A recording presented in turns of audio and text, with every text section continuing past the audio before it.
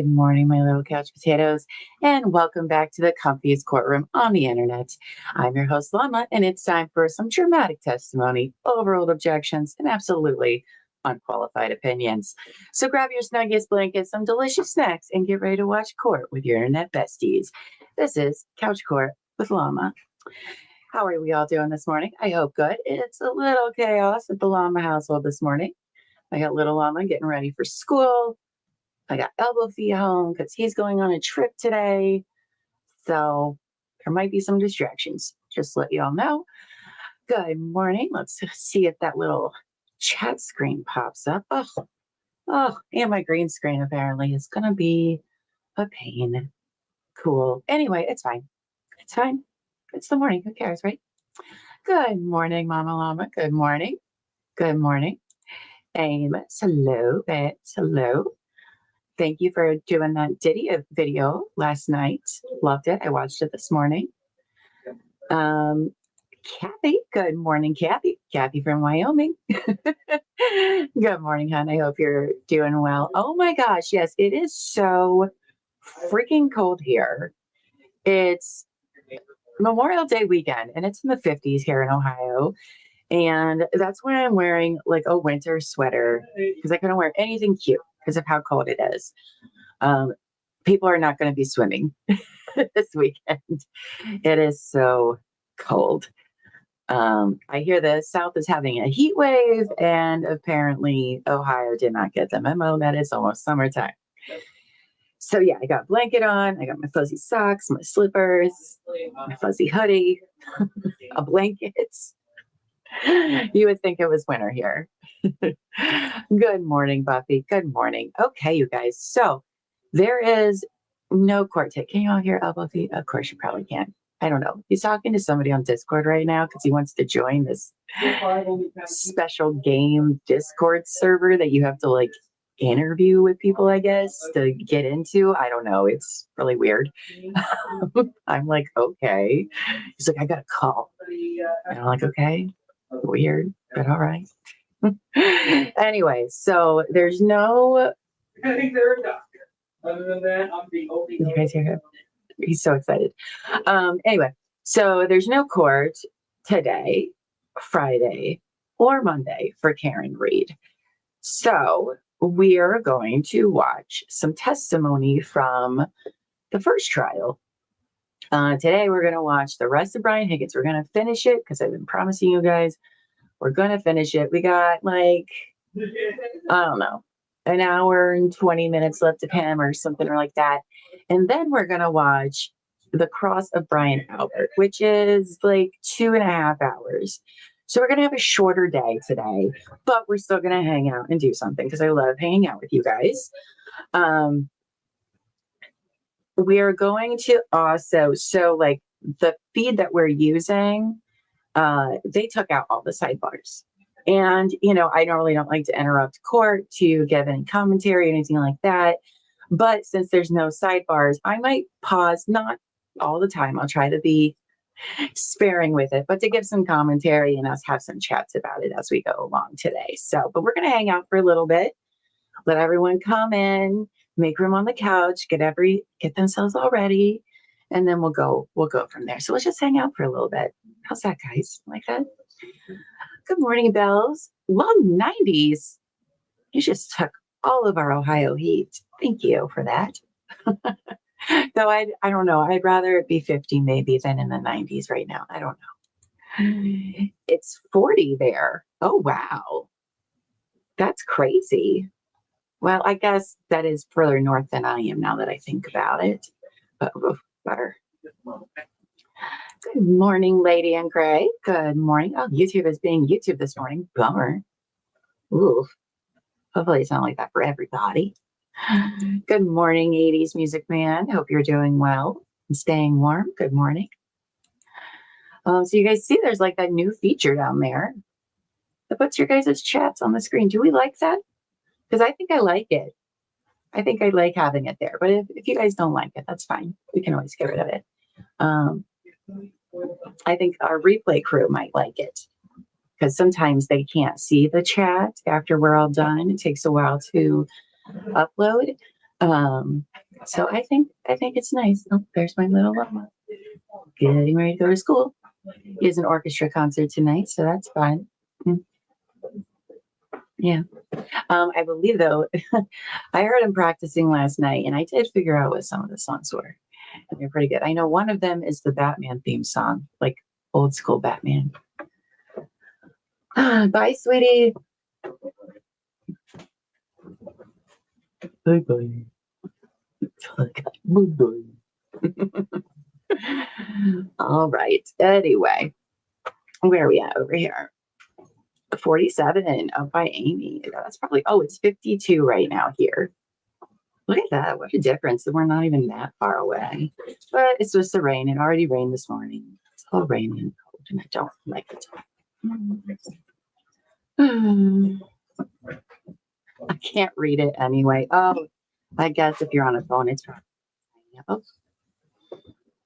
always slamming doors around here. Jeez. Oh, you've seen it on other streams and don't care for it, Bells? Well, we'll see. We'll see how it goes.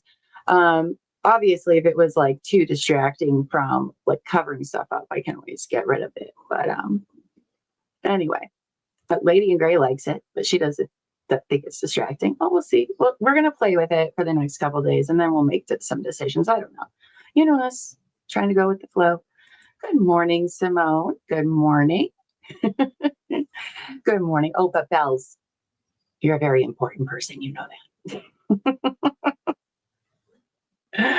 Oh, I don't know why my hair keeps doing this today. Oh, maybe if I turn on this light. Oh, maybe it's what's on my screen is doing it. I don't know. That wasn't helpful. You guys should see me when I'm recording Diddy. I spend like 10 minutes doing this every day after court because the way the sun comes in, it changes all of my lighting, which is super fun. Oh, that's too bright. We don't like that. Oh, well. Oh, well. We're all besties. Doesn't matter if I look like I'm getting sucked into the Matrix today. Oh, probably better off than whatever we're going to listen to. Oh, my gosh. So we think that they're not calling any of the Alberts in trial 2. It seems that they have no intention of calling anyone else who was at the house that day. The only person they did call up was Jen, the Nagel brother and sisters, Ryan and Julie. That's who they called. Excuse me. That was very unladylike this early in the morning. And I'm not even recording Diddy, where I burp all the time for some reason. I think it's because that case gives me indigestion. It is something. And yes, Lady in Gray, I saw your comment about the rubber ducks, and I need to know too, because they can't just be there for no reason. Oh boy, that's something else. If you guys haven't listened to Couch Core Llama with Llama After Dark, we've been doing the Diddy trial and giving updates. And if there was a bingo card made, I don't think we would have ever guessed what would have been on that bingo card, because every day is just like, what did I just have to say? What is happening? But yeah, so it's also people. Hey, did we ever find out any more rumors about what happened with the jury yesterday? I don't think anything's really come out about that. It seemed like, I remember we were talking about that yesterday in the Discord server. It was like she gave the jurors an instruction that if like anybody comes to talk to you about it, don't talk to them. So maybe it had something to do with that. I don't know. I don't know who they were referring to, but that's how we spent the day yesterday. And it was like, what was happening? But no jurors got kicked off as of yet. How do you think they're going to handle the holiday weekend? 4 days, not being able to say anything to anyone with all of the crazy that they've just seen. It would be really tough. And I'm not saying that they don't take their duty seriously, of course, but like that's a hard ask. It's a hard ask. So I just thought it was also weird that was like, oh yeah, we'll give them Thursday and Friday off. because 5 days off is great for everybody. But it seems like the prosecution's going to wrap up next week. So there does have to be a reason for the duckies, and we all know it's not a good one, probably. Mm-mm, mm-mm. A juror talked about it or read something and mentioned it. Yeah, I was also thinking last night, like maybe a reporter might try to talk to them, or, a protester or something outside of the courtroom, maybe, but who knows? It's a mystery. Oh, sorry. I barely had any sips of my coffee this morning. It was really hard to get out of bed because of how cold it was. And I was all like, nah, it's cold. I don't want to. Oh, yes, they will have to self sequester. I would just keep people from bothering me. Yeah, right. I have to lock myself in the room and all of that jazz. Good news is that Miss Terry True Crime, she's doing jury duty this week. And I heard that they are going to be wrapping up most likely by the end of the week. So that's exciting because I cannot wait to hear about her experience. Because she checked in with me last night to make sure that everything is, I'm holding the fort down well. And I'm like, yeah, it's pretty easy. I can do this. But so hopefully when she's done, whenever that may be, she's going to come on Couch Court with Llama, and we're going to talk about her jury experience and the case she was on, because I don't know what case she's not allowed to talk about it, so I don't know what case she's on. So we'll either be doing that, I don't know, Friday or even Monday for the holiday, because I'm always fascinated to hear about people who have served on juries. I know some of our friends have. I know Buffy has, Lady in Gray has, Holly has, Sam, I think, has. I haven't, so I'm a little jealous I don't get like a cool club pin. But I love hearing they're so different of what different people experience based on their jurisdictions. It's so interesting. So she'll be coming on either Friday or Monday. We'll see what she wants to do. So yeah. Let's see. Okay, I do have that pulled up. Our friends are coming in. By the way, you guys, if you haven't yet, please like this video. All right, press a little thumbs up button. Let people know that we're live and the party is here today, even though I'm all blurry or whatever. And share on social media, because a lot of people, since there's no court, isn't going to be covering any Karen Read today. And I know people still so I didn't watch trial one. And I know some of our lovely chatters here. Oh, look at that. I can just point to you guys. Didn't watch trial one either. So we're going to be watching previous testimony. And so maybe other people might want to join us. So it'll be interesting to see. Good morning, Kimbers. Oh, hi. Okay, girl. Hey. Hope you're doing good. It's chilly up here today, isn't it? Oh, I don't like it. Good morning, Dolly. Good morning, babes. Post-birthday girl. Hope you had a wonderful birthday yesterday. Ooh, Amos has a rumor. We like rumors.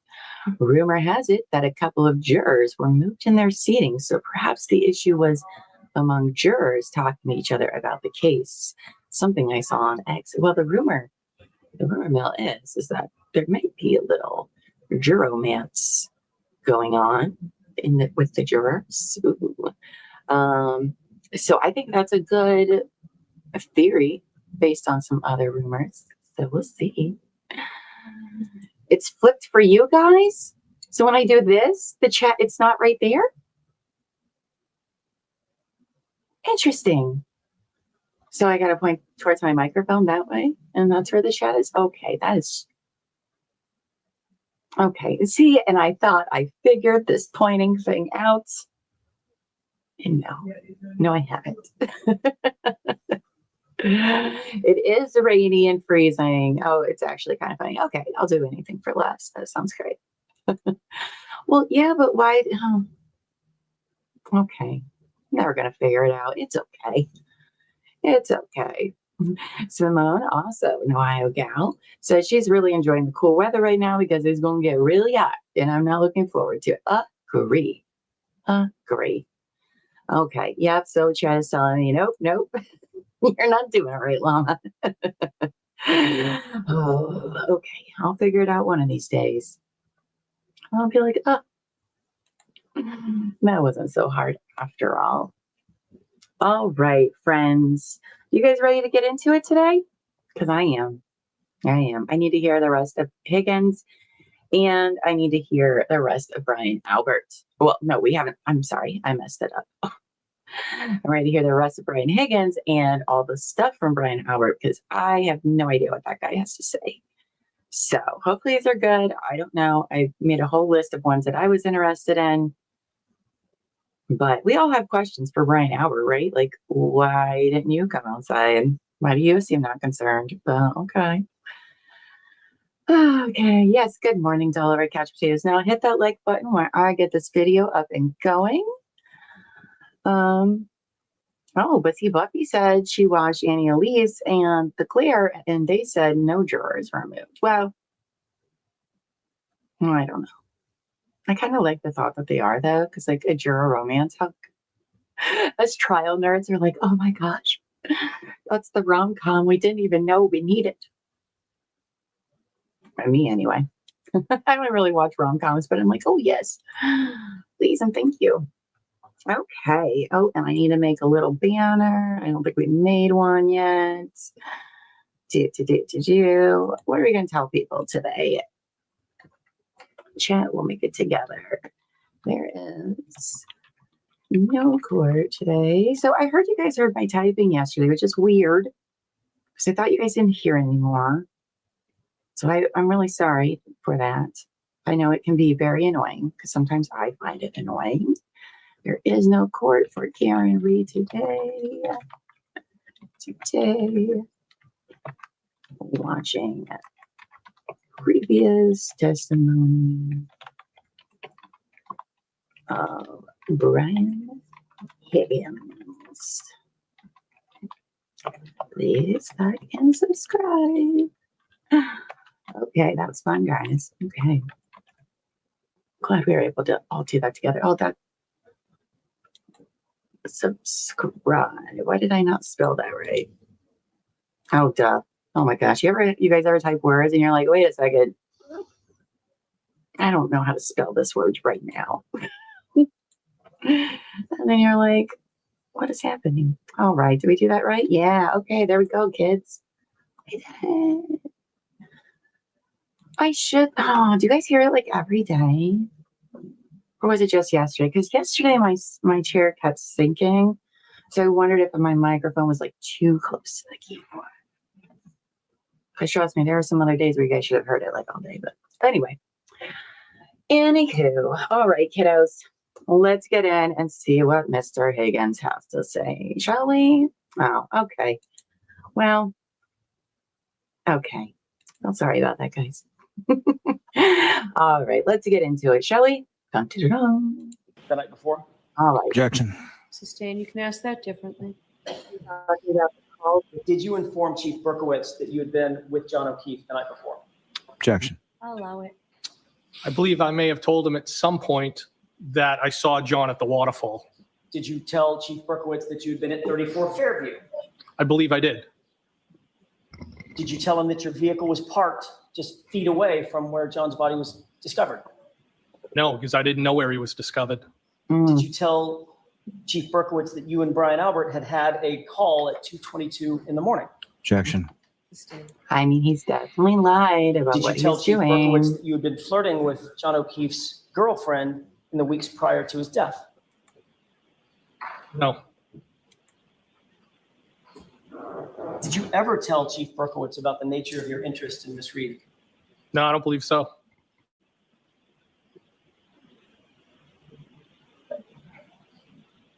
Did you tell Chief Berkowitz that you had seen Mr. O'Keefe and Miss Reed the night before and that Miss Reed had ignored you? Objection. Sustain. You indicated just a second ago that when I asked, did you tell Chief Berkowitz that your Jeep was parked just feet away from where John O'Keefe's body was found, you said, I have no idea where John O'Keefe's body was found, correct? That's correct. You had just spoken with Brian Albert, right? He said in front of the house. All he said was John O'Keefe was found in front of the house. He didn't say right outside on my front lawn. I believe he said he was found out in front of his house, unresponsive. Okay. If he was out in front of his house, then you would know because your Jeep was also parked out in front of his house. Your Jeep would just be feet away from him, correct? Objection. Assistant. Did you tell Chief Berkowitz that you had texted John O'Keefe to have him come over to 34 Fairview just hours before he was discovered dead in the yard? No, Did you think any of that was important when talking to the chief of police of the Canton Police Department? I'll let him have it. no, I didn't. There was no reason to tell him. You've been an investigator for some 15 years and you were a firefighter for years before that, correct? Yes, You're very familiar with some of the tools that are used in conducting modern investigations, correct? yes, You'd agree that searching electronic devices and phones is an incredibly important investigative tool that modern investigators use, correct? Objection. In that form, I'll sustain it. Are you aware that searching electronic devices is an important part of investigations? Objection. Are you aware of that, sir? Do you agree with that? I've utilized phone data during the course of my Sir, investigations at that times. is a Yes. simple yes. Okay, so another way to put that is obviously phone data and electronic data is an important part of investigations. Objection. Sustain. This is why you guys are suspicious. Just say yes.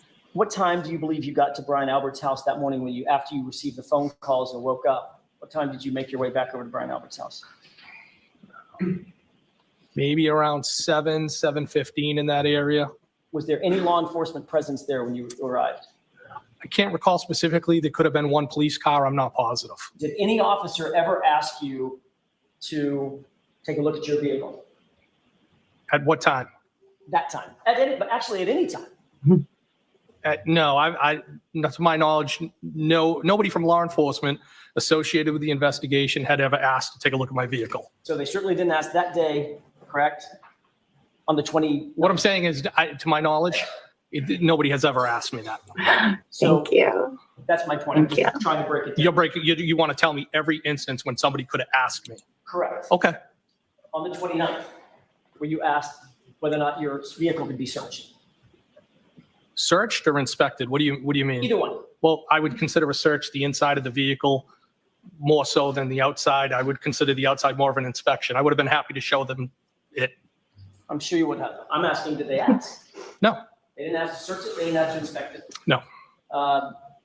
When you met with troopers, who was it that you met with on the 3rd of February? Trooper Proctor and Trooper Buchanan.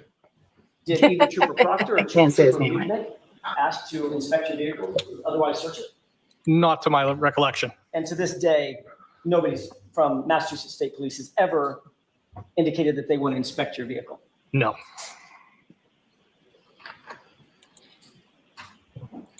When you entered the house that morning, Brian Albert was there, Nicole Albert, Jen McCabe, Matt McCabe, Brian Albert Jr., and Julie Albert were all there. I'm sorry, had Julie Albert gotten there yet? She came after me.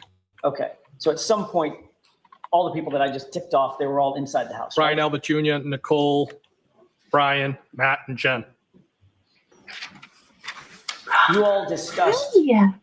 the incident Hi, Queen together, Elizabeth. correct? Hi. I wouldn't describe it that way. No. Did each of you discuss your own perspectives about what had happened the night before in the early morning hours? Objection. I'll allow it. People were in shock at the table trying to figure out what happened. The math didn't make sense. John and the defendant never showed up. People were in shock. Trying to figure out what to say, right? No, What And you were all math? talking within earshot of each other, right? we were all there in the kitchen talking together. At this meeting, and these were friends and family, correct? Excuse me? These were friends and family amongst themselves, and you being a friend. These are friends and family inside that house discussing this incident, correct? Yes. So at this meeting, you actually instructed Jennifer McCabe to call Canton PD and ask someone to come back. Objection. Sustained as to that form, you can ask it differently. At some point, did an officer come back Welcome. to We heard you, re-interview but Jen McCabe? Yes. don't worry, we got you guys. Jen McCabe had told you that she had information about something that Miss Reed had said, correct? Objection. I'll allow it. Did she tell you that morning? She didn't specifically tell me anything. She made a statement at the table to the group of people and she clearly seemed like she was in shock. She was upset. And she made a statement, something to the effect that Karen had opined that she had hit John. What she actually said was, I hope I didn't hit him, correct? Objection. It's not what I heard. No. That'll stand. Who did you ever tell this to? I've reported that. That she said, I hit him? Yes, I've reported it. What you reported was Karen said, I hope I didn't hit him. And you said, oh, you need to tell Canton PD that. Isn't that right? No, I don't think that's what I said. No. You're as sure about that as you are about that 222 call, right? Objection. Sustained. Mr. Higgins, what time did you leave Brian Albert's house?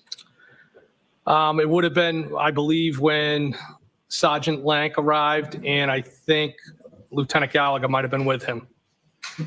You weren't scheduled to work that Saturday, correct? No. Matter of fact, you weren't on duty at all. No, I wasn't.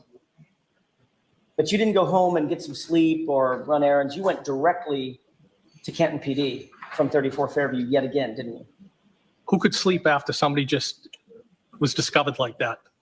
Did you go home or did you? I don't believe I did, no. I believe there might have been a stop at Canton PD before I went home. As a matter of fact, you didn't just stop at Canton PD. You spent the entire day at Canton PD on the 29th, didn't you?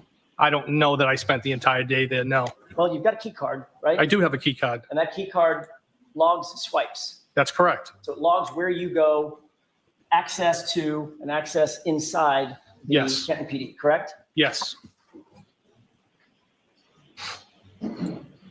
When you got to Canton I've never PD, seen so. and you're telling this jury you don't know how long you spent there. I don't know how long I spent there. I don't know if I left and I came back. I don't recall. So if the records indicate that you were there from 9 a.m.-ish, after 5, I don't know how the records would indicate that. I'll show you in a second. Okay. I'll show you in a second. He's like, I do. Don't While you worry. were at I Canton do. PD, did you speak again to Brian Albert? I don't remember. While you were at Canton PD, did you speak again to Chief Berkowitz? Most likely. While you were at Canton PD, did you speak with Brian Albert's brother, Kevin Albert? Good morning. I don't believe so. We'll see if you recognize. May I approach? Yes. Thank you. I love AJ too. 7-page document. Just take a glance. Obviously, don't read the whole thing. Just glance through it and tell me if you Definitely a little recognize what that is. suspicious. So it says Canton Police, all events logged by day. So don't read it out loud, please. I'm sorry, Just Laura. do you recognize Yes, I do. it? Okay. May I approach? Yes. This appears to be a log of key swipes in and around Canton PD, correct? Yes. And it's in reverse chronological order, in other words. I didn't note that, but okay. Okay. You acknowledge that that is a record of the key swipes that everybody uses moving in and around Canton PD, going through doors, every place that needs a key swipe is logged. I would assume that's what that is, yes. All right. It shows that you entered Canton PD for the first time on the 29th at 1:27 a.m. Does that sound about right? When you got there, you say to move your cars. It's possible. We saw the It video. shows that you were granted access to floor corridor 227. Does that mean anything to you? No. What about floor corridor 226 on the second floor? Second floor would make sense because I went in the building and then to the second floor. By the way, did Brian Albert ever mention what time the officers cleared the scene? No. Without telling me the substance of the conversation, did he tell you Okay. when he talked to you at 7:20 or? Not that I recall, no. But you remember by the time you got there, the scene had basically been cleared. There wasn't a bunch of emergency vehicles, crime scene tape, nothing like that. I know, I didn't see right? fire trucks. I might have saw a cruiser. I can't be sure. I don't recall. You're not sure about that either. Sorry, I'm You're not not sure about even seeing a cruiser, correct? not 100%. No. You certainly were not contacted by a law enforcement officer who took your name and ID or anything like that. No. Parked and walked in the house. Yes. Your Honor, may I approach one more time? Yes. Same thing. And just remember, we saw the video in trial 2 now. Higgins, if you will. He was not moving cars. I'm sorry. Mm-mm-mm-mm-mm. Thank you. May I proceed? Yes. Mr. Higgins, if you'll look at Bates page 3015, which actually is in order, that's not reverse chronological. It's the second to the last page.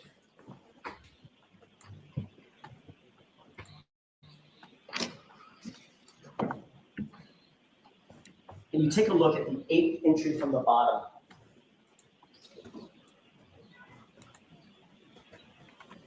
I see it. Does that indicate that this all occurred on 1/29/22? This entry at least? Well, I mean, I only on that 8th entry, I see that's associated with my name. I don't know what the other ones are associated with. Right. It would be other individuals in Canton PD. I mean, this is the entire log for 129, right? Okay, but what all I'm saying is that just my name is next to that. I don't see any other names. So, Right. okay. So on 1/29/2022, I'm just trying to orient you. At 127 and 52 seconds, I see it. access granted, Brian Higgins, rear entry to secure corridor, rear entry to secure corridor, correct? Yes. All right, so that appears to be what the log entry or the key swipe entry looks like when it's logged, correct? Yes. If you look at page 2967, I'm sorry, I said it backwards, 2976. Okay.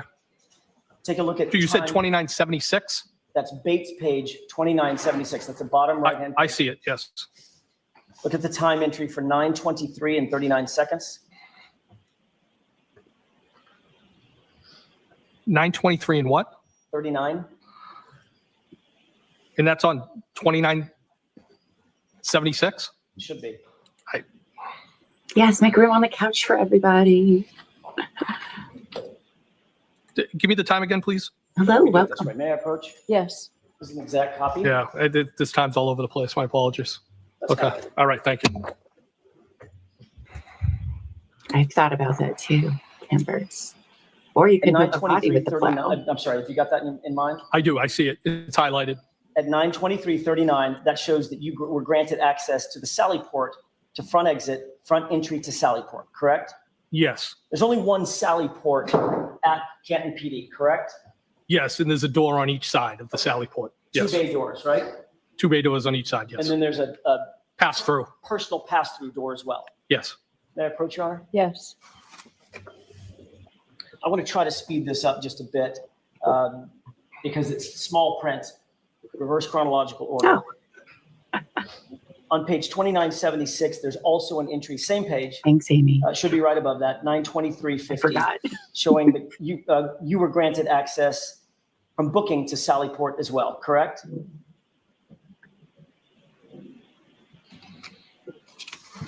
Okay. 2976. And what was the time? Page, Yes. it's about maybe 6 entries above, 6 entries up.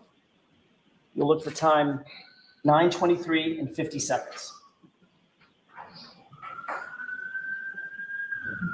I see it. Yes. All right, and that shows that you were granted access to the Sally Port and then from Sally Port to booking, correct? Says booking to Sally Port to booking. Okay, so that's a key swipe. You either enter into the Sally Port from booking or from booking into the Sally. Oh. Those sirens, there's something else. Yes. Could you repeat the question? Of course, of course. May I inquire, Your Honor? Yes. That indicate, I have no idea what the last question was. I'll see if I can make a new one up. At 9:23 and 50 seconds in the morning, you were granted access booking to Sally Port and Sally Port to booking, meaning swiped the key card in the door going from booking to Sally Port.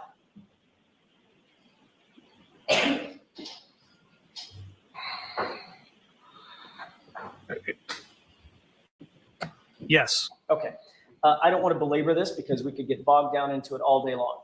Would you have any quarrel if those logs indicated that you were moving in and around Canton PD at 9:28, 9:53, 9:53, 9:54, 9:54, 11:40, et cetera? We can look at every one of them if you want to.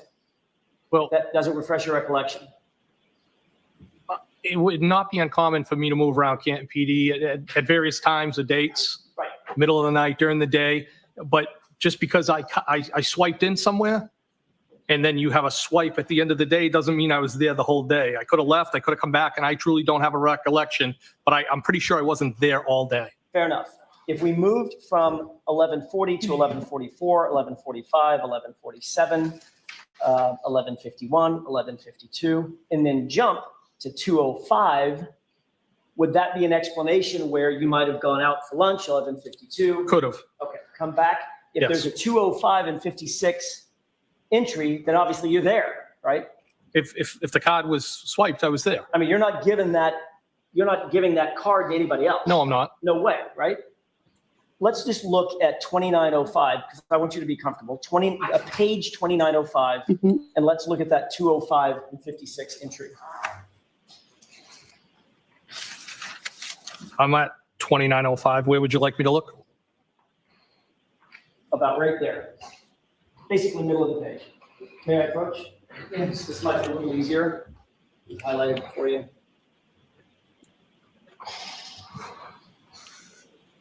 I see it. Okay. So that would indicate that you were back at Canton PD at least 2:05:56, and you were granted access Sallyport to front door, correct? That's what it says, yes. Okay.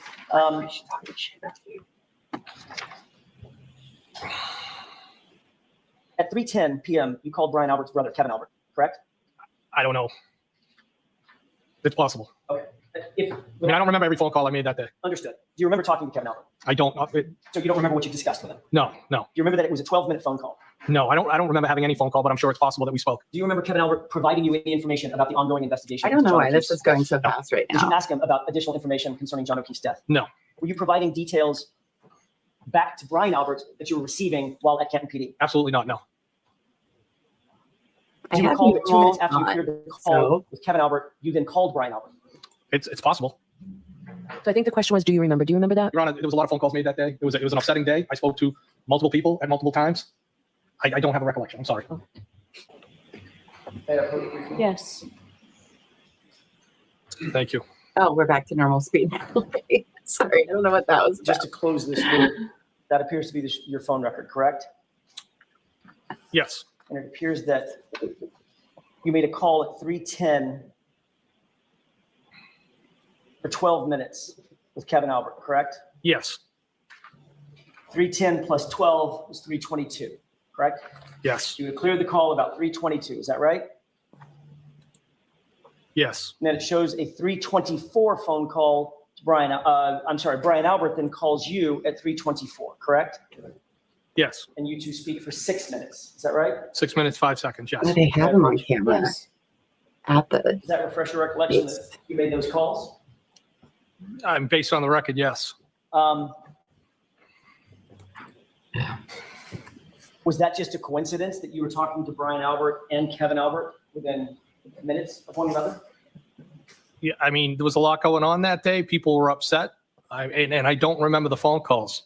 I don't deny making the phone calls. I just don't remember them. Do you remember providing information that you were learning from Kevin Albert to Brian Albert? Absolutely not. If you look just below those phone calls to Kevin Albert and Brian Albert, there's 2 additional phone calls that you had with Chief Berkowitz and then Brian Albert again, correct? Yes. Mr. Higgins, it looks an awful lot like you're gleaning information from Canton PD. Were you doing that? Objection. So I sustain the objection in that form. You can ask one part of that question. Sure. Were you getting any information from Canton PD? No, I wasn't. Did you provide any information to Brian Albert No, I did not. based on any conversations or conduct at Canton PD? No. May I approach? Yes. But you were, in fact, on the phone with all of those interested parties throughout the day, you'll agree. I was, Answer that. okay, There's yes, no Your Honor. objection. You can answer it. Yes, they're friends and I was on the phone with them, yes. And sir, you were not on duty that day, correct? No, You are not a Canton police officer, correct? that's correct. You were not assigned to this investigation in any formal capacity, were you? I was not. As a matter of fact, you're a witness in a homicide investigation. That's your only role in this, correct? That's correct, but they're still my friends, And yes. yet you're still having conversations with Kevin Albert at Canton PD while you're at Canton PD, correct? Not about this. And you're having conversations with Chief Berkowitz of Canton PD while you're at Canton PD, correct? I had conversations with them, but not about this, And no. you're consistently through the Okay, day buddy. calling Brian Albert, aren't you? I had conversations with Brian Albert. John was found on his lawn. Yes, of course I had phone conversations with him. They have friendship I want to bracelets. take you back for a second to a couple of other entries, including one at 3:57, one at 3:58, and one at 4:07.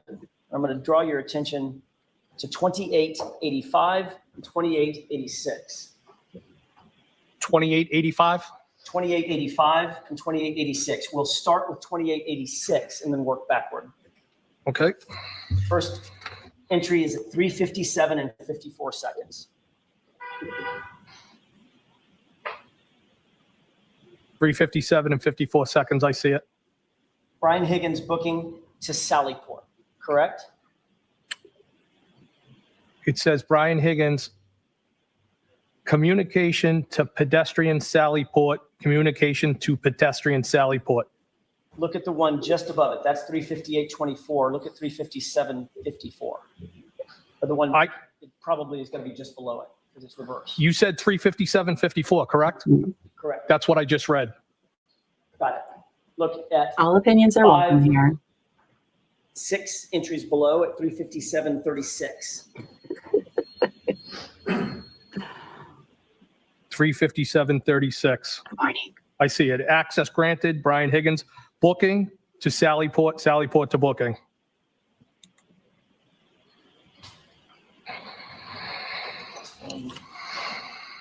Then there's one more on page 2885. Look for 4:07:47. 4:07:47. Correct. I have it. Access granted, Brian Higgins. Booking to Sallyport, booking to Sallyport. And there's no record in that document of you exiting, correct? That's just booking to Sallyport. Yes.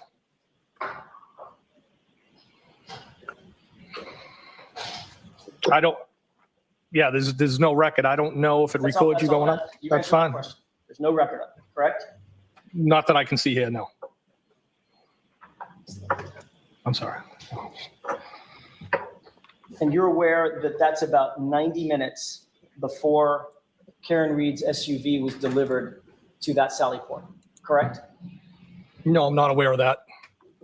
You're aware that her car ended up in that Sallyport where you were at 5:36. I'm aware her car ended up there, yes. Are you aware that there was other evidence that was also being held in the Sallyport? Objection. Sustained. Did you see any other evidence in the Sallyport related to this case? No. Did you see a bag, grocery bag with 6 solo cups there? Objection. Did you see anything that seemed out of the ordinary there? All I would do is use that as a cut through. I did not see anything.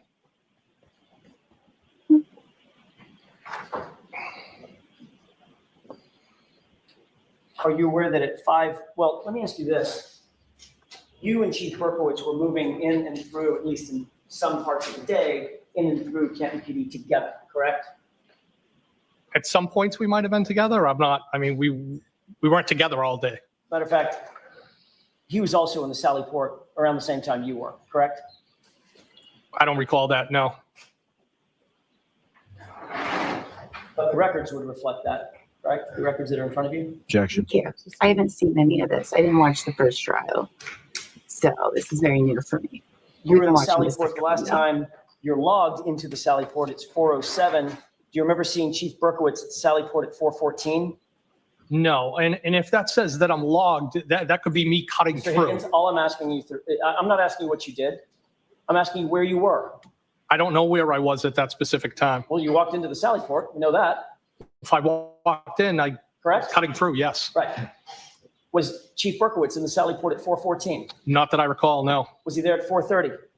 I don't remember ever seeing him in the Sally Port, no. Was he there at 4:33? I don't remember ever seeing Chief Berkowitz in the Sally Port. At 4:50? Objection. Sustain. Let's move through this, please. Finally, was he there at 5:36 and 37 seconds at the same time Karen Reed's vehicle was delivered? I don't remember. Do you remember Chief Berkowitz, or were you with Chief Berkowitz when he made a call to the front desk? No, I don't remember anything like that, no. Do you remember Chief Berkowitz calling the front desk at 5:42 and saying, shut the barracks? Objection. Sustained. Do you remember any kind of call shutting the barracks, meaning shutting the Sally Port? Objection. Do you remember that? I don't remember anything like that, Your Honor. Okay, next question. You didn't leave Canton PD until close to 6 p.m., isn't that right? I don't know what time I left. Could it have been 5:50, 6 o'clock? I don't recall what time I left. You're aware that there's video surveillance feeds in the Sally Port garage, correct? That's correct, yes. Around the building. Were you in the Sally Port at 5:36 when the car was delivered? I don't have any recollection of that, no. It's one thing to say I don't remember. It's another thing to say, no, I was not there. I don't remember being there, no. Is it possible that you could have been there when that car was delivered? I don't believe I was, no. You don't believe you were? I don't believe I was, no. You're aware that the video surveillance feed from the Sally Port garage at or around 5:36, the precise time when the car was delivered, it's just missing, right? Objection. Sustained. Did you receive a flurry of phone calls from Brian Albert and Chief Berkowitz indicating that some taillight pieces or a taillight piece had been recovered at 34 Fairview later that evening? Objection. Sustained. Did you receive Okay. a call at all, without telling me what the conversation consisted of, around 6:12 p.m. from Brian Albert? Oh boy, yes. I don't know what day you're referring to. The 29th. No, I don't remember any phone calls like that. Do you remember 3 minutes later getting another call from Chief Berkowitz at 6:16 p.m. that lasted about 5 minutes and 15 seconds? No. Oh, you conveniently. If you look at the entries for 6:12, 6:16, see if that refreshes your recollection.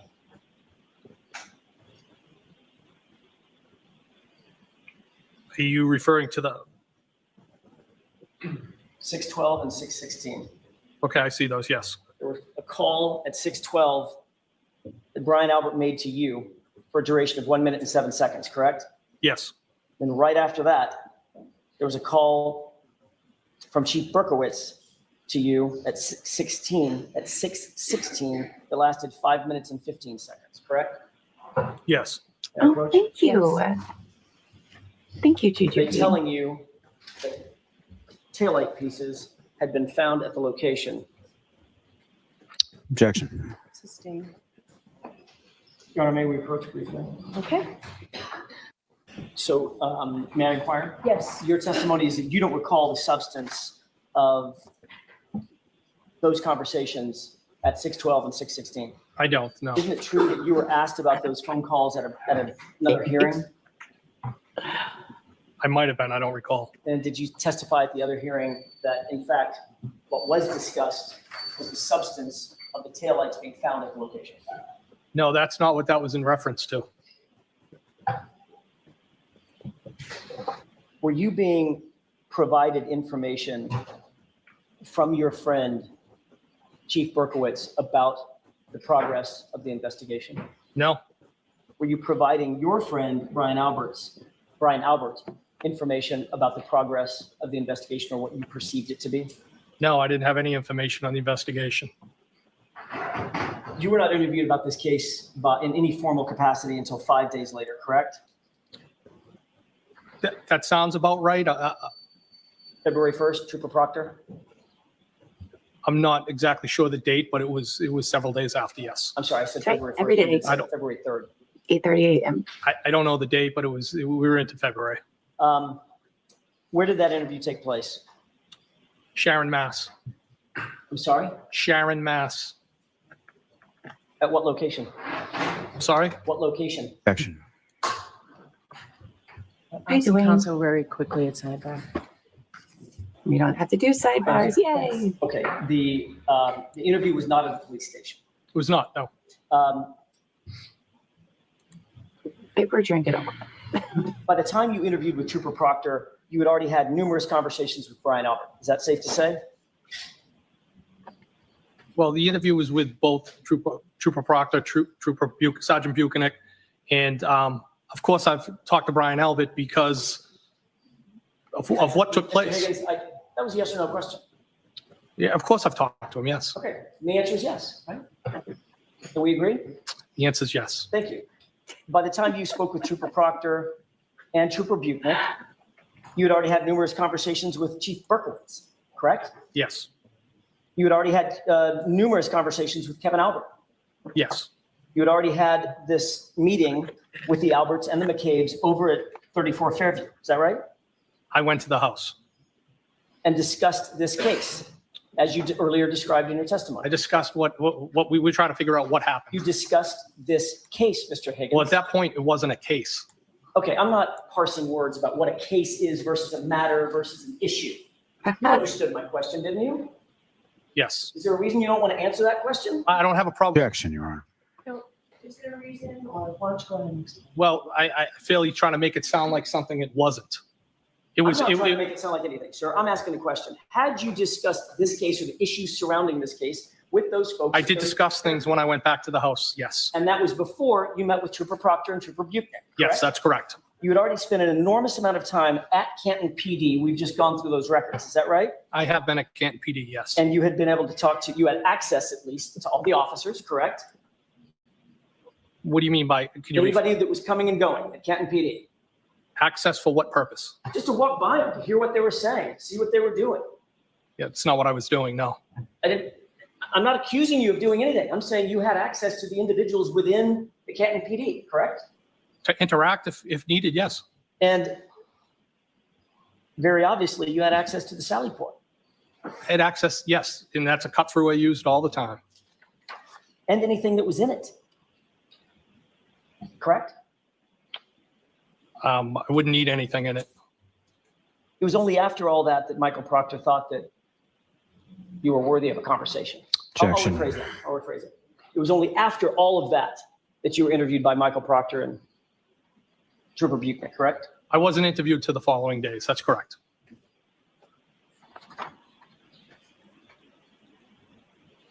At some point on February 4th, Chief Berkowitz called you to personally inform you that he had personally found taillight at 34 Fairview. Is that right?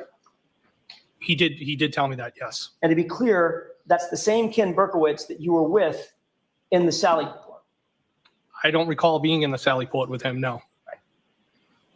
What did you do with that information when you learned from Chief Berkowitz that he personally saw a taillight piece as he drove by? I didn't do anything with the information. Did you call Brian Albert? No, Brian Albert called me. You were asked a specific question in the other proceeding in June of 2023, correct? I don't know if it was the specific question. I was asked a series of questions on how the phone calls came in. That's what I was asked. And your answer was, it's 100% probable that I told him about that, meaning I told Brian Albert about my conversation with Ken Berkowitz, correct? It's possible. Was that your statement or not? It was my statement then, but I've thought about it, yes. And you've changed your statement somehow? I don't know if I changed my statement, but I think the way the phone calls came in is Brian Albert told me, you're not going to believe what was found on the front lawn. And then I believe Ken Berkowitz told me he found the taillight, and I'm referring to the taillight from the both of them. I didn't provide any information to anybody. Well, Information was provided to me. what you actually said was, it's 100% probable that I told him about that. Yes, 100%. I'm not hiding that I fact. think so But too. you're asking me if I recollect specifically. I know I called him after that Objection, Your Honor. call. All right, so too many facts. Go slowly. Sure. You said, yes, 100%, correct?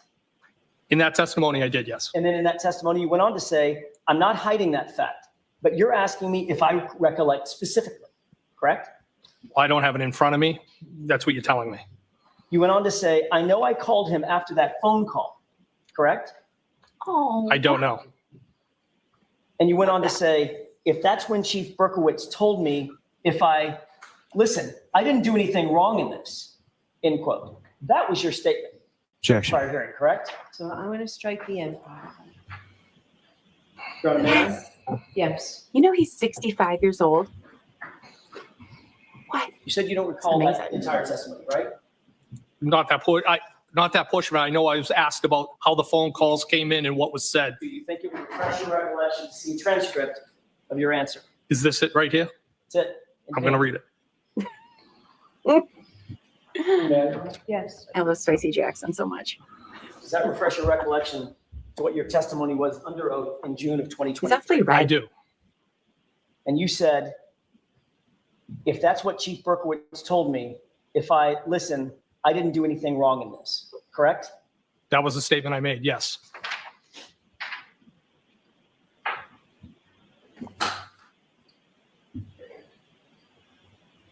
Why did you say, listen, I didn't do anything wrong in this? Objection. Why'd you say that? 'Cause I felt they were being accusatory and I was trying to explain what was going on. And what I had said over that was, I believe what I said, something to the effect, I can't be 100% positive. And then when I went on to say, it's probable. But I felt like they were being accusatory and I was trying to explain how the phone calls came in. I've had time to reflect about it after that, since that testimony.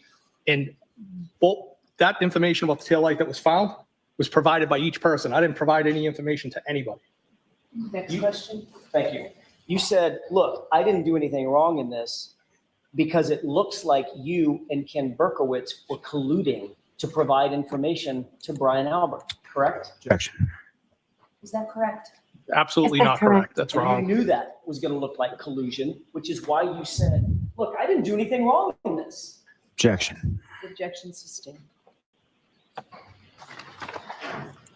It's so weird Mr. and not like other Higgins, trials I've If seen. you wanted to get rid of, and you've dealt with cell phones and electronic devices in your career many, many times, correct?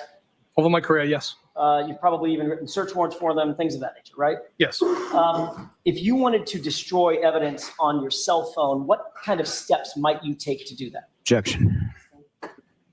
If you wanted to just get rid of information on your cell phone that would be unrecoverable, what steps might you take? Objection. Do you know how to get rid of information on your cell phone? Objection. That's a lie. You can answer that. Do I know how to get rid of information? I mean, I think there's different ways. You could wipe your phone. Anything else? Tell us more. You could wipe your phone. Hmm. Factory reset. Factory reset might be one, wiping your phone, taking the SIM card out. I don't know that the SIM card's going to take information that's on the phone out. So that might be one avenue. You could break the SIM card in half or It snap it. It correct? could, yes. You know, the SIM card stores an enormous amount of data. The phone's just a brick.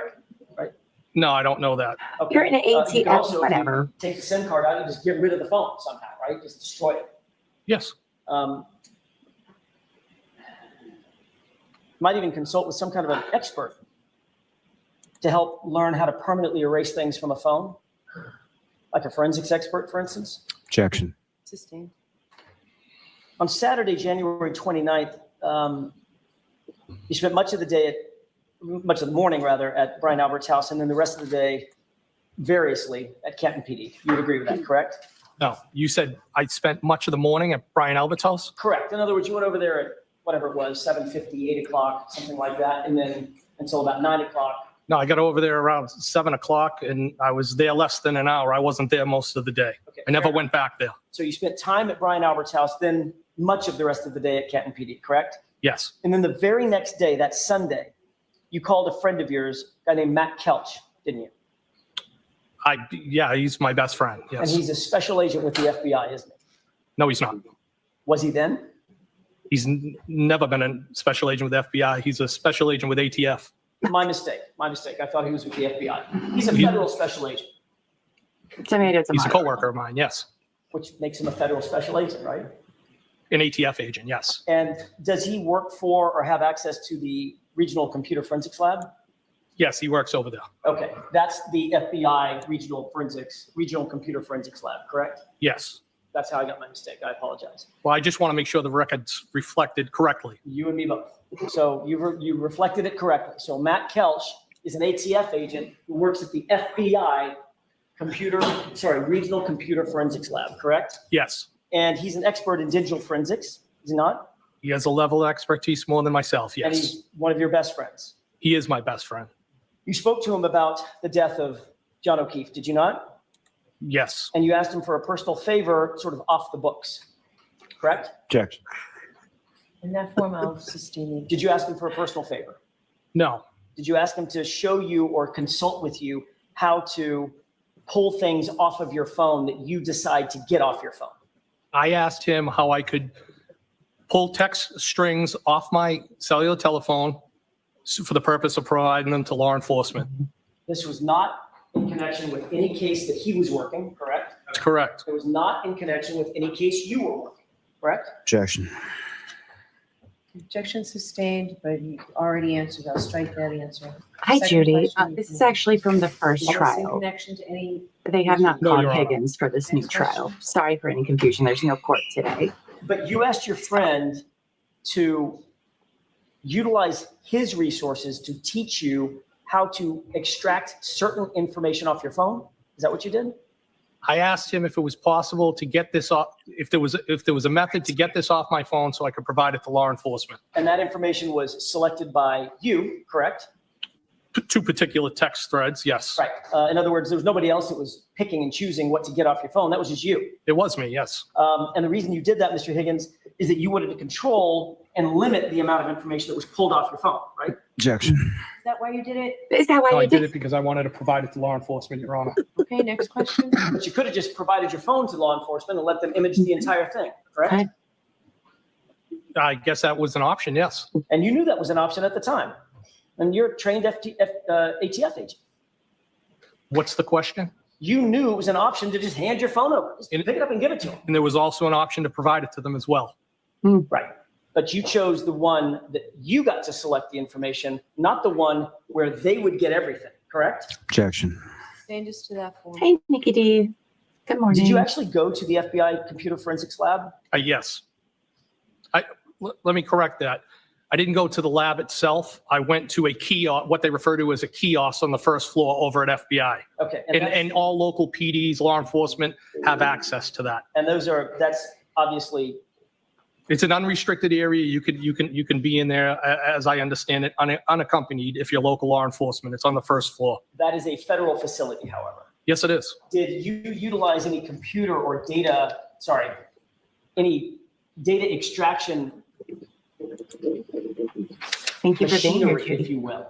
A computer or something to extract this data? Well, it was a machine. I don't know what it's called. Okay, fair enough. I'll use the word machine. I don't know what it's called either. morning, So Dakota. you hooked that phone up to a machine, correct? Yes, And that machine belonged to the FBI. It didn't belong to you. Is that right? that's correct. So that was a federal resource, not for anything having to do with any official case that you were working. Is that right? Objection. So I need to see you. I know this is time consuming, but I need to see you. I hope so. Oh boy, do I hope they call Higgins. I really While want we're them to doing call that, Higgins Counsel, and come on back. Proctor. Yes. Oh, thank Counsel, you. why don't you come on over, please? You guys are the best hype Mr. people Conley? ever. If you just go and just stand next to your client, Mr. Jackson's going to make an offer of proof of a question he's about to ask your client, or a couple of questions he's about to ask your client. Doesn't make any sense to me that somebody has counsel and the counsel is not aware of a potential issue. So you'll hear the offer of proof. I'll let you speak to Mr. Higgins before this actually happens. before the What? judge. I've never seen this Could I just before. have him identify- Yes, I was just going to ask you to identify yourself. Sure, my name is William Connolly, spelled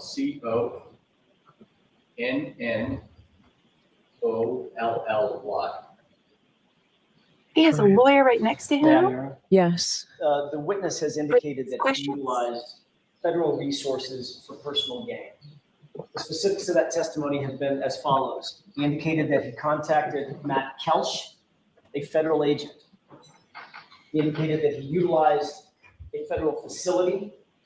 He called it an unsecure facility, but it's a federal facility notwithstanding. And that the two of them, he and Agent Moving Kelch, so fast.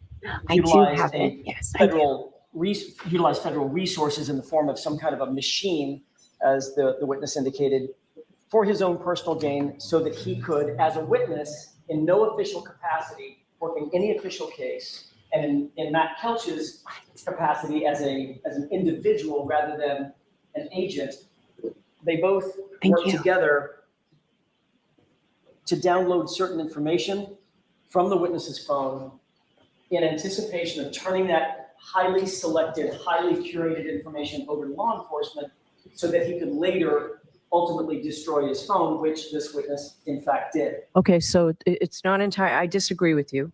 I don't think it's reached that level. His testimony was that he went to a kiosk on the first floor where all local police departments can go. It's unrestricted. It's on the first floor. And we just got to the part about a machine in the kiosk when you mentioned an FBI resource. So what is your question? What questions do you intend to ask this witness now? Whether he is aware that under 5 CFR Yes, Tracy. 2635.702, it is a federal offense to use his to use any public office for his own private gain or for the gain of persons or organizations with which you are associated personally. In other words, an FBI agent or an ATF agent cannot use federal resources for personal gain.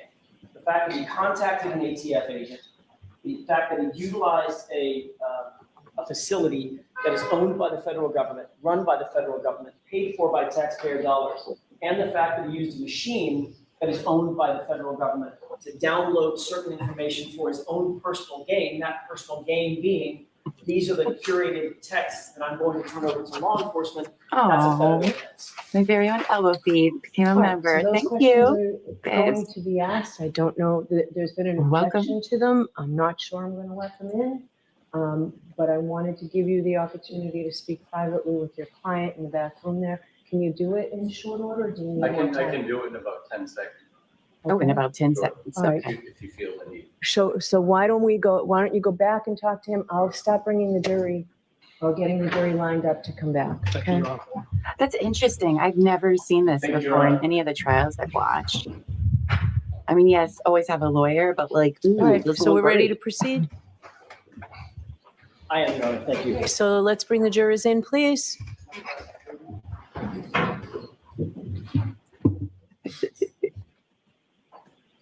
Be seated for the session. All right, Thank you. we have a very few minutes left, Mr. Jackson. Understood. Mr. Higgins, you indicated that the phone was hooked up to some sort of machine at the FBI kiosk, correct? Yes, You're aware, sir, that under 5 CFR 2635.702, you may not use your public office for your own personal or private gain or for the gain of persons or organizations with which you are associated personally under pain of a federal offense, correct? Objection. no, Your Honor. Are you aware that under 5 CFR 2634.704, it's a felony to quote? Objection, Your Honor, as to reading. Go ahead and finish the question. For an employee, an employee has a duty to preserve and conserve government property and shall not use such property or allow its use for other than authorized purposes. Were you aware of that federal Good regulation? point. That Thank you, objection Greg. is sustained. Sir, notwithstanding those regulations, you utilized the services of Matt Kelch as a friend and a colleague, but utilizing federal resources to pull information off your phone, correct? Objection. Thank you, Sustained is to Agnes. that form. In fact, Congrats to our new members. you were successful in getting information off your phone, which is the text that you turn over to the Commonwealth, correct? Objection. In that form, you're almost there, Mr. Jackson. That form was improper. The information that was ultimately pulled off your phone was the information that you selected and you and Matt Kelch worked together to get off your phone, correct? Objection. Is that correct? No, Your Honor, if I could explain. Sure. He walked me through on how I could pull the text string with John O'Keefe and the defendant. He walked me through the process, how to use the machine. And then you did that. I did do that. That's And that's correct. what you turned over to the police. That's correct. And any other information would still be on your phone ending in 5421, correct? Well, that information stayed on my phone. I just took those strings off and provided them to the Mass State Right. Police. So where's your phone? I do not have that phone anymore. You Oh, you destroyed don't? that phone, haven't you? No, I threw the phone away. I didn't destroy it, Well, just that's threw it away. destroying the phone, isn't it? I had every right to do that. I didn't ask you about your rights. I asked you what you did. Objection. Sustained. You destroyed the phone by removing the SIM card. Correct? Objection. Sustained. Oh, Did you do thanks, that? babe. Did you pull the SIM card out? Objection. Did you pull the SIM card out of your phone? Did you?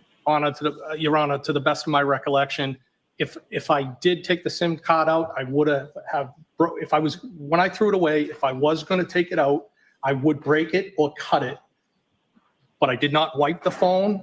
I did not take anything else off it. But if I was going to throw the phone away, that's what I would have done.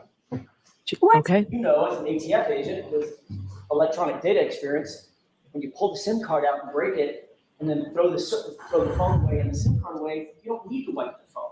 Objection. Sustained. Mr. Jackson, that's it. Your Honor, One more question. I can do this in 30 seconds, I think. But will it be You meaningful? were aware that there was a court order that you not alter, delete, or destroy, or in any way manipulate your phone or the electronic data associated with it, correct? Objection. As to what date? As of September 23rd, I'm sorry, September 30th, 2022. No, this is not right. Objection. I don't believe that's what the court order was. I think it's I can make a quick offer of proof. That's exactly what it was that he was notified. Were you aware of that? Was that your understanding? What's the question exactly, Your Honor? I'm sorry. Ask the question again. Sure. Were you served with a copy of a notice on September 30th, 2022, that you not alter or destroy or manipulate anything on your phone on September 30th? I was served an order. Yes, that's correct. And isn't it true in another hearing, you explained that on September 29th, the day before you claim you got that notice, you changed phone carriers and changed phone numbers And I maintained the phone. until you didn't, when you destroyed it a month later by pulling the SIM card out and throwing it away, correct? objection. Sustained. Did you do that in October? Did you destroy that phone? Objection. Sustained. Did you pull the SIM card out of your phone, Mr. Higgins? Did you? Did you? It's possible that I did. I believe that's how I've testified. Yes. You testified It's at a previous- possible that if I took it out, that it was either cut or broken. It's not just possible. So that, And that would have been after the date the order was already denied. Mr. Higgins, I have one question left. One question. Did you, Mr. Lowley's already standing. I haven't even started. Which is not okay. have a seat, Mr. Lally. Go ahead. Last question, Mr. Jackson. Quiet, please, quiet. Mr. Higgins, very simply, and then we're done. Did you remove the SIM card for that phone, drive onto a military base, throw the SIM card in one dumpster and the phone in a different dumpster? That is not correct. Did you testify that? Was your one question, Mr. Jackson? Bev. Proceed, Your Honor. Yes. Oh, so 4 days later, Yannetti takes over because Jackson's not around. Sir, you Ooh, okay. provided to investigators what you claim were the complete text exchanges between yourself and Karen Reed and yourself and John O'Keefe, correct? What I provided was the complete, I let them know that there was a complete exchange between myself and the defendant. And I said that I may have had other text strings at other times with Mr. O'Keefe.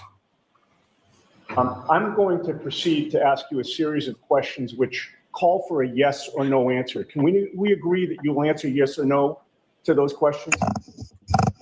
If I can answer yes or no to the best of my ability, I will. All right, I'm going to keep the question very simple, sir. Okay?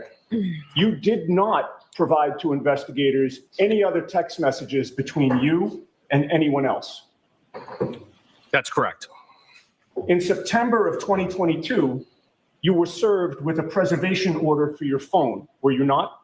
Yes.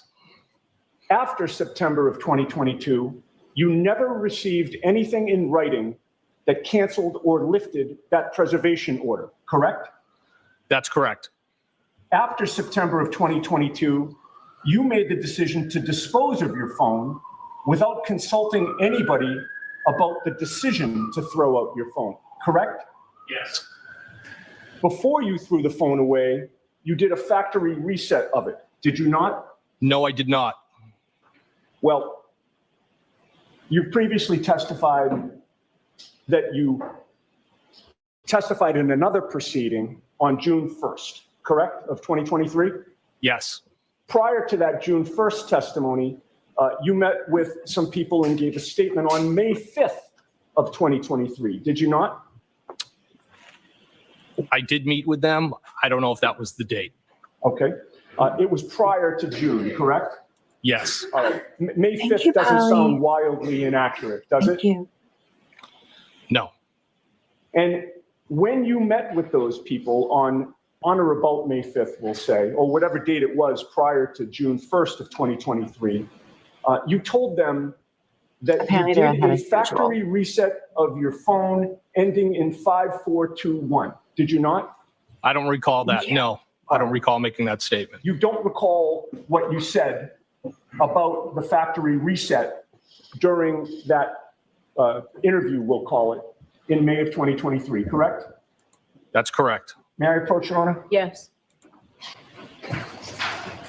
Directing your attention to the first highlighted line there, sir. If Why don't you give him a second? If you read that silently to yourself and look up at me when you're done. May I approach? Yes. Having read that document, sir, does that refresh your memory about telling those people in May of 2023 that you did do a factory reset of your phone? That's not accurate. I did not tell them that. And I also didn't tell them that I saved texts with my father. All right, so Congrats your to Simone for her testimony membership. is that they got it wrong, correct? My testimony is I didn't make those statements. Your testimony is that they got it wrong, yes or no? Objection. Sustained. Well, in any case, you took the SIM card out of your phone, correct? No, what I testified to was that it's, Did you take the SIM card out of your phone, yes or no? I don't know. What do Did you you testify that that's what you do when you get rid of phones, sir? What I said was that might have been the extent of it if I was to have done that. And you Oh, the either OJ cut up the defense, SIM right? card or ripped it up, correct? I believe what I testified to was I'm I not would have asking you what you testified to. I'm asking you today, did you either cut up the SIM card or rip it up? cut it up or broke it. Okay. And you will agree with me that cutting up or breaking the SIM card destroys the SIM card, does it not? The card itself, yes. That would have been the purpose in terms of cutting it up or ripping it up, to destroy it, correct? I hope so. Well, so nobody else could use the phone. Well, that was my next question. But In another phone. But the purpose of cutting up or ripping up or the SIM card is to destroy the SIM card, is it not? Yes. And guess you wanted to make him read sure those that somebody statements, one. couldn't put that SIM card in their I'm on the phone and chat. potentially access Read your those data, things. correct? No, that wouldn't be the reason why. Okay. Well, we already talked about the fact that you testified under oath on June 1st of 2023, correct? Yes. And you were under oath when you were testifying on June 1st of 2023, correct? Yes. You swore to tell the truth. Yes. You raised your right hand. That's correct. And June of 2023, June 1st of 2023 was about a year ago, correct? Yes. It was about a year closer to your throwing your phone away, correct? Yes. And in that testimony that you gave in June 1st of 2023, did you say the following, quote, I made sure that somebody couldn't put it in their phone? Yes, I did say that. In fact, by either cutting up or ripping up your SIM card, you also knew that that SIM card couldn't be put back in your phone either, correct? Yeah, I believe that would be correct. And you'll agree with me that you took that destroyed SIM card and put it in a trash bag, did you not? I believe it went in a trash bag, yes. Well, you used the passive voice.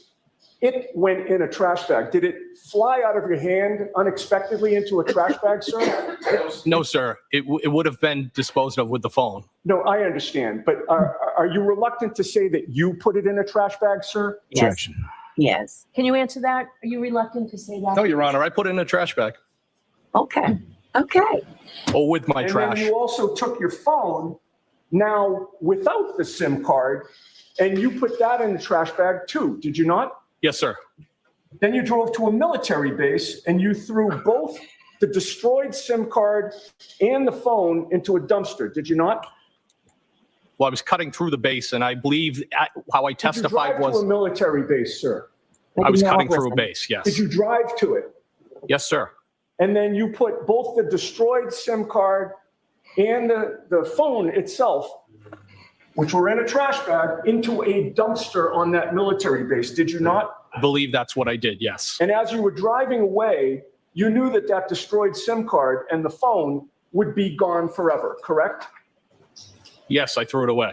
And before you drove away, you did not transfer anything from your old phone to the new phone, correct? That's correct. You lost all of your photos on that phone, did you not?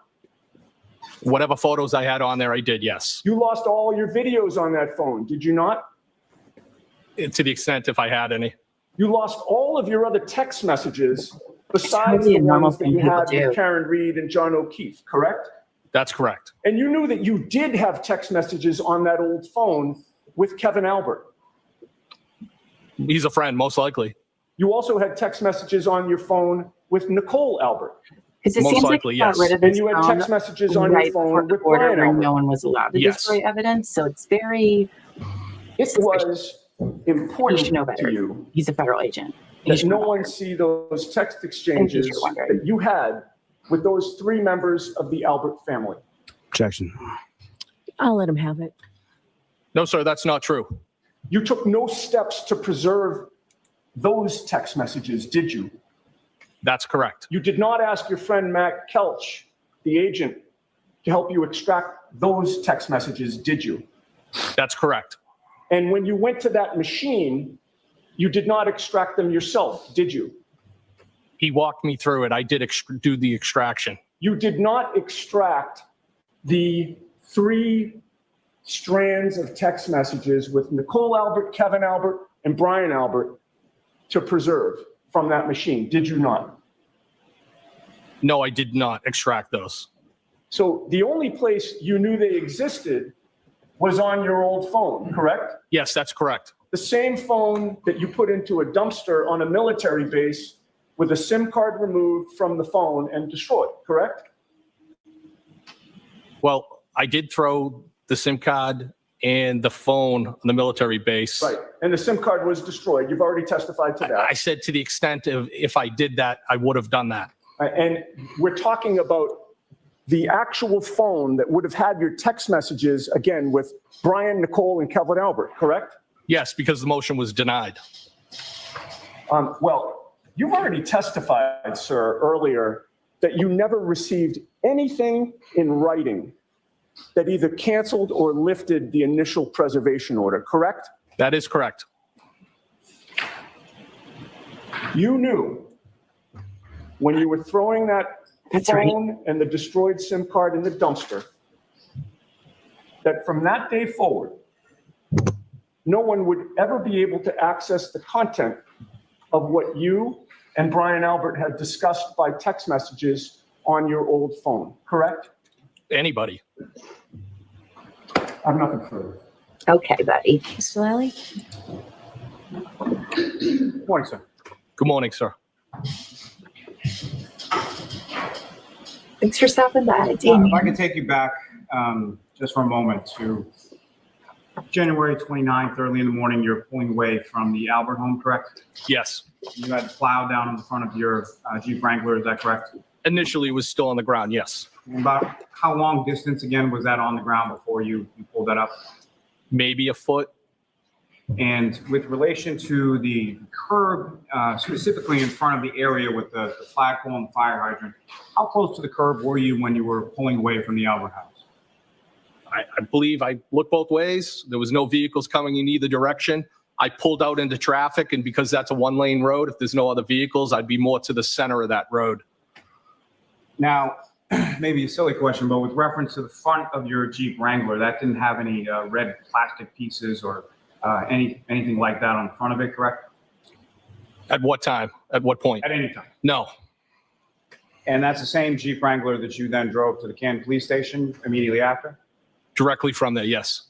And then you drove that same Jeep Wrangler back to your home in West Roxbury? Yes. And then you drove that same Jeep Wrangler back to Fairview Road later on that morning? Yes. And then you drove that same Jeep Wrangler from Fairview Road to the Canton Police Station again later that morning, correct? Yes. Now, the text communications between yourself and Miss Reed, again, who initiated those? The defendant did. And that was on January 12th, 2022, correct? About 8:23 in the evening, I believe. Now, with reference to that, what she claimed happened in Aruba, that was something that she mentioned to you via text, correct? The incident itself, I believe, was through text, but I believe the actual location was when she had stopped by my place in West Roxbury. So that's to my point. So, sir, with regard to the incident itself, she referenced that both via text and in person to you as well. Yes, that's correct. And the kiss that she planted on you in the garage at Mr. O'Keefe's house, that was again something that she mentioned both in text and verbally in person. Is that correct? Yes, that's correct. Now, as far as the ghosting that you were asked questions about last Friday, there were some text messages between you and the defendant on January 19th, correct? What was the date? I'm sorry. January 19th. 19th? Yes. Yes. And do you recall if there were any text messages between you going either way, between yourself and the defendant between January 19th and January 23rd? I think there were, not 100%. Madam, may I approach? Yes. Direct your attention to the back there, specifically the back. Kelly just has no pizzazz at all. If you could just let me know whether or not there's any text messages between yourself and the defendant, Ms. Reed, between January 19th and January 23rd. Yes. Looks like the 19th and the 23rd, both text messages. But in between those dates, and what I'm asking about is January 20th, January 21st, January 22nd. There's no text messages on any of those dates, correct? I don't see any. And then as far as between January 23rd and January 28th, January 28th is when you texted her while you were both within the waterfall, correct? On the 28th, yes. So between the 23rd and the 28th, so on January 24th, January 25th, January 26th, January 27th, you didn't send any text messages to her. You didn't receive any phone, correct? I don't believe so, no. And then beyond that one text message that you testified to on the 28th, the next Nope, no text trial message today, received from the Friday, or defendant was in Monday. regard to John being dead on the 29th, correct? Yes, that's correct. So we'll be You asked some watching questions previous about trial one these text testimony instead. messages and whether or not you discussed them with various people. Did you discuss those text messages with anyone? Not to my knowledge, no. Why not, sir? To be honest with you, I mean, on a personal level, I kind of keep things to myself. I was a little embarrassed. Wasn't really proud of him. Kind of maybe didn't show me in a good light with respects that I was John's friend. You think? And so with regard to that text on January 28th that you had sent her in the waterfall, she didn't respond as she was in the waterfall with her boyfriend, Mr. O'Keefe, correct? That's correct. Now, if the defendant did not have a boyfriend, wasn't dating Mr. O'Keefe, would you have been interested in pursuing anything further with the defendant? I can't say. I don't know. What, if any, reservations would you have based on the conversations that you had? Just everything was so out of left field. I just found it hard to believe. With reference to going to the Canton Police Station after Fairview Road and moving the vehicles around, which is closer to the Canton Police Station? Your home in West Roxbury or the home on Fairview Road? The home on Fairview Road would be. And with the impending weather, why was it that you went to the Canton Police Station to move the vehicles around on that occasion? Because as I stated before, if I didn't do it then, I would have had to come back in the morning. And I knew the weather was going to be getting worse. I knew that I had a long day. I had been in New York. I had been out the night before in New York, and I just thought it was best to get them moved at that point. Now, you were asked some questions on Friday about a phone call or something in a call log from about 2 o'clock or 2:22 in the morning of January 29th. Do you recall that? I recall the questions, I don't know yes. if anybody got the joke they did. And you have an iPhone, or you had an iPhone, is that correct? Yes. Now, when you make a call on an iPhone, as you sort of place that call, you hit the button, there's sort of a timer that comes up and it starts counting off seconds as the call is being connected, correct? That's right. I believe so. Objection. I'll allow it. And so seconds are ticking off while the call is being connected, correct? I believe so, And yes. if a call is connected, then it starts ringing, and unless someone picks up immediately, there are further seconds that are ticking off on an iPhone while that call is ringing through, correct? I believe so. The objection sustained is to the form.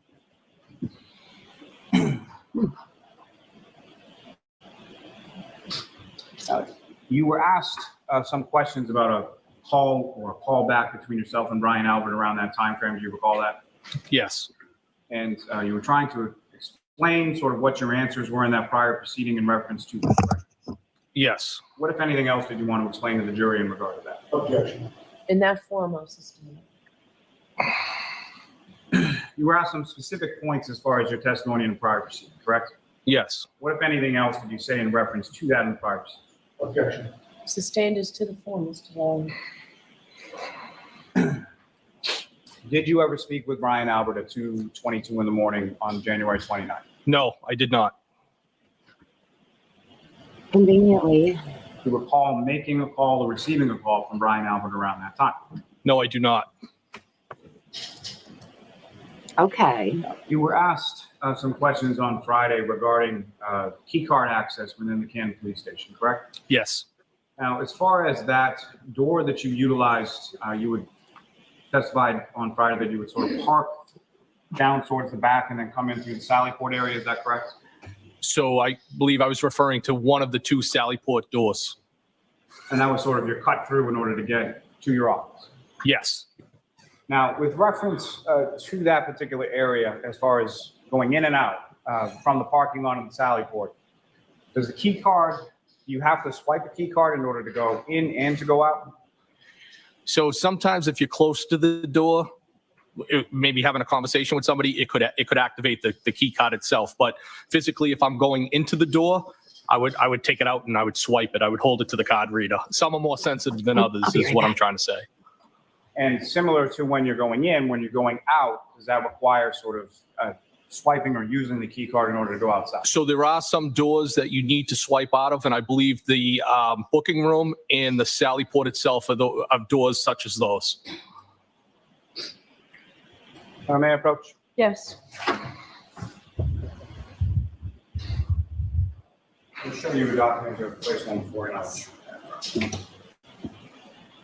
If you could just take a look at that and look up when you finish.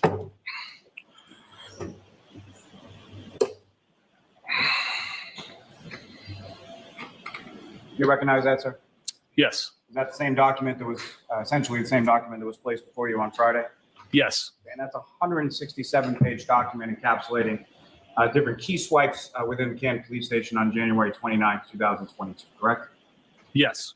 And from those 167 pages, at least on that first page, does there appear to be about 27 entries there? Yes. And so from 27 entries over a course of 167 pages, that'd be somewhere north of 4,500 entries within those 167 pages. Does that sound right? Well, I went to public high school, but I'll take your word for it. Would it surprise you that there are 18 entries within those 4,500? So not what would surprise him. Ask the question differently, Mr. Llama. Do you know that there are 18 entries that contain your name within those records? Objection. Formal question. No, I'll allow that. Are you asking me if in the 167 pages, there's only 18 entries with me? Yes. I did not know that, no. Would that surprise you as far as your, well, let me rephrase that for a minute. Now, with respect to your travels around Canton Police Station on that particular day, would you quarrel with 18 entries as far as where you went and what you did in Canton PD that day? No, in and out, nope. Now, sir, with respect to your phone, you were provided notification in regard to a preservation order in regard to your phone sometime in September of 2022, correct? I received a subpoena on September 30th, 2022. And that was in regard to a hearing at which counsel for the defendant was seeking your physical phone as evidence, correct? Yes. And Guzzle bucket. your understanding, or were you informed after that date, sometime in early October of 2022, that motion had been denied? So I believe it was October 21st of that year, I was made aware that was denied on actually October 5th. Are you aware of a 30-day period by which a defendant has to file some sort of notice of appeal of a motion? Objection. I'll allow that. I know typically there's appeal periods. Hello In to this all of our particular Facebook sense, viewers. I wasn't familiar with the preservation order itself. What a preservation order was with respects to, that was kind of all new to me. Usually in an investigation that I'm conducting, it's a search warrant, I take the phone. I don't ask people to preserve it through a court order, if that makes sense.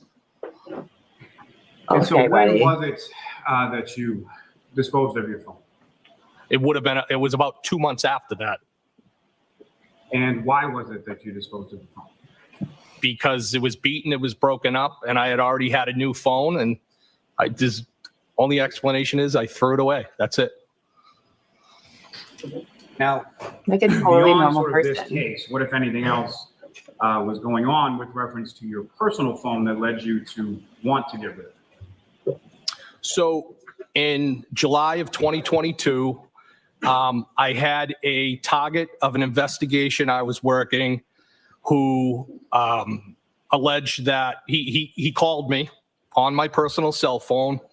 And when I questioned him as to the fact how he obtained my personal telephone number, he told me that his girlfriend had obtained it off of open source internet, which I later confirmed that number was out there. What, if any, concerns did that raise for you, sir? Well, I had a lot of concerns, and so July of 22 is when I probably started thinking about, you know what, I got to get rid of the telephone number itself. Wouldn't there be like a And a protocol lot for of the this to work happen? that you were doing, at least at that time, was undercover work. Is that correct? Before think- this case right here, yes. Now, as far as the SIM card that you're talking about, do you have any specific memory of doing anything with that SIM card? No, and that's how I testified in that other hearing, that to the extent of what I would have done is I would have cut it up or broke it. And the concern would be that to my understanding, that's not holding any photos, that's not holding videos, that's not holding my contacts, it's holding phone information itself. As far as photos or videos, or what, if anything, like that, did you even have one? I didn't like have this much in many the days. sense that I'm divorced. I don't have kids. I didn't have the typical memories that somebody would have had on their phone that they wanted to preserve. They were more like the text messages with the defendant, where it would be a drink glass at a bar, food, something along those lines. Riveting. I had more of a connection to my work phone and more of a value to my work phone than I did my personal phone. Okay. Now, as far as that military base down the Cape, how often, let me ask you this, when you lived at the residence in Barnstable County, what would you do with your trash down there? Wait, this is personal. Well, if I was Okay. going through and I had trash or some recycling and I was either getting gas on the base or hitting the duty free, I would occasionally toss a bag of trash in one of the dumpsters there. Or if I forgot, I would throw it out when I got back to my other property. And at the time, at one point, I was living in Canton and I had the house there and then I sold it and then I had the in-law I was renting. So I had other options to throw things away. Did you have trash pickup at your residence in Barnstable? No. So if you were to throw away Still going anything, that any military base? sort of trash, it would have to be either at the base or at one of your other homes. It would be somewhere else. What do you mean they don't pick trash up at your house? And so with reference to the phone and the SIM card, if you even did you drive specifically to the base to throw your phone away or were you throwing it away with other trash? It was just with other trash. You were shown some call logs or some toll records or something to that effect last Friday with respect to calls that you had made or received around January 29th, 2022. Is that correct? Yes. And was that anything that you had specifically preserved and given to the troopers or that was something that someone was able to obtain even without your phone or without your SIM card, correct? That's correct. May I approach this retriever? Yes. Now, sir, going back to January 29th, pulling away from the residence on Fairview Road, you didn't see anything on the side of the road, is that correct? Absolutely not. No. And what is it that you would have done had you seen anything or had you seen Mr. O'Keefe on the side of the road on January 29th? I've spent my whole life between being a firefighter, working in the profession that I work now, being a tactical medic. If I had saw John O'Keefe on the side of the road, I would have done something to make a difference. You should have seen him. There's like no snow on the ground. There's barely any snow. It was enough to track it down. Please feel free to stand up and stretch.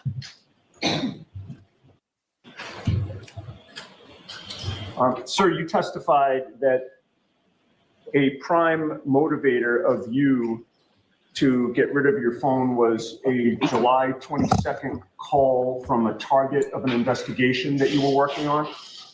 I never said it was a prime motivator. Was it a prime motivator? No, what I testified to was the phone number was what I was concerned about primarily. Right. Didn't have anything to do with the phone. Okay. You did not change your phone number on July 22nd, correct? July of 2022? Is that what you mean? The date that you received a call supposedly from a target of an investigation you were working on was July 22nd of which year? So it was, Me I believe too. it was July 25th of 2022. July I was so 25th. concerned that I reported it to my supervisor. Right, but you did not change your phone number after that for quite a while, correct? I believe it was September. You waited months So to for change your those phone number. months, you kept the same phone number and kept the same phone, correct? I did. And September happened to be the month that you received the preservation order from this court, correct? September of 22, yes. Right. This Now- guy. What? With regard to the text exchanges that you had with See you soon. Karen Reed, you testified that you were embarrassed about them. Well, I wasn't proud of them. I think your word was embarrassed, correct? No, not I can agree to that. That's Tuesday. fair. Well, you already testified to that, right? I believe that About might have 5 been minutes ago. a word I used, yes. And you also explained that you would keep things like that to yourself, correct? That could be something, yes. However, you would also agree with me that while they were going on, you told your boss about that text exchange, correct? Well, I told her about the kiss. Do you deny telling your boss about the texting that you were doing with Karen Reed? I don't know if I specifically recall that, no. But you don't deny it, sir, correct? It's possible that I told her about that. Wouldn't you? I'm not You gonna told her about deny a it. kiss? All right. And in any case, those text exchanges were preserved. You preserved those before disposing of your phone, correct? Correct. And with regard to the other text exchanges that you did not preserve with the Alberts, including Brian Albert, are you familiar with the term consciousness of guilt, Mr. Higgins? Objection, Your Honor. The objection sustained. I may have a moment. Yes.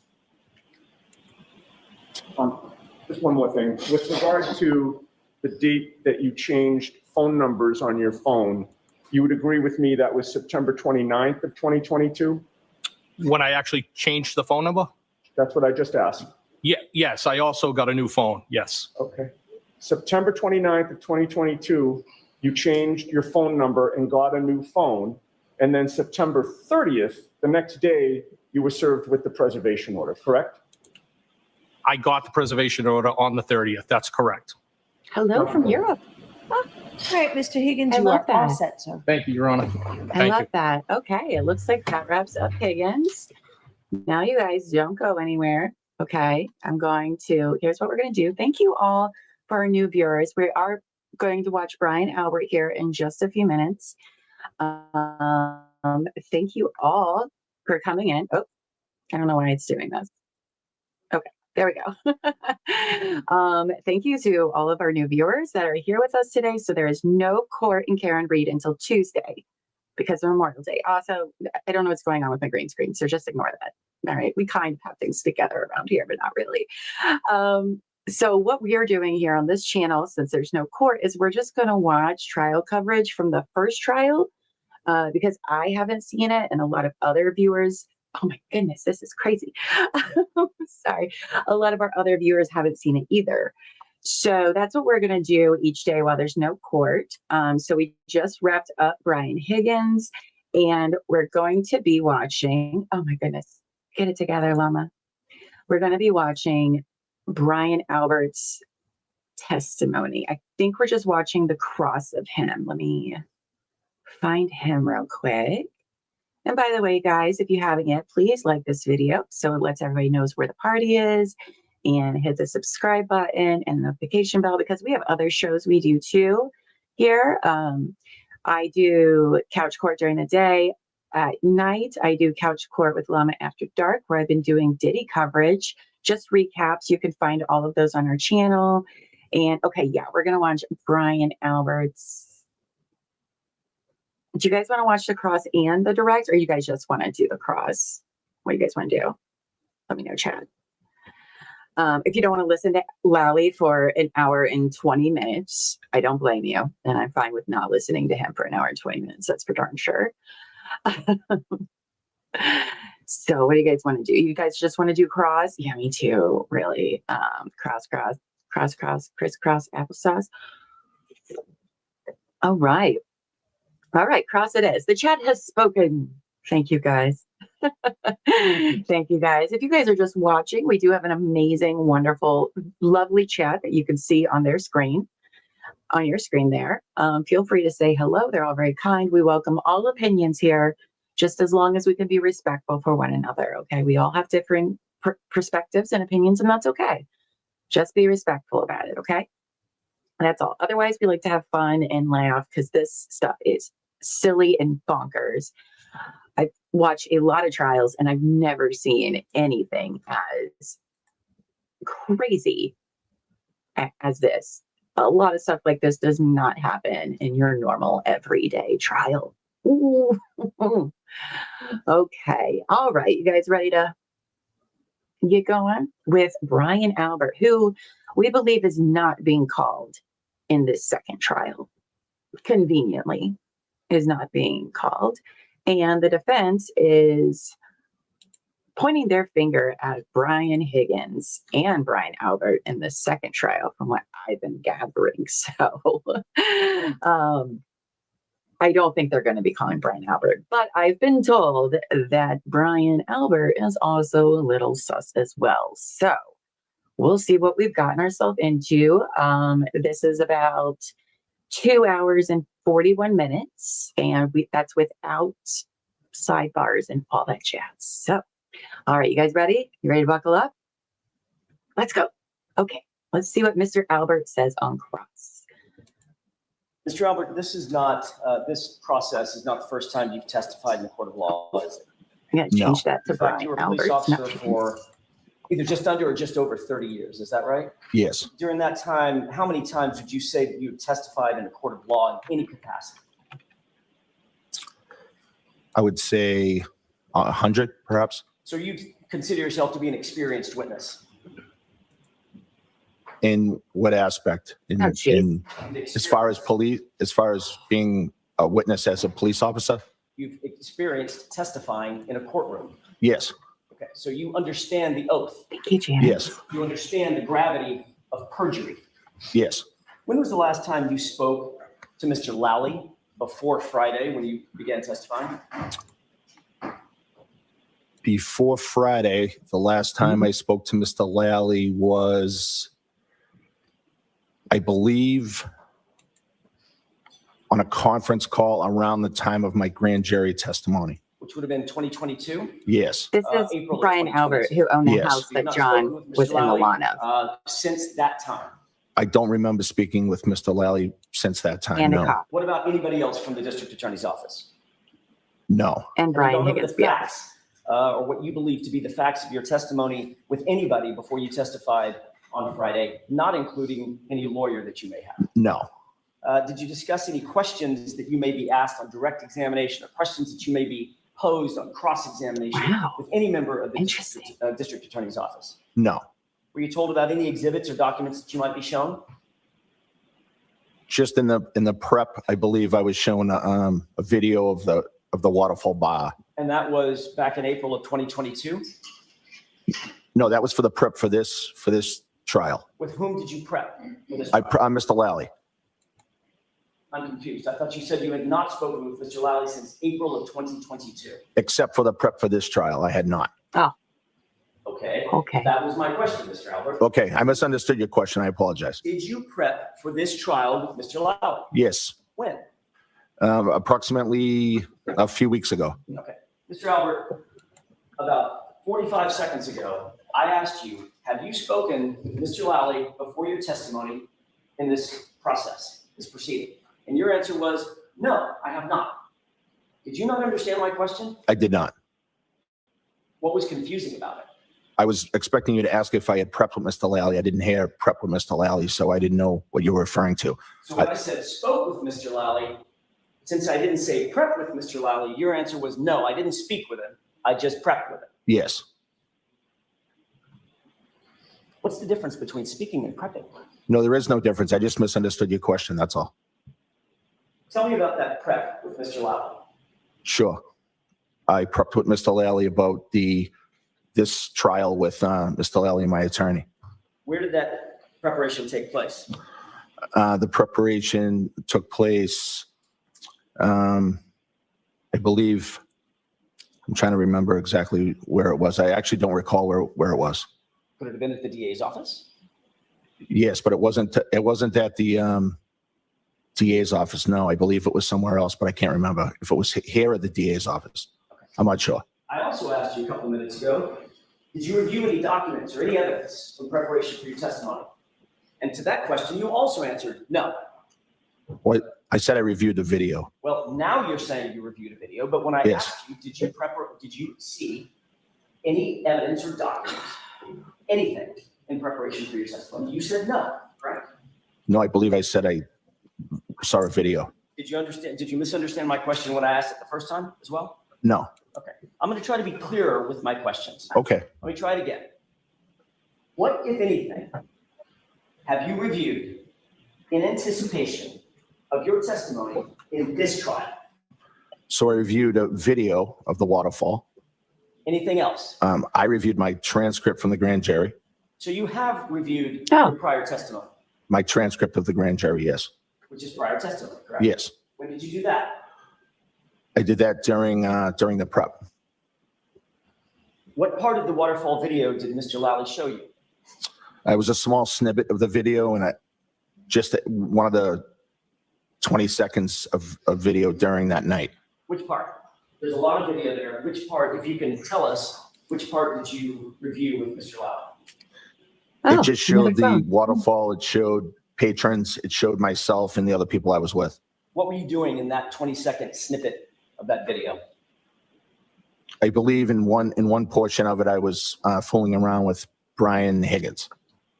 Fooling around? Yes. What does that mean? It means we were just fooling around. That's it. Fooling around like, I don't know, playing arm wrestling? No, I don't think we were arm wrestling. I think we were just pushing each other, fooling around. Oh, so Okay. play fight. I don't think I would call it play fighting. No, I was just, Remember seeing part of the video where you took a fighting stance, sort of like this? I actually don't remember that part. No. No. Remember a part of the video where Brian Higgins took a fighting stance, sort of like this? Maybe, yes. Two of you approached one another? I don't think I saw that whole video. No. Oh, you guys just put us over 1,500 I subscribers. don't, Thank you I wouldn't guys. call it that. No, No. you can have that. I'm sorry, what was your answer to that, Mr. Albert? No. Over 1,500 subscribers now. So Oh what my you gosh, thank reviewed you with guys Mr. so Lally much. Was the portion of the video where you and Mr. That's so Higgins exciting. were somehow fooling around, and well, how would you describe it? If it's not fighting techniques, how would you describe it? Just joking, being silly, just fooling around. Okay. Doing what physically? Doing, if you rephrase, Physically. I mean, you could joke with words. right.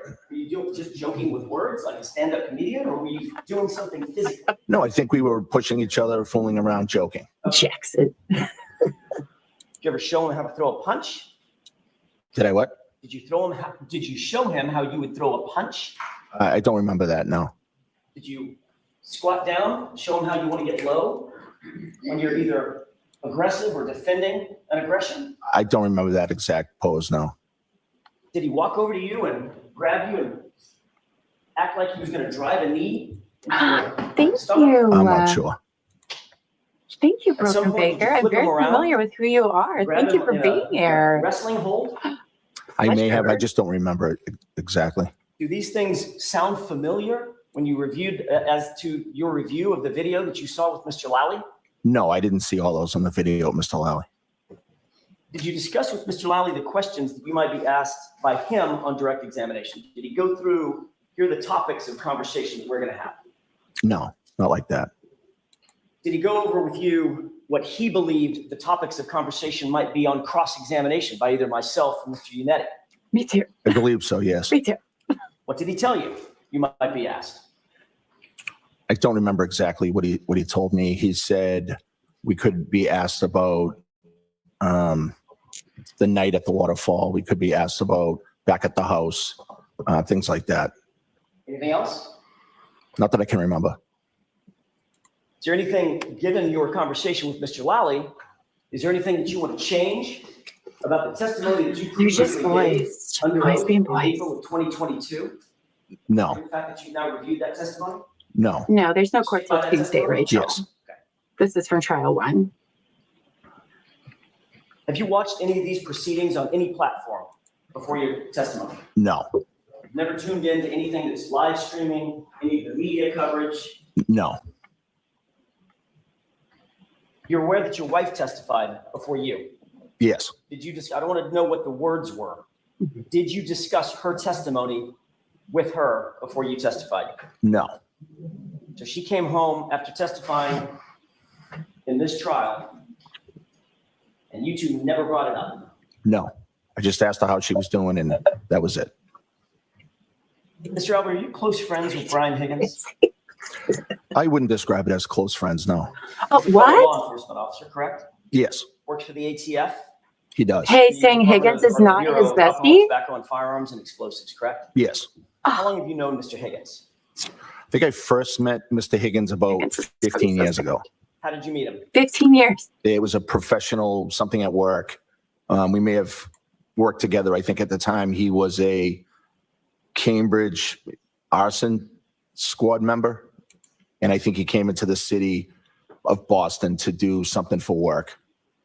So you've known him for 15 years and you were with him on January drinking a lot. 28th, 2022, correct? Yes, And he's the person that you were, quote, joking and fooling around with, right? yes, But we're not that friends. Not good at friends. You had a long road trip with Mr. Higgins on January 28th, 2022, didn't you? what's the question? You had a long road trip with Mr. Higgins on January 28th, 2022, correct? We drove from New York to Boston, yes. But we're not friends. It's a pretty good drive, you'd say. I threw this friendship bracelet in the Consider that a road trash trip? with my phone. Yes. How long? I don't know if it was probably somewhere around 4 hours, maybe. Once you got back from New York to back up to Boston, the Yes. Boston area, the two of you stopped at a location, correct? Yes, What was the location? the hillside. And what did you two do at the hillside? We went into the hillside, had a drink, talked, and I think Brian may have ordered food. So once you got back from that relatively long road trip, that 4 hour long road trip, I apologize, you stopped at a bar and started drinking, correct? Yes, Do you have anything to eat at the hillside? I did not. But Brian did. Brian Higgins did. I left prior to Brian Higgins eating. Well, I'm sorry, Scotty. During the I'm course of sorry. that road trip, or at the hillside, did the two of you discuss Karen Reed, my client? No, Did her name ever come up? no, Without telling me anything that he may have actually said, did he mention Karen Reed or the topic of Karen Reed? no, never. Did he mention the fact that he had been texting and flirting with Karen Reed 2 weeks prior? No, So that subject, according to you, was never addressed or broached by Mr. Higgins or you no, during that entire day. no. After you arrived at the waterfall, John O'Keefe arrived subsequent thereto, right? Yes, How long after? approximately 45 minutes, maybe? And Karen Reed was with him, is that right? Yes, Brian Higgins was standing right next to you when she came in along with John O'Keefe, correct? I'm not sure where people were standing when they arrived. Well, you remember you saw video, correct? I don't believe there's any, I saw video of them walking into waterfall now. Fair enough, but you saw at least a clip, according to you, you saw a clip of that video of you at the waterfall, correct? Yes, You were situated at a high top table, right? yes. Your back is sort of to the camera, is that right? I'm not sure of the camera angles. The video that I saw, I was at the high top table, but I'm not sure of all the camera angles of the waterfall. Brian Higgins is the guy with the sweatshirt, with maybe a Harley Davidson emblem on the back or something. I'm not sure what he wore that night. I'm sure he had a sweatshirt on, but I don't know what the emblem was. He was standing right next to you in the video clip that you saw. Yes, Okay, In other buddy. words, that was the video where he was standing right next to you. You two turn to each other and start this play fighting thing. yes, Just be nice. So if it's that time or sometime around there at the high top, you were in Okay. proximity of Brian Higgins when Karen Reed and John O'Keefe came into the bar, correct? I just don't recall the timing of when they came into the bar. All right, Mr. Albert, did Mr. Higgins say anything to you at that time about John O'Keefe arriving with Karen Reed at his side? No, Did Mr. Higgins say anything to you about being upset that Karen Reed had shown up with John O'Keefe? no. Describe your relationship with John O'Keefe, if you would. So I didn't know John that well. I had only met him a few times, but every time I met him, it was cordial, pleasant, and I would consider him to be a coworker, even though I never really worked with him directly. He seemed like a nice guy. I knew his whole story about the fact that he had taken his niece and nephew after a tragedy in the family, and I had an unbelievable amount of respect for him doing that. Be nice, Scotty. But I Okay. can't say that we were good friends because I didn't really know him all that well. You were far better friends with Brian Higgins than you were with John O'Keefe. That's fair to say. Yes, On Friday, you were asked whether or not you knew my client, Karen Reed, correct? This meeting a couple days ago, during your direct examination. I believe so, yes. You were also asked the same series of questions at another grand jury not involving the Commonwealth. Remember that in June of 2023? Yes, I want to be clear about this other hearing. That was a non-Commonwealth hearing in front of a grand jury, correct? Not that Yes. great. Not great. Mr. Lally and his colleagues were not there, is that right? yes, I was not there, Mr. Yannetti was not there, yes, or Miss Little. right. At that June 2023, and I'm going to talk about a couple of dates, so I don't want to be confusing. At that June 2023 non-Commonwealth hearing, you were asked some questions about whether or not you knew Karen Reed before January 28th, 2022. I believe, That's not in question. I believe so, yes. And you testified, before you testified, you were sworn an oath. Yes, Same oath that you swore in this trial, correct? yes, Swore to tell the truth, the whole truth, and nothing but the truth? yes, And you knew that you were testifying under penalty of perjury in that hearing as well, correct? yes, And you testified at that non-Commonwealth grand jury that you, quote, believe Karen was with John the night he came into Hillside. A female that looked similar to Karen from the waterfall came in with him on that night. And I assume that was her, but I can't say for sure, end quote. That was your testimony before that grand jury.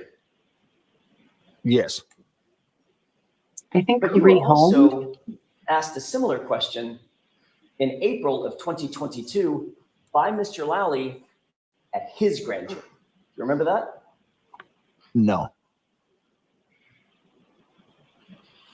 Let's start at the beginning. Before you testified in the April 2022 grand jury, more than a year earlier, True. and just 3 months after this incident, you were sworn an oath, correct? yes, Same oath that you took in June of 2023, right? yes, And the same oath you took on Friday. yes, Isn't it true that you were asked the question whether or not you knew Karen Reed on January 28th, 2022, and you testified, quote, I've never met or seen her before, end quote. no, I don't recall that. Didn't you indicate that you just testified, that you reviewed your grand jury testimony in anticipation for this trial? Yes, You'd read the whole thing, yes, and you don't recall making that statement. no,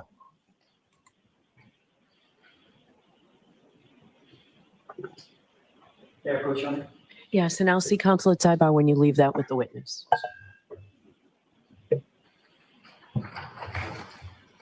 Hello, Richard. Take a look at that. sure. Oh, Yeah, okay. Coach Young. Yes. I lost audio. Mr. Albert, have you had an opportunity to review that? I have, thank you.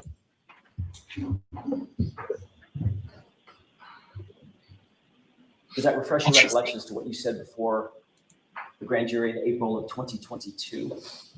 Yes, but you didn't read the whole, quote though. Right. The whole quote is the following. Question, so the female you had never met before, is that fair to say? Answer, no, I've never met her or seen her before, period. Maybe once, but I don't think I've ever had a conversation with her. That was the entire quote, correct? That's the entire quote, yes. That's not what you read earlier, but yes, Well, what I read earlier was, I've never met or seen her before. Those words came out of your mouth, correct? that's not my whole sentence, no. You said, I've never met or seen her before, and then you said, maybe once, but I've never had a conversation with her, I don't think. Things Right, are hard to that's- remember in yes, that's Kingston, my sentence. apparently. Okay, so which is it, Mr. Albert? What were you saying? Were you saying you met her and had a conversation with her? Or were you saying, I've never met or seen her before? Which one of those two things was true? I was saying that I met her maybe once. Mhm. Actually, what you said was, Interesting. I've Thanks for never watching. met her or seen her before. Your words, not my words, sir. Isn't that right? No, because in the next sentence, I say, I met her maybe once. So you literally changed your testimony within your own testimony. Objection. No, can you answer that, Mr. Albert? I believe I qualified my first sentence with his second sentence. So what changed between the first sentence where you indicated unequivocally, I've never met or seen her before, and the second sentence when you said, maybe once? I'm not sure what I was thinking at the time that I said that. Isn't it true, Mr. Albert, not only had you met Miss Reed, but you had spent several hours with Karen Reed and John O'Keefe 6 days No, before this incident. Isn't that true? No. In fact, on January 22nd, 2022, 6 days before January 28th, you socialized with Karen Reed at the Hillside Bar for several hours, didn't you? I was at the Hillside Bar the week prior. Yes. It was a Saturday night, correct? Yes. You were at the bar. Yes. There were several other folks at the bar, correct? Several people. Yes. That included Chris Albert, your brother, Yes. a guy named Tim Daly, Yes. Daily, is that right? I'm not sure how to spell his last name. Julie Albert was there. Yes. Jen McCabe was there. Yes. Matt McCabe was there. Yes. John O'Keefe was there. Yes, he was. And Karen Reed was there. Correct? Yes, she was. Your Honor, may I approach? Yes. I'd like you to take a look at a photograph. Just look at that to yourself for a second. Tell me if you familiarize yourself with it, and then look up when you're ready. Yes. May I approach? Yes. Actually, I don't need to. Mr. Albert, you can stay there. Do you recognize the photograph that's before you? Yes. How do you recognize it? Well, I recognize the people within the photograph, and the background of the photograph looks like the hillside. Does that appear to be a photograph that was taken on January 22nd, 2022? Yes. You were at the Hillside Bar? Yes. May I publish this, Your Honor? Okay, is it already in evidence or It you? is not, Your Honor. I'm sorry. So you put it in evidence first and then you I publish it? have that marked as next in order, Yes. and then Exhibit 67. Thank you. you see that photograph? It's the same photograph that you're looking at in front of you. Yes. Describe who the people are going from left to right, sir. Chris Albert, myself, John O'Keefe, and Tim Daly. And this was on January 22nd, 2022, at about 11 p.m., correct? Yes. May I approach, Your Honor? Yes. Mr. Albert, who took the photo? I don't know. Karen Reed took the photo, didn't she? I have no idea who took that photo. Karen Reed took the photo. You're literally staring right at her, correct? I don't know who took the photo. Well, who else do you think it could have been? Well, there are a lot of people there. You mentioned my sister, two sister-in-laws, a brother-in-law. I'm not sure. Did you ever see this photo from Jim McCabe? No. Did you ever see it from Julie Albert? No. Chris Albert didn't take it. He's in it. Right. Tim didn't take it. He's in it. Right. You obviously didn't take it. Right. And who's the guy on the far right? Tim. That's That right. was Tim. Thank Who's you, the guy Amy. next to Tim? John. Right? So who do you think? Do you still need the photo up? I'm sorry, I thought you were done with it. Do you remember? Yeah, it was John. Yeah. Okay. Put the Yes. baseball cap on, correct? Yes. I don't need it. Your Honor. Okay. So given the fact that you were never shown that, you've never seen that photo before today, correct? I saw a photo that was sent to me in Discovery or to my attorney that showed only, I believe, me and John in the picture. Okay. I think it's the same photo, only that's blown up to show everybody. Got it. So given what you now know about that night, who was there, the fact that John is posing for a photo right next to you, who do you think took the photo, sir? I have no idea who took the photo. Could it have been Karen Reed? Objection. Sustained. Let's move along from In that, fact, please. you were interacting with Karen Reed and John O'Keefe throughout that evening, correct? I remember having conversations with John that evening. I don't necessarily remember speaking to Karen that evening. Irrespective of whether or not you spoke to her, you obviously saw her there. Yes. You were there with her for a couple of hours. Well, I wasn't there with her for a few hours. I was there with other people. Okay. So without splitting hairs, she was there, correct? Yes. John was there. Yes. You were socializing with John. Yes.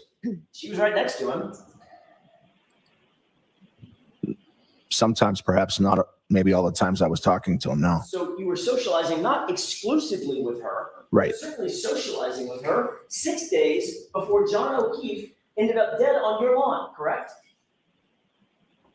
We were there at the same time. Yes. And yet, when you were asked 3 months later, do you know Karen Reed, or how do you know Karen Reed? The actual question was, so the female You've never met before. Is that fair to say? That was Mr. Lowry's question.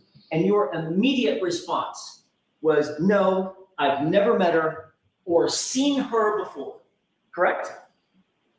That's what you said. That's not my whole response, no. That's what you said immediately upon that question, sir. That's the beginning of my response, yes. That was the first sentence out of your mouth. Yes, You also testified at the subsequent grand jury in June of 2023. When asked what was your impression of Miss Reed, you said, quote, I honestly didn't really have one. I didn't have any conversation with her. I just kind of saw her from across the table. I didn't really think of it either way. Correct? I don't know what that question is referring to. Is that for the waterfall or is that for Hillside? Hillside. Okay, yes. All right. So in June of 23, a little over a year later,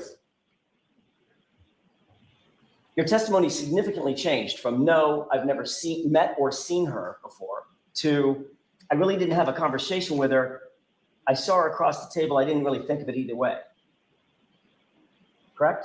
No, I think those are very similar testimonies. When you were asked in the other proceeding, and this is about the waterfall, question, did you talk to Karen Reed at the waterfall that night? You answered unequivocally, I did not. Is that right? Yes, And that's what you told the June grand jury, June of 23, correct? are you referring to the state grand jury? Or? No, I'm sorry, Okay. that's why I'm using dates. I'm trying to be careful. Right. April. I'm just not clear on what all the dates were. I'll see if I can clarify. Okay. April 2022, state grand jury. June of 2023, a different grand jury. Okay. When you were asked at the June of 2023 grand jury, did you ever talk with Karen Reed at the waterfall that night? Your answer was, I did not. Correct? Yeah, yes. With the court's permission, could I play a small clip from Exhibit 53? Okay. Starting at timestamp 11:53 and 15 seconds. If we could just play this, and I would direct your attention, sir, to the upper right-hand corner.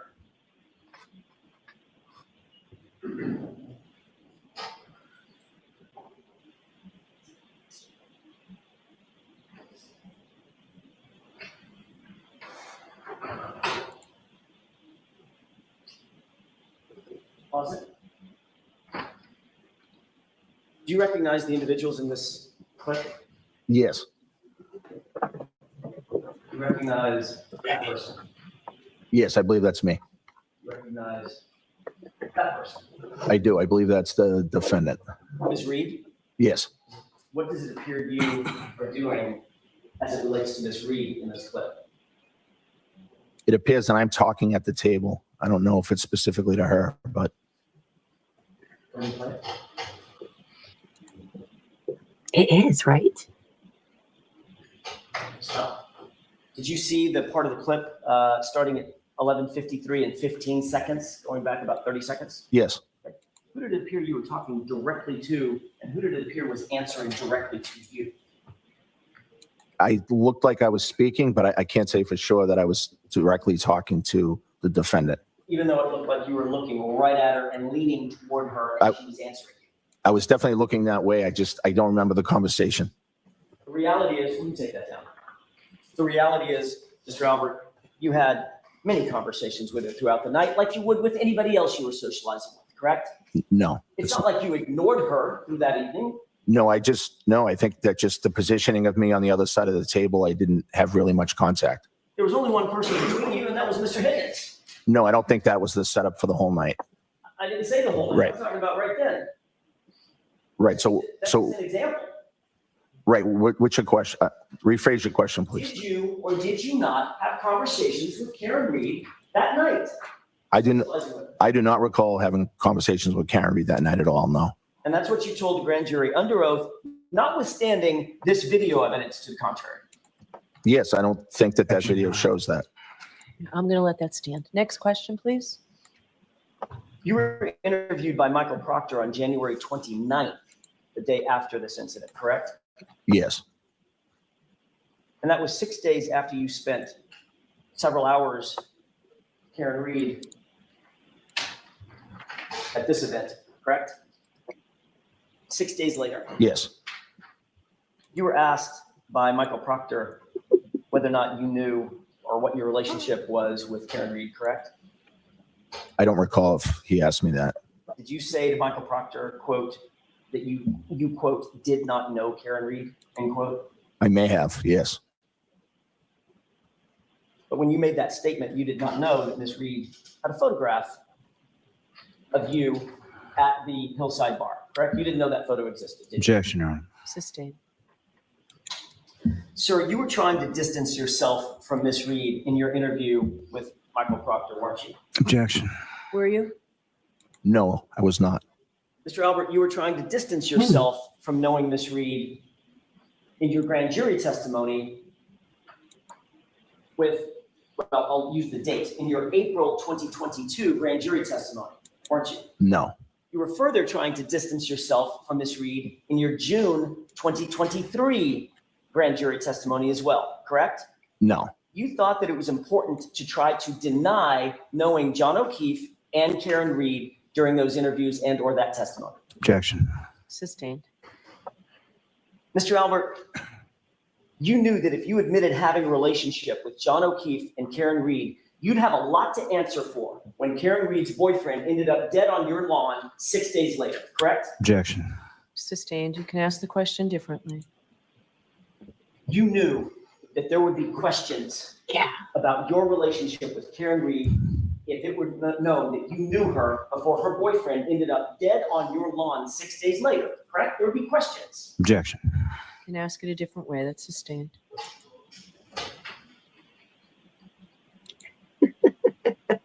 There's so many So times. you lied under oath when you said, I've never met or seen her before, correct? No, because that wasn't my whole statement. The sentence, I've never met or seen her before, pretty unequivocal, isn't it? That was not the context of my whole sentence. But that's the words that came, those are the words that came out of your mouth, right? Initially, and then I remembered that I had met her once. Let me just ask it this way. Sure. Is that sentence true or false? That you had never met or seen her before? True or false? That portion of that sentence is false. Let's get this on the record. Did John O'Keefe come into your house at 34 Fairview at any time on January 29th, 2022? Absolutely not. I wished he had. And you're as sure about that as you are about the statement that you had never met or seen Karen Reed in your life, Objection. correct? Sustained. Can ask it differently, Mr. Jackson. I want to get back to the waterfall. I know I asked you this about the hillside. I may not have asked you about this specific question about the waterfall. Did Brian Higgins say anything to you about John O'Keefe and Karen Reed walking in together at the waterfall? No. Did he say anything or give you any indication that he was upset about Karen Reed showing up with John O'Keefe? No, he did not. It appeared from your observations that John and Karen were getting along at the waterfall. I didn't really notice, but I didn't notice anything was wrong. They appeared pleasant, Yes. happy. I don't know if they appeared happy. I didn't really notice. They were interacting with others. Yes. You didn't notice any tension, No. no argument, No. no yelling or fighting. Nope. They looked like a normal, happy couple. Yes. Did either of them appear to you to be completely drunk? I didn't have a ton of interaction with John or Karen that night, so I can't really say, but it didn't appear them that they were drunk. No. You had an opportunity to review the waterfall video. You did it with Mr. Lally, correct? The only small portion of it. Right, but even in that small portion, and based on your memory, you don't remember that anybody being stumbling drunk and falling down over stools and things of that nature? No. They appear to be acting appropriately Yes. and interacting with others appropriately. Yes. People were buying drinks for others, is that right? I'm sure. I don't recall exactly, but I'm sure that was going on. Yes. It's not that unusual to say, hey, I'll get this round, correct? Yes. Yes, Brittany. You left the waterfall at 11:58, is that right? Yes, approximately. Who was invited to come over to your house upon leaving the waterfall? Whoever wanted to, really. You'd been drinking since about what time in the evening or in the afternoon? 9-ish. That's when you went to the hillside? Yes. That's when you had your first drink? Yes. And you continued drinking throughout the evening consistently? Yes. Did you believe you were okay to drive? Yes. What kind of car did you have at the time? Ford Edge. Black? Yes. Who rode? Did you drive that car home from the waterfall? Yes. Who rode with you? My wife and my daughter. What other cars were in the driveway when you got there? I don't recall. Brian Higgins' Jeep was in the driveway backing up as we pulled in. So kind of in your way. Yes. In other words, you weren't going to park. You weren't going to park him in. I didn't want to block him in. Right. Right. So you waited until he moved his Jeep out of the way, Yes. and then you pulled in. Yes. Where in the driveway did you pull in? I believe I pulled to the left side of the driveway. You would have been closest to the garage, or was there a car between you and the garage? I would have been closest to the left side walkway. I don't think there was a car in front of me, but I'm not 100%. Mr. Albert, did you move that black Ford Edge at any point that night after you got home? No. Brian Higgins was the first person to actually physically get to the house. He got there before you, correct? Yes. Describe his Jeep. He had a Jeep Wrangler. I believe it's white. I think it's white. Any appendage on it? A plow. A snow plow on the front Yes. that can hydraulically go up and down. I didn't see it that closely. I'm assuming it can, but I don't know that for sure. After Mr. Higgins moved out of your way, out of the driveway, where did he put that Jeep? I don't know. I don't know where he parked. Did they not? So you wouldn't have gotten to the house if you left Waterfall at 11:58. You have to get out to your car, get in your car, start it up, drive home, wait for Brian Higgins to move his Jeep, park your car, then get into the house. That's a fair assessment of the mechanism of you getting home that night, correct? Yes. You wouldn't have gotten into the house until, what, 12:15? Maybe 15 minutes for all that? I would put it more, maybe 10 past 12. Okay. 12:10 or so? That would just be a guess. So it could have been 12:15. Yeah, and it could have been 12:07. He did not. Who was inside the house when you walked in? My nephew Colin, my son Brian, and then he had two friends, female friends. I believe it's Sarah and Julie. What were they doing inside the house? They were sitting at the kitchen table. And your nephew, Colin, how old was he at the time? I believe 17 or 18. Describe him. In what way? Height, weight. So 2.5 years ago.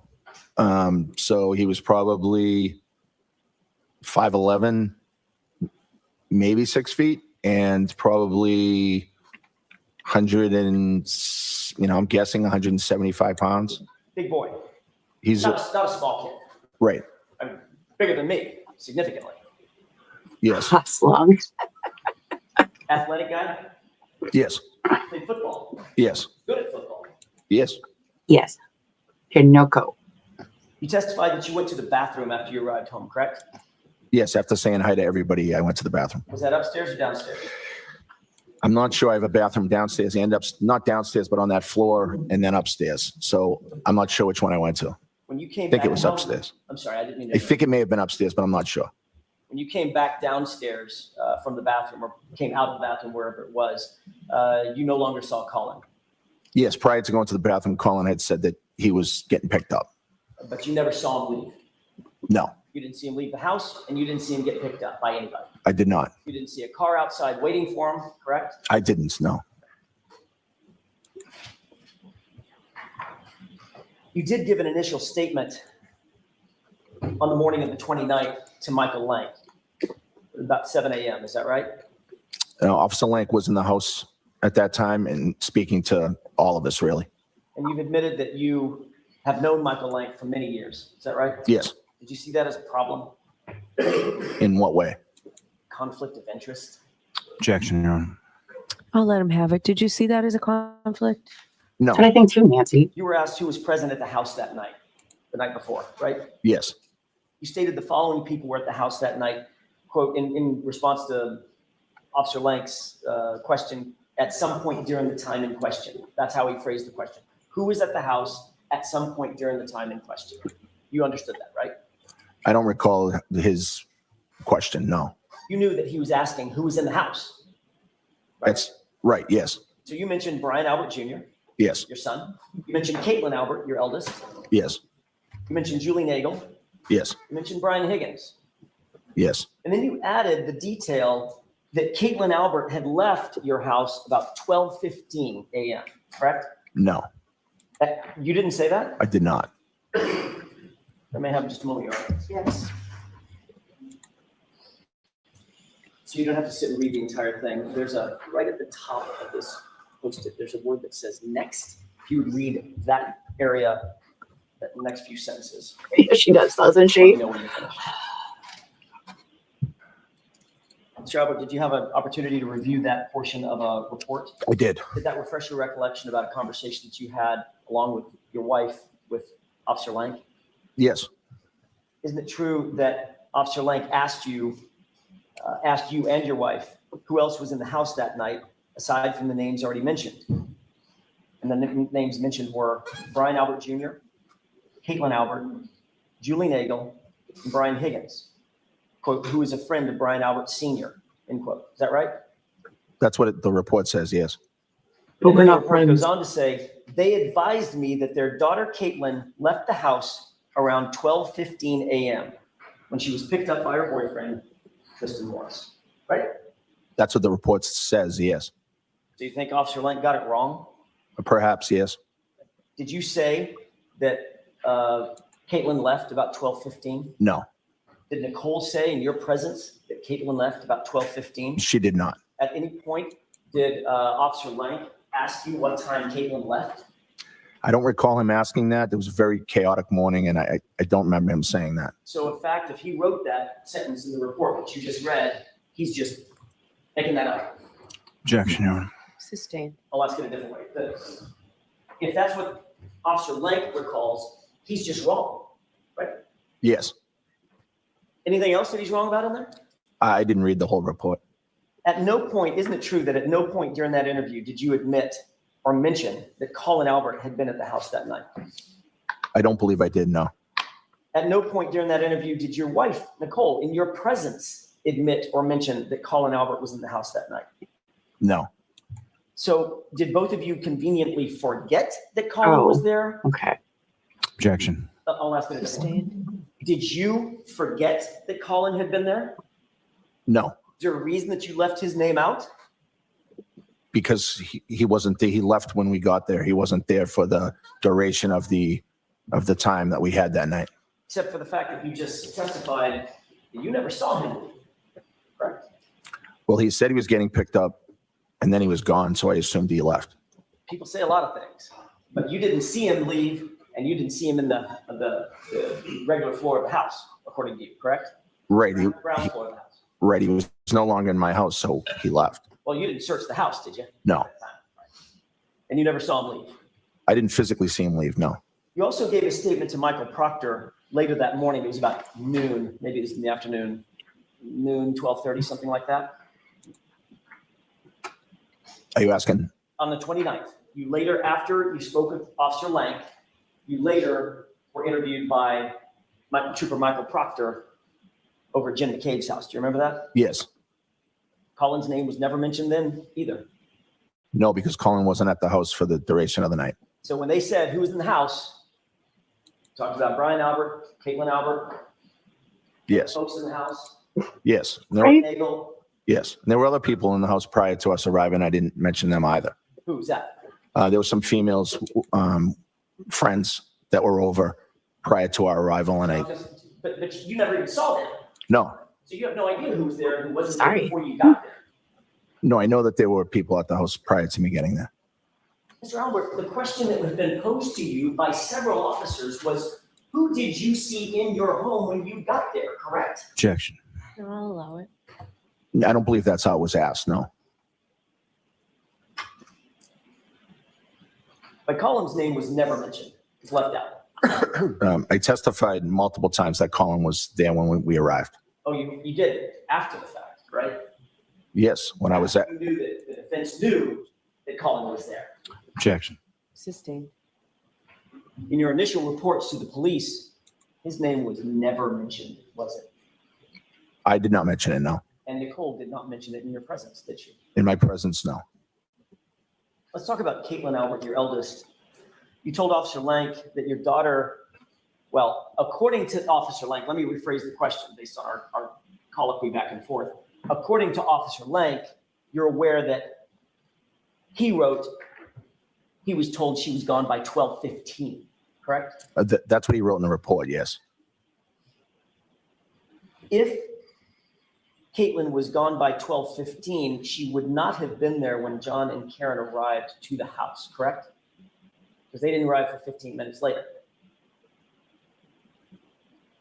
But she was at the house, so that would be a hypothetical. Okay, so fine, hypotheticals. Let me ask you a hypothetical.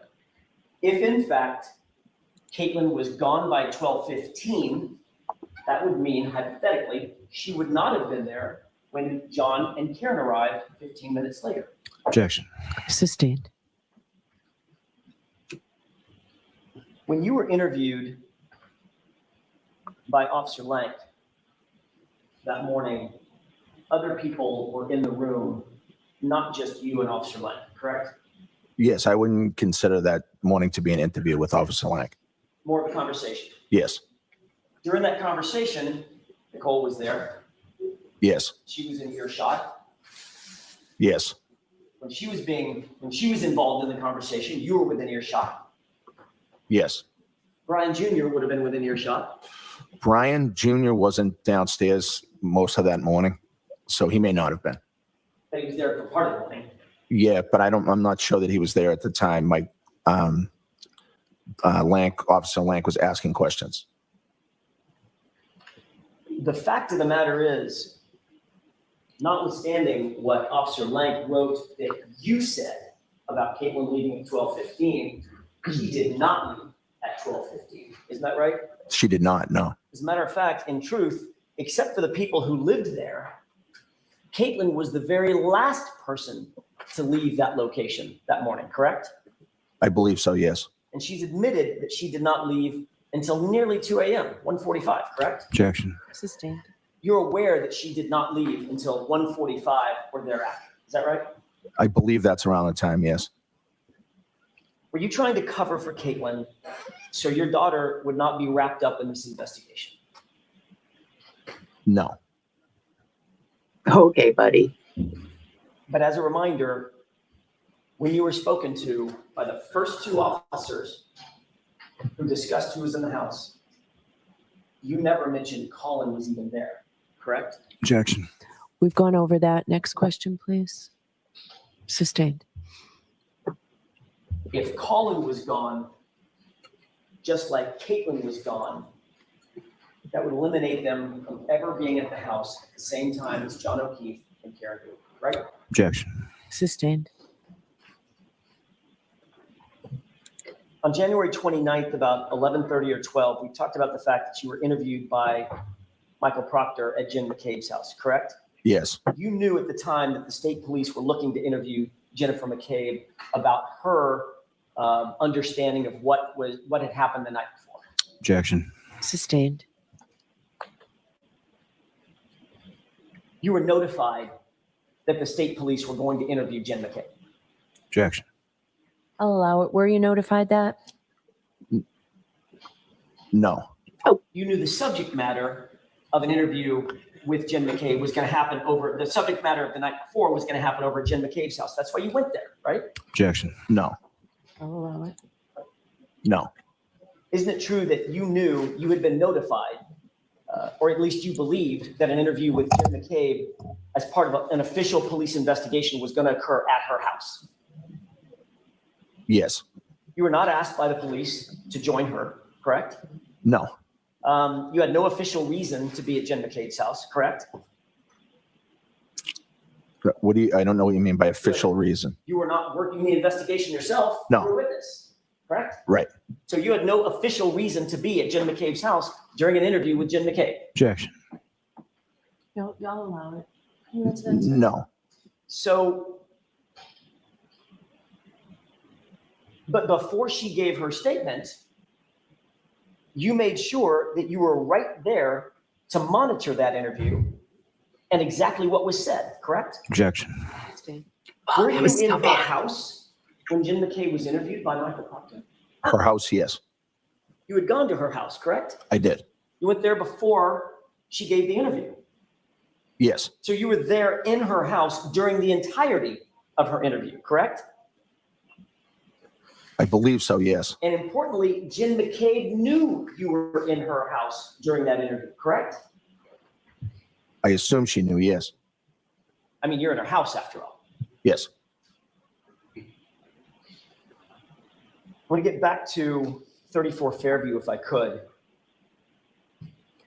In the early morning hours of January 29th, Brian Higgins directly followed you into the house after you walked in, correct? Could you rephrase that? Sure. You walked in, even though there was some moving of cars, you were the first one to walk into the house. And Brian Higgins followed you. Yes. Nicole and Caitlin then came in shortly after that. I think Nicole and Caitlin probably came in around the same time as me. Did you make And another- then Brian Higgins. Sorry. Did you make another drink once you walked into the house? Did I make a drink? Did you make a drink? Grab a beer? Yes. Okay. When I say make a drink, did you get a drink? Yes. What drink did you get? I don't know. Probably just would have been whatever was at the house, a beer or something. Okay. Did Higgins have another drink? I don't know. What did you do? What did you and Brian Higgins do once you were inside the house? We just kind of hung out, talked. At any point, did you and Brian Higgins go down to the basement?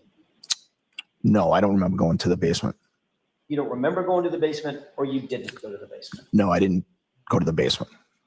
Did Brian Higgins go to the basement? Not that I know of.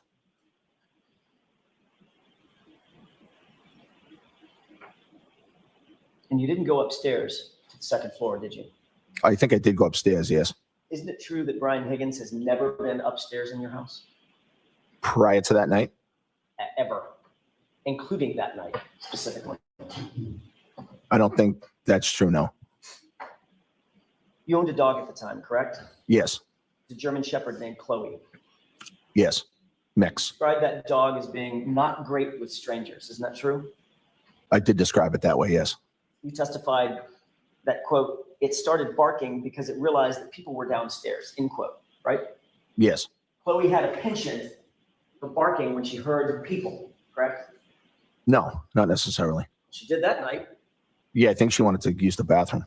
Well, that's not what you said in your testimony. You said it started barking because it realized there were people downstairs, right? Right. So your German Shepherd, probably a decent guard dog, if she heard commotion and people, she would bark. Objection. Sustained, you can ask it differently. Obviously, if Chloe hears commotion and people, she's apt to bark. That's the only question.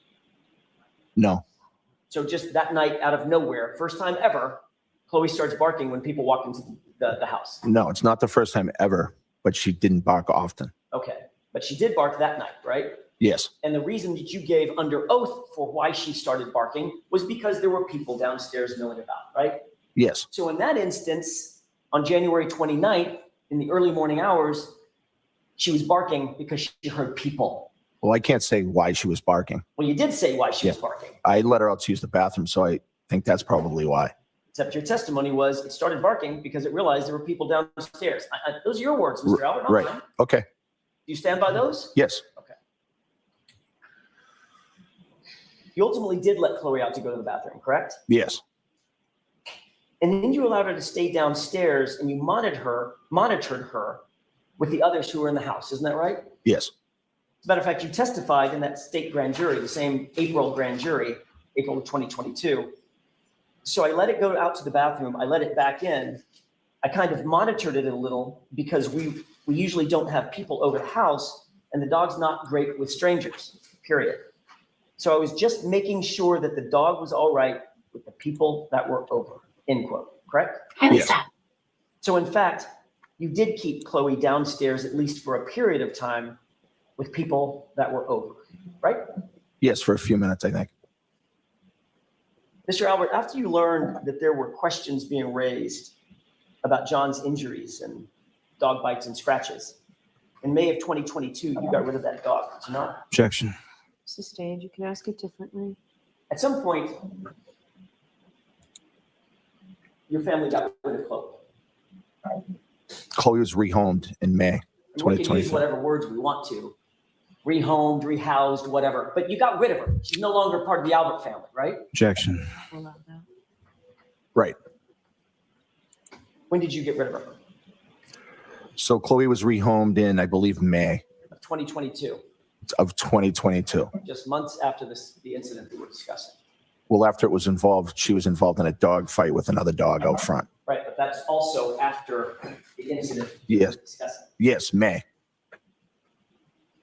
That's a family pet that you had for 6 years or 7 years. Approximately 6 or 7 years.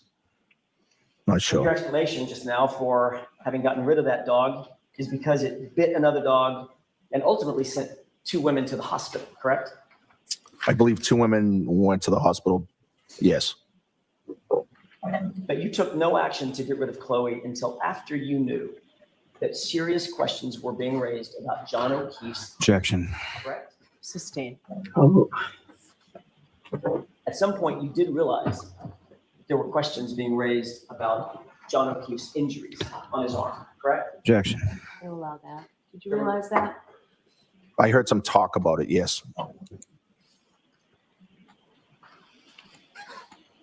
As of January of 2022, John O'Keefe had never been in your house, had he? John O'Keefe was never in my house before or after that date. Certainly, John O'Keefe, you would agree with me, he would count, were he in your house, he would count as a stranger to Chloe. Never met her. Hypothetically, yes. I want to ask a couple of questions about your house.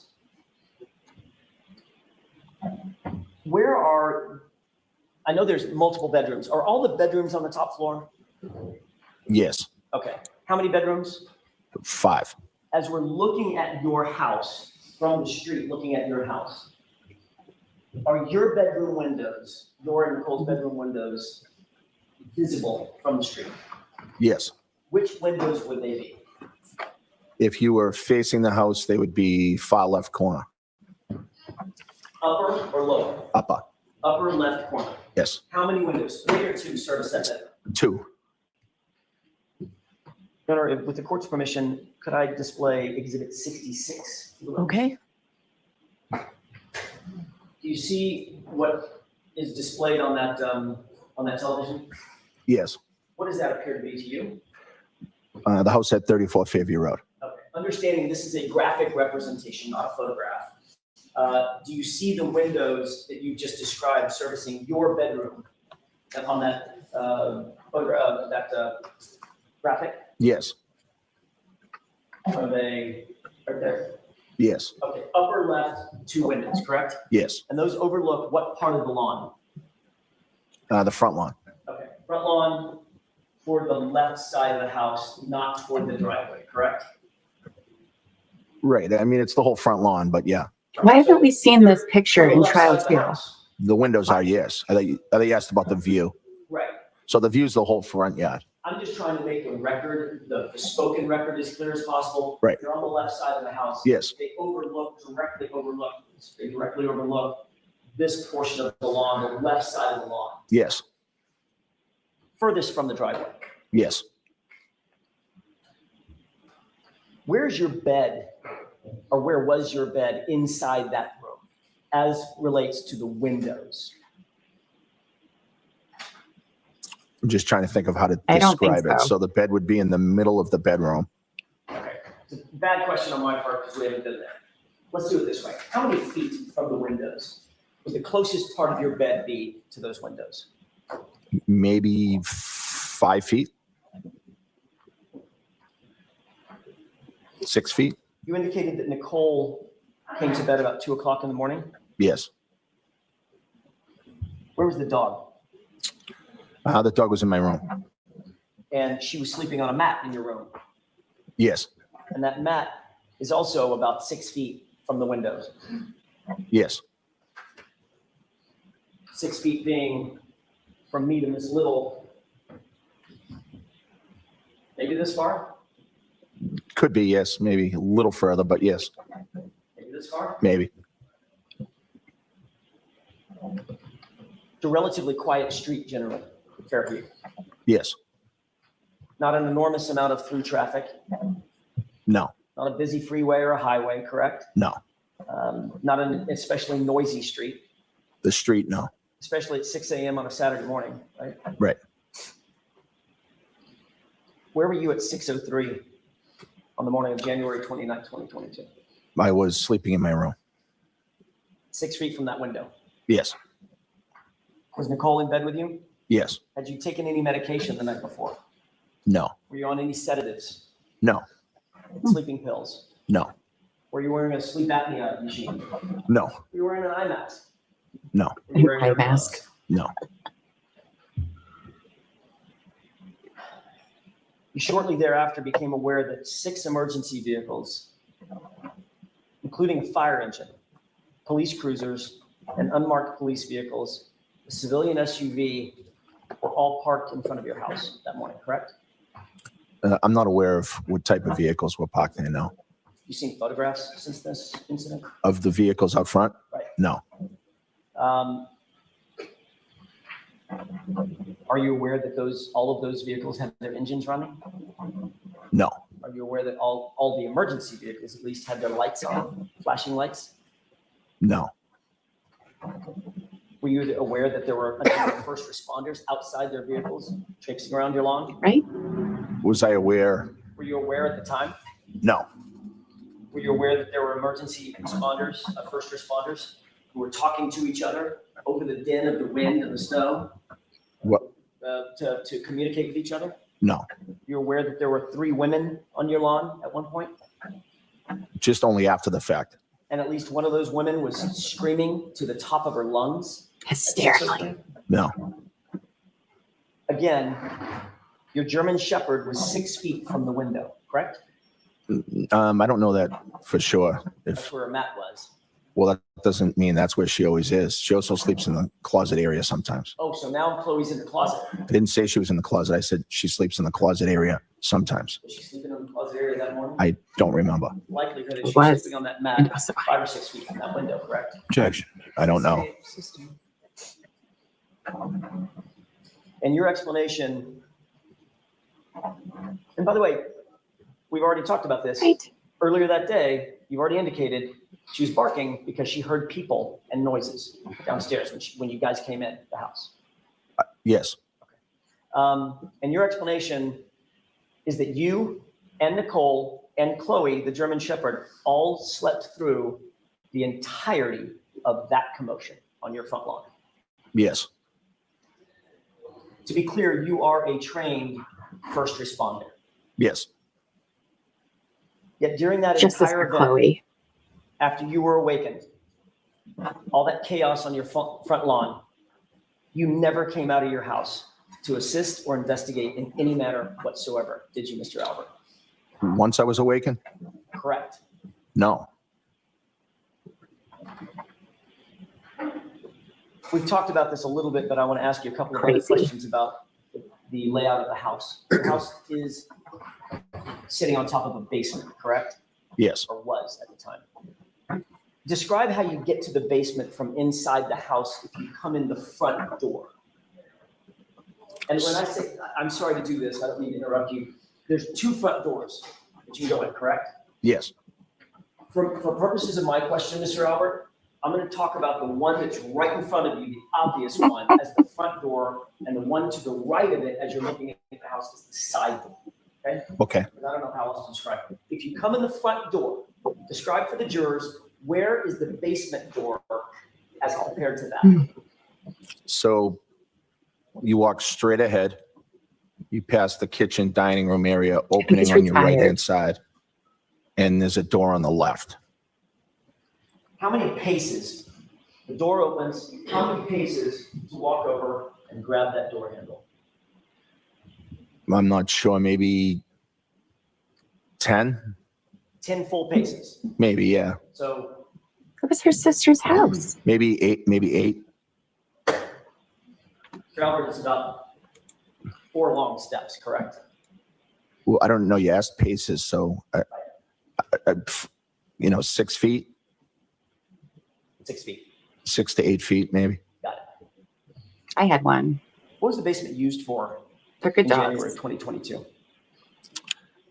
So the basement had a weight room in one of the rooms, and the other room was nothing at the time. It had been damaged, water damage due to an overflowed toilet.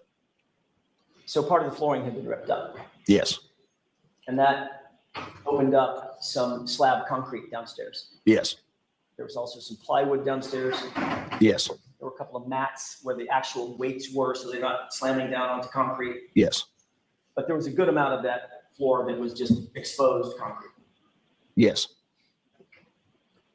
The workout equipment would include things like what? Barbells, dumbbells, yes, heavy weights, yes, heavy bars.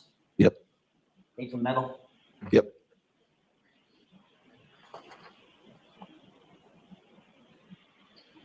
Once you're down in the basement, by the way, there's 2 flights that you go down at angles to get to the basement. A series of steps, a landing, take a left, another series of steps, and you stand on the basement.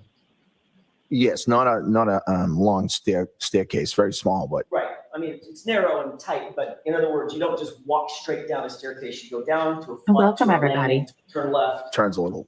go down, turn left again, and now you're in the basement. Yes.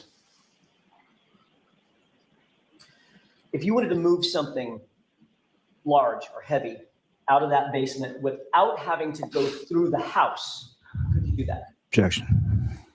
I'll allow it. Yeah. Could you rephrase the question? I'll say it again. If you wanted to move something large or heavy out of that basement without having to go through the main house, could you do that? Yes, I mean, it would depend what it was, obviously, how big it was, or How would you do that? there's a bulkhead door you can use. Got it. Where does that bulkhead door come out of? It comes out to the backyard right at the kitchen area. You can see it from the kitchen. And right to Right. the left of that is the side fence. Yes, And directly through that side fence is the front yard. yes, The same side of the front yard as John O'Keefe's body was found. yes. May I approach? Yes. Take a look at this photograph, Mr. Albert. Oh, hi, Amy Beth. If you could please tell me if you recognize what's depicted in that photograph. Yes, it's the bulkhead stairway. Is that the stairway that you earlier described to the jurors as servicing the basement going into the backyard? Yes, May I approach? Yes. Do you see what's depicted on the television screen? yes, Does that appear to be the same as what you're holding right there, that exhibit? it does, yes. Okay, I'm going to direct your attention, if I could, to the lower left portion of this photograph. And right there. Do you see that? Tell what that is. I can't. Let me highlight it one more time, right there. Maybe it's easier if you look on your photograph. A doorknob? Are you referring to the doorknob? Yeah, I got it here, yes. I'm sorry, it's sort of hidden on that photograph, so I apologize. Is that the door that swings open or closed to close off the basement? Yes, Then if you open that door, it's in the open position now, correct? yes, So the photographer is standing in the basement looking toward the doorway, correct? yes, Then you climb 7 or 8 stairs, yes. and that bulkhead door, which is where all the light is emanating, how does that open? So the bulkhead door opens straight up. Okay, at least in that photograph, it was hinged toward the house and would open up like a, I ask myself that every day with this trial, Tim. It opens straight up to Also the- the bay windows that are in the kitchen. got it, okay. Okay, that's all I need for that photograph. Yes. Or I have a. There's no court flash till drive with Tuesday. Video on it. I asked that this be marked as next in order. Court's permission. Assuming it's the same one, no objection. It's the same one. Exhibit 69. Mr. Albert, I want to ask you to take a look in just a second at a video and then describe if you recognize what's in that video. I'll probably play maybe 5 or 10 seconds of it and then pause it. That's okay. Okay. Court's permission? Yes.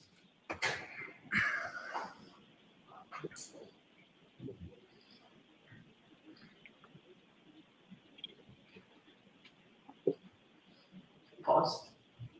No. Do you recognize what's depicted in that video, at least up to that point?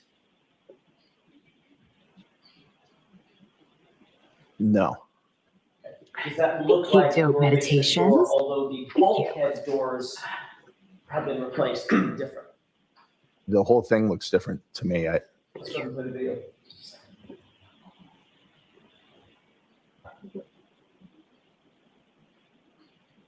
Pause. Now do you recognize what's depicted in the video? Yes. What is that? So that's was my backyard. Okay. And what area is over to the left over here? That's a gate Okay. And what does that gate open up to the front yard.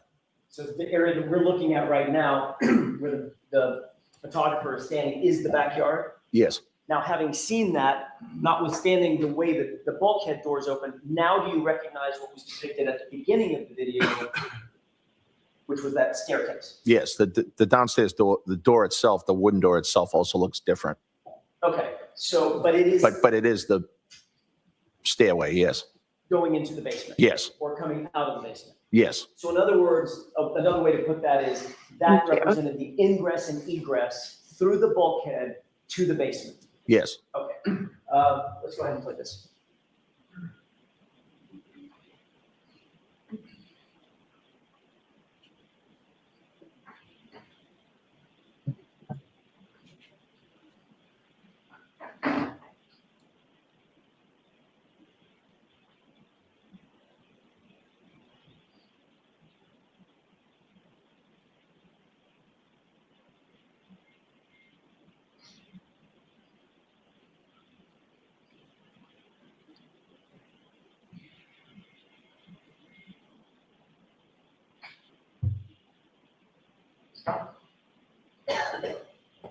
Did you recognize what was depicted in the video? Bring the lights up. Thank you. Thank you, Your Honor. Did you recognize what was depicted in the video as it continued to play?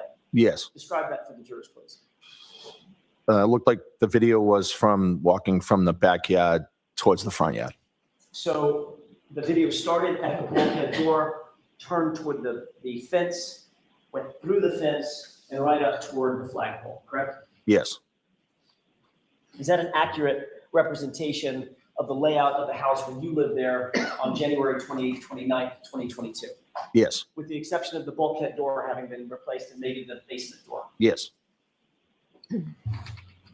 By the way, the 34 Fairview house had been in your family at that time in 2022 for 2 generations? My parents built a house in the late 70s, 79 maybe. So if your parents are 1 generation, you and your family are another generation, 2 generations. Right. Nearly, maybe actually a little more than 50 years, half a century. That what? That it was the Albert home. Yes. The fact is, you listed that house for sale for the first time ever in November of 2022, correct? That's the time we listed it. Yes. Just months after John O'Keefe was found on your lawn. Objection. Stand. Mr. Albert, is that timing, according to you, a coincidence? Is what? Is that timing a coincidence? Well, that's not the timing. Actually, we contacted the realtor in 2021, finally listed it in 2022. So that would be pre-incident. So the listing coming 9 months after John O'Keefe was found dead in your lawn, or dying in your lawn, that's just coincidence. You had this in place long before that. Objection. So I'll sustain the question. You can ask it differently. Sure. All I'm asking is the timing, November of 2022, listing that house for sale for the first time in November, that in your mind is just a coincidence. It's not a coincidence because we started trying to look into selling the house in 2021, which was the few months prior to the incident. On January 28th, 2022, you were still an active Boston police officer, correct? Yes, What was your job title in January 2022? Sergeant Detective. That means you not only respond to incidents, you actually conduct investigations as a detective, correct? Yes, primarily fugitive investigations. You have additional training in order to hold the title and hold a position as a detective. Is that right? Yes, Not just a regular patrol officer. You have to have special training to get to the rank of detective. Is that right? yes, As a sergeant detective, that's above a regular detective, indeed, because you're a supervising detective. Is that right? yes, You have experience in training in order to hold that position as a supervisor in the detective spot as well. yes. There's civil service tests for the rank, but yes, And you've investigated crimes. I mean, I'm guessing just a ton of different types of crimes, including assaults, manslaughters, homicides, kidnappings, things of that nature. no, You've never investigated anything like that. no. So what's the parameters of your investigative skills as you held that title of sergeant detective? So my parameters were investigating fugitive investigations. That was my specialty, I guess you could say. So you've responded obviously to countless incidents and scenes as both a patrol officer Yes, as well as a detective. yes, You've supervised the investigation of at least the fugitive type of crimes, correct? yes, Fugitives trying to thwart investigators to try to find them, right? yes, That's their whole, it's the cat and mouse thing, right? right. You being the cat, correct? Sometimes, Find the some, mouse. yes, You're also trained in techniques, obviously any detective would be trained in techniques that culprits might use or suspects might use to sort of cover up investigations. I'm sorry, to cover up crimes, to thwart investigations, correct? Objection. Do you have that training, sir? no, So you, in all of your training, 30 years as a Boston police officer, and as a sergeant detective, you don't have any training in what techniques criminals might use to try to cover up their conduct? no. I've never gone to a training for criminals to cover up conduct, no. Never been trained in the fact that, I don't know, somebody might want to clean up blood at a scene. No, Objection. The answer stand. What about sanitizing a location? Objection. I'll allow it. no, What about getting rid of electronic data? You've got to have training in that. no, In other words, the fugitives that you chase down and try to find, you don't try to utilize electronic data to go after them? sometimes we do, but I don't have any training in it per se. I mean, things like GPS data and phone calls, and text messages, communications, things of that nature, obviously. Yes, yes, These are all things that, at least those things, are things that if you didn't have formal training, you got on the job training and just have common sense about how to go after this type of evidence, correct? yes, Sir, you had an iPhone with a number ending in 0888 back in January 2022, did you not? yes. How many years did you have that iPhone as of January 28th, 2022? Of several years, I'm not sure how many, but multiple years. And Mr. Albert, you were notified by the Commonwealth that on September 23rd, 2022, in the fall of 2022, a judge specifically ordered that you were to preserve that phone. Objection, Your Honor. Data, correct? I'll see counsel at sidebar.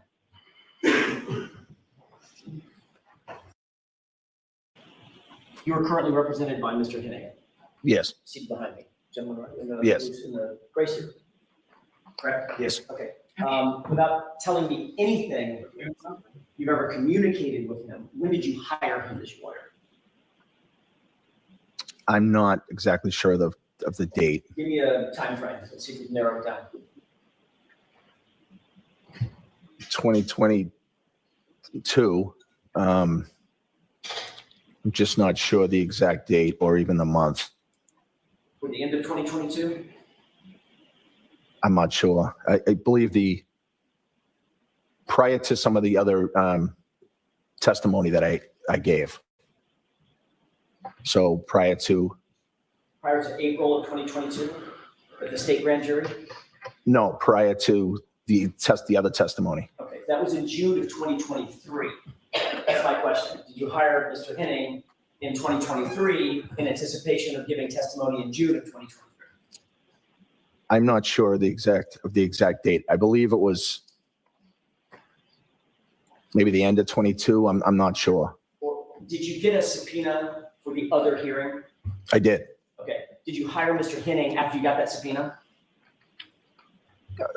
I can't say. I believe so. Right around that time, yes. Okay. I'm just trying to remember the time, and I can't remember it. Okay. So you did not hire. Well, Your Honor, I think that answers the question. You're not represented in 20.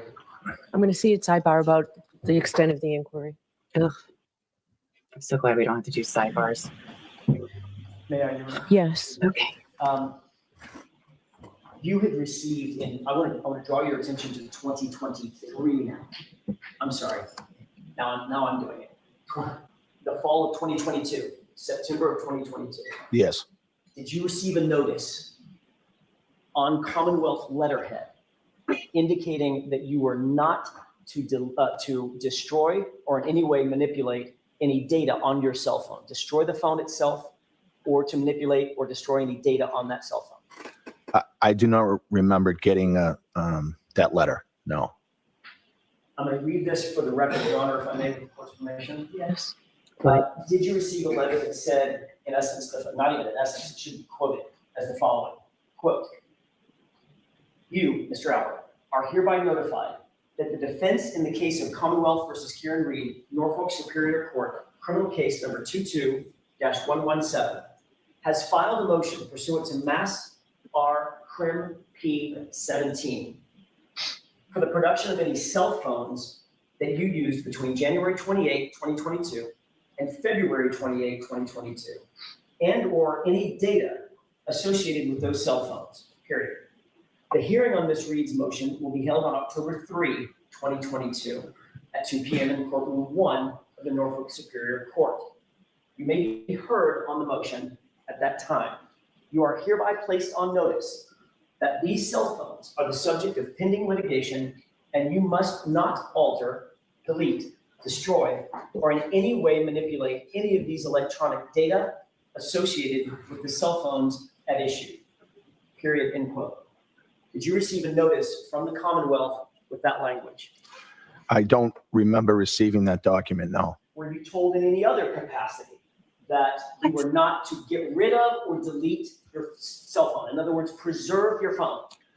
Subsequent to me upgrading my phone, I spoke with the DA's office. So after that, they told me via a phone call that was the case. So your testimony is you never received the notice that I just read, but you did talk to the DA and he told you to preserve, you were on notice that you were to preserve your phone. After. I know you want to say that, Mr. Albert. My question is, did you have the conversation with Mr. Llama? Yes. Okay. When was that conversation, sir? So I don't have the exact date of the conversation. I'm not sure. Who did you talk to on the phone exactly? Was it Mr. Lally alone or was it a conference call? It was a conference call. Who else was on that conference call? I believe Steve Nelson and other witnesses in the case were on the conference call. Can you name those witnesses for us, please? I believe it was Brian Higgins. I believe Jen McCabe, Matt McCabe, and maybe somebody else, but I can't recall. Who initiated that conference call? Why were they all on call together? I believe it was somebody in the DA's office. So either Mr. Lally or Steve Nelson, somebody like that. Did everybody just call into a central number, a conference line? Yes. And what exactly did Mr. Lally say to you during the course of that conversation about preserving your phone? During the conversation, Mr. Lally said that that the defense had filed a motion to ask for the phones to be preserved. And anything else? That's what I remember him saying. Did you volunteer that, oh my goodness, I just upgraded my phone last week, convenient. I don't have that phone anymore. No, You didn't say that to Mr. Lally? no, What? You just took the information that he gave you and hung up the phone and what about your business? yes, Without notifying him that the very phone that he had just ordered you to preserve had just been destroyed days earlier. no, the phone wasn't destroyed. I upgraded the phone. The data was destroyed, sir. Correct? I did not destroy any data on any phone. Mr. Albert, I upgraded my phone. when you upgrade a phone, you know that the phone is set back to factory reset before your new phone is handed to you, correct? Happens every time. I don't know that. So if you have personal texts with your doctor, personal communications with Mr. Henning, your lawyer, you're just gonna hand that to a pimply-faced kid at Best Buy and say, here's my phone? You know that data is destroyed when you upgrade your phone, right? I think some things are come over across contacts, things like that. So I don't know that for sure. You can back up your data, sir, Very but detective. the phone data is destroyed for all purposes. It's factory reset, correct? I don't know that. How long have you had a phone? That's an iPhone. Years, How many times have you upgraded your iPhone? multiple times. Every single time you upgraded. You know that the phone prior, the data is destroyed on it, correct? Usually my contacts come over and my photos come over. I So- don't know. That's a backup. No, I don't think I have that on backup, but okay. Irrespective, you didn't tell Mr. Lally that you had gotten rid of that phone. I was not asked that and I didn't tell him that. I see. You felt like if you weren't asked that, you didn't need to volunteer it, even though the conference call was specifically about preserving your phone pursuant to a judge's order. Correct? What was the question? You didn't offer to Mr. Lally that you had gotten rid of the very phone that he was telling you had to be preserved due to a judge's order. I did not. And you didn't seek any advice from, I'm not asking you for the communications. You did not seek any advice from counsel at that time for those purposes. I don't believe I did, no. At some point, you indicated, Mr. Albert, at another proceeding, under oath, in relation to a conversation that you had with Brian Higgins about your phone. Quote, I don't recall saying I was going to get rid of my personal phone to Brian Higgins. I may have said that, you know, there's personal stuff on my phone. But I don't recall saying that to him, but I don't know, we had multiple conversations about things. You remember saying that under oath at another hearing? Yes, You literally admitted at that hearing, there's personal private Interesting, data on isn't that it? phone. Hmm. Hence, you got rid of it, right? no, You certainly wouldn't allow some kid at the AT&T store to have your personal private data. You're a cop. no, I assume he doesn't have it Why would you assume that? because he took the phone and has it. And what do you think happens to the data on the phone, sir? Let's just use common sense. What do you honestly think happens to the data on the phone when you turn it in and upgrade your phone? I'm sure that the data's not there anymore. I'm sure. It's destroyed, sir, correct? I don't know that for a fact. I know that some things are transferred back to the new phone. You just said, you know, the data is not there. Some data, I guess, isn't. Yes. No, that's all I have. All right, Mr. Lally, any questions? No, Your Honor. Unbelievable. All right, I'm going to take a short recess. I want to let this witness, if he chooses to have a few minutes. Oh, that was just his voir dire that we listened to. All right, Mr. Jackson, go right ahead. Thank you. That was just his voir dire, guys. That wasn't even in front of the Mr. Albert, you jury. were notified by the Commonwealth that on Okay. September 23rd, 2022, a judge specifically ordered you to preserve that phone and all its data, the phone ending in 0888. Is that right? Yeah, at what time are you asking me that I was notified? That day or the next? On the 23rd? On the 23rd or the 24th of September? No. Isn't it true that you were provided a letter by the Commonwealth that stated the following? Your Honor, if I may read this. Yes, there's no objection. Thank you. Quote, "You are hereby notified that the defense in the case of Commonwealth versus Karen Reed, Norfolk Superior Court criminal case number 22-117, has filed a motion pursuant to Mass R. Crim P. 17 for the production of any cell phones that you used between January 28, 2022 and February 28, 2022, and/or any data associated with those cell phones.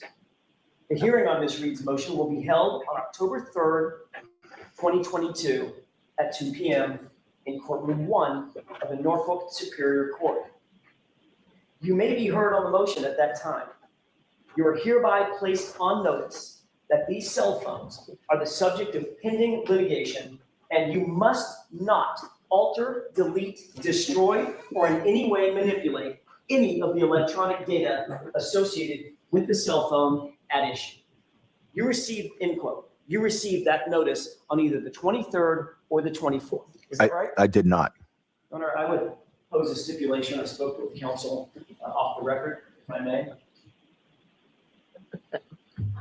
You both have a stipulation that I haven't seen? Just determined, I'm happy to approach it. Why don't we approach quickly? Thank you, Amy Beth, for the gifted memberships. By the way, we have a poll going to see who you guys want to watch next.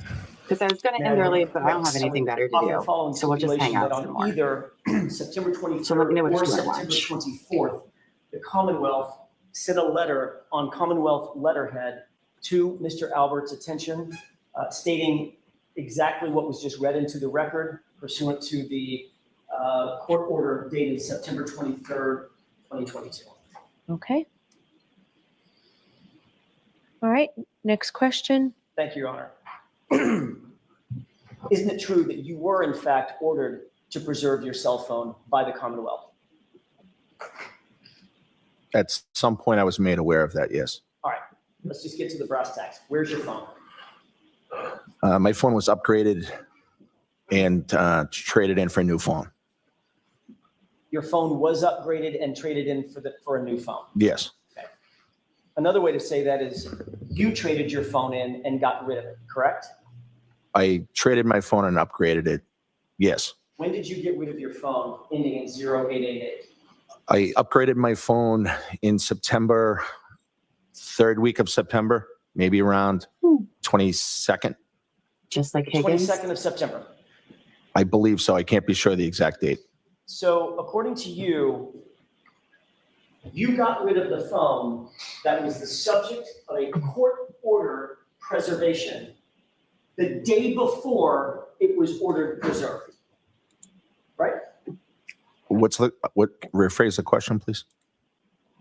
This order was just stipulated, this order is Thank you, dated Lady and September Greg, 23rd, for the gifted memberships. 2022. Thank you. It was just stipulated that on the 23rd or 24th, you were then sent a notice to preserve the phone. And your testimony is on the 22nd, the day before this all happened, you upgraded your phone and got rid of it in total, correct? I upgraded my phone on and around the 22nd, yes. And you knew that all of the data on that phone would be factory reset and destroyed. Objection. Congrats to all our new members. Do you know that, sir? I do not know that. How many times have you upgraded your phone and your iPhone? I'm not sure. 4 or 5 times, maybe. You're aware that when you turn a phone in and you upgrade it, the phone that you turn in, that data is factory reset, meaning it's gone. It's destroyed off of that device, correct? Well, I think some data transfers and some doesn't. We're not talking about a backup. I'm talking about the physical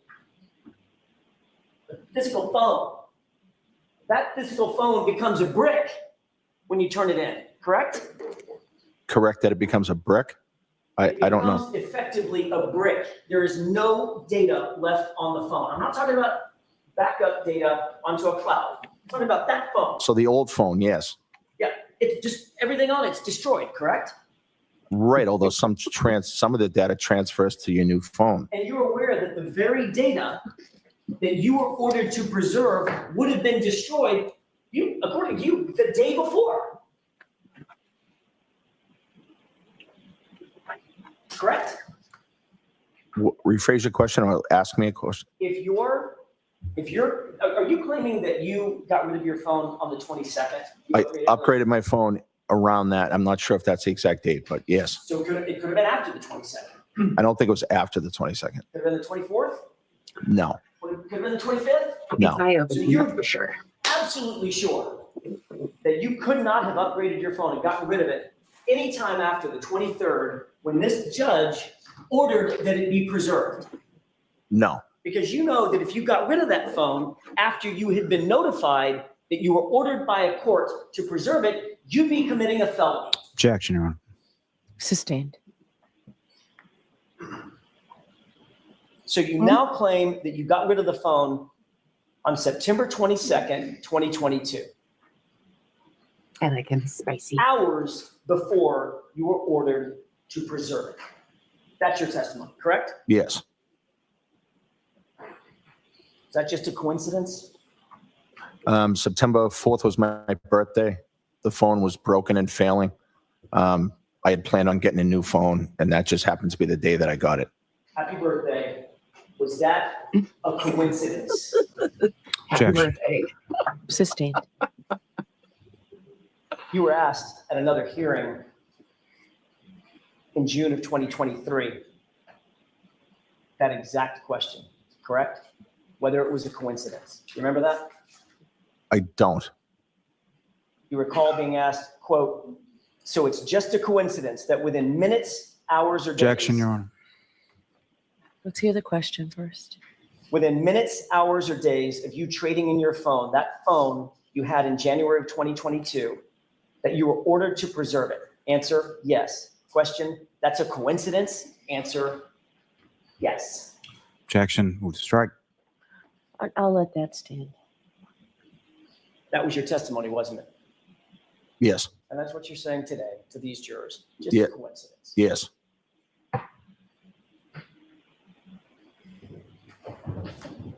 Did you and Brian Higgins agree with each other that you were both going to get rid of your phones?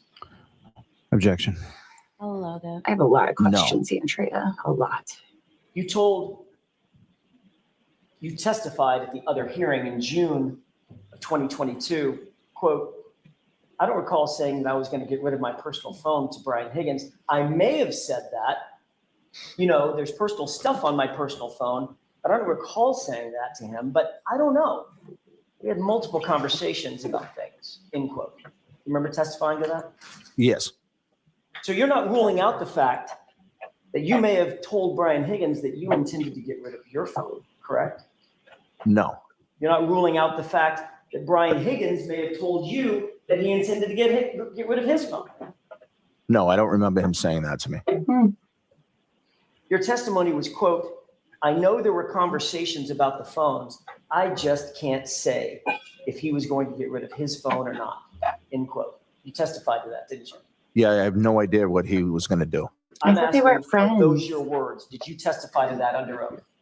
Yes, although I don't know the context of the time that they were asking that question. June of 2020. No, not the Oh, it's date of the hearing, but when they were asking if and when that conversation took place. Does it really matter? When it took place? I think so, yes.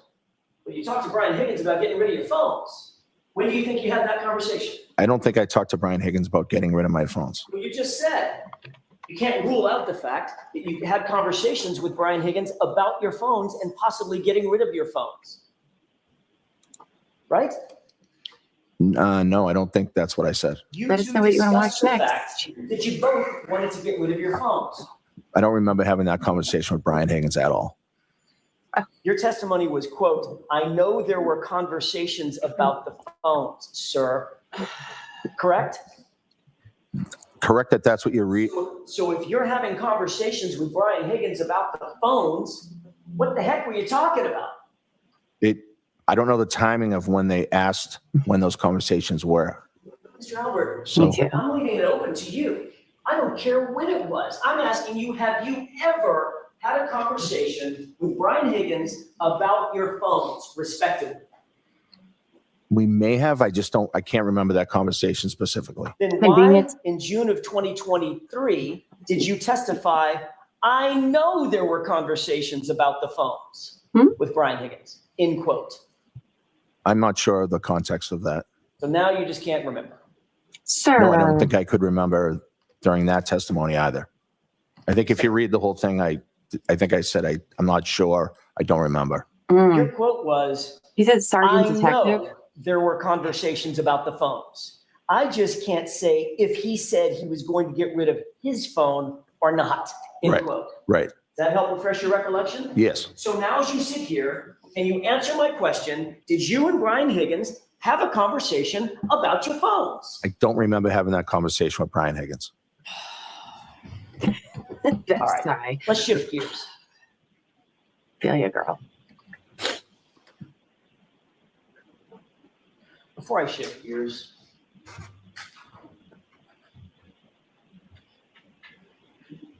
you're aware that Brian Higgins has also gotten rid of his phone, correct?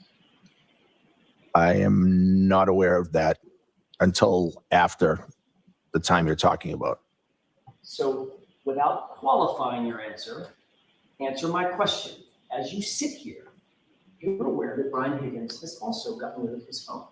I know at some point Brian Higgins, Yes or no, Mr. Albert? did he? Objection, Your Honor.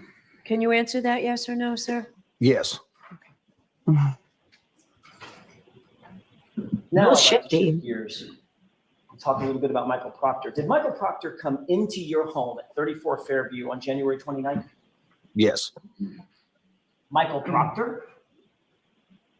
Let me rephrase the question. I want to make sure I'm not talking about Officer Lang, Officer Good. Right. Michael Proctor from the Massachusetts State Police. Did he come into your home on January 29th? He conducted an interview with my wife, and I don't remember if it was the 29th or the 30th. That's what you're asking. Wasn't that interview on February 3rd? I feel like it was earlier than that, but it could have been February 3rd. Okay. Presume for purposes of my question that it was February 3rd that Michael Proctor interviewed your wife. Then he would not have come into your home on the 29th, 30th, 31st, 1st, or the 2nd. Right. And you know from your training, obviously, as a first responder, the first 48 hours of an investigation are absolutely critical, correct? Objection. Do you know that, sir? In that context, I don't. Next question. I mean, you're aware there's a TV show called First 48. Objection, Your Honor. Do you think the first 48 hours of a criminal investigation are critical? Objection. You do know that the longer you wait to properly investigate anything, the better chance that evidence can be manipulated or destroyed, right? You would agree with that. Yes. Did an investigator or any forensics team ever come into your house, ever, to photograph your entire home? No, I wish they had. Did an investigator, yeah, me too. Objection, Your Honor. Wish somebody would have investigated this Did an properly, but they investigator or didn't. forensics team ever come into your house to search for physical evidence? No. Did an investigator or a forensics team ever come into your house to search for trace evidence? No. Did an investigator or forensics team ever come into your house to take carpet samples, flooring samples from the basement, for instance? No. And to this day, you're aware that that's never happened. Yes. Sir, you were in the Marines before you were a police officer, correct? Yes. You're a combat veteran? Yes. How long were you in the Marine Corps? 4 years. During the course of your Marine and military training, did you have any training in hand-to-hand combat? Objection. I'll allow it. Yes. In addition to your Marine training on the subject, did you also receive additional training from the police department through the academy or otherwise on basic hand-to-hand combat? No. So that's not part of the academy?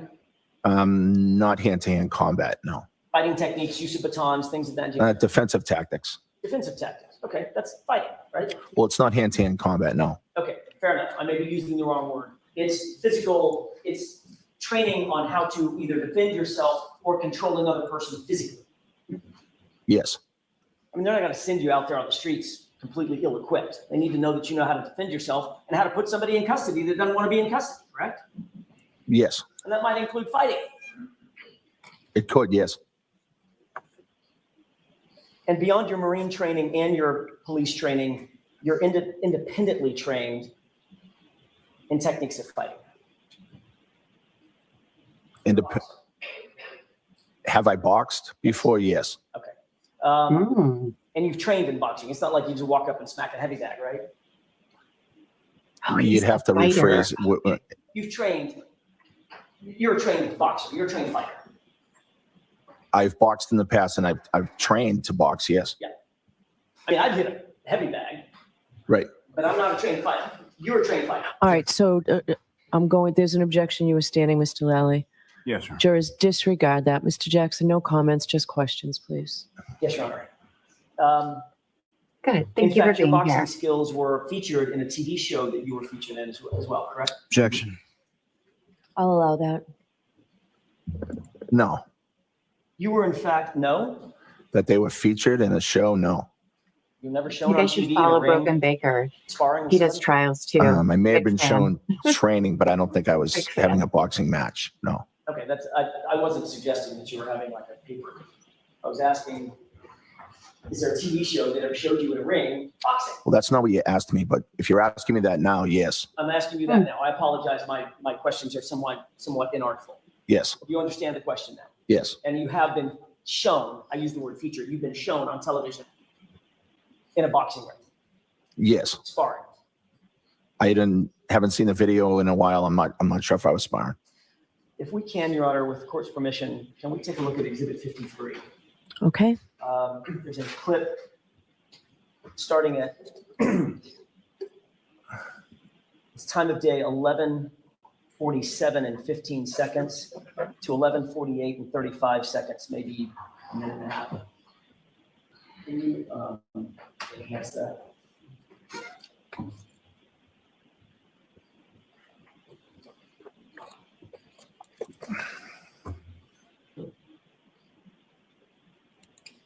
Pause. Do you see the two men in the foreground? Yes. Who are those two men? Looks like myself and Brian Higgins. Does it look like yourself and Brian Higgins, or is that yourself and Brian Higgins? Yes, it is. Could you go ahead and play that? Sorry. But they're not friends. Remember that. They're not besties. That's how Albert feels about it.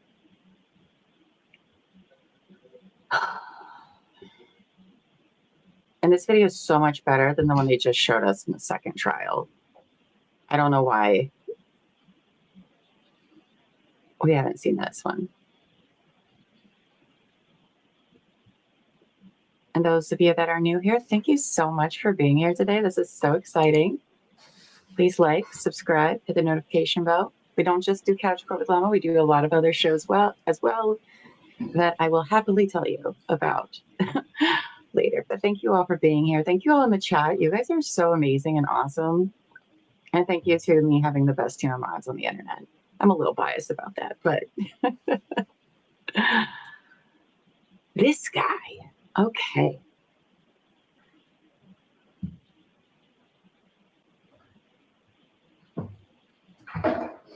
I've got one more clip to play. But She's closing around. Questions, Your Honor, would you, Let's take it down and you can put the other one up after the questions.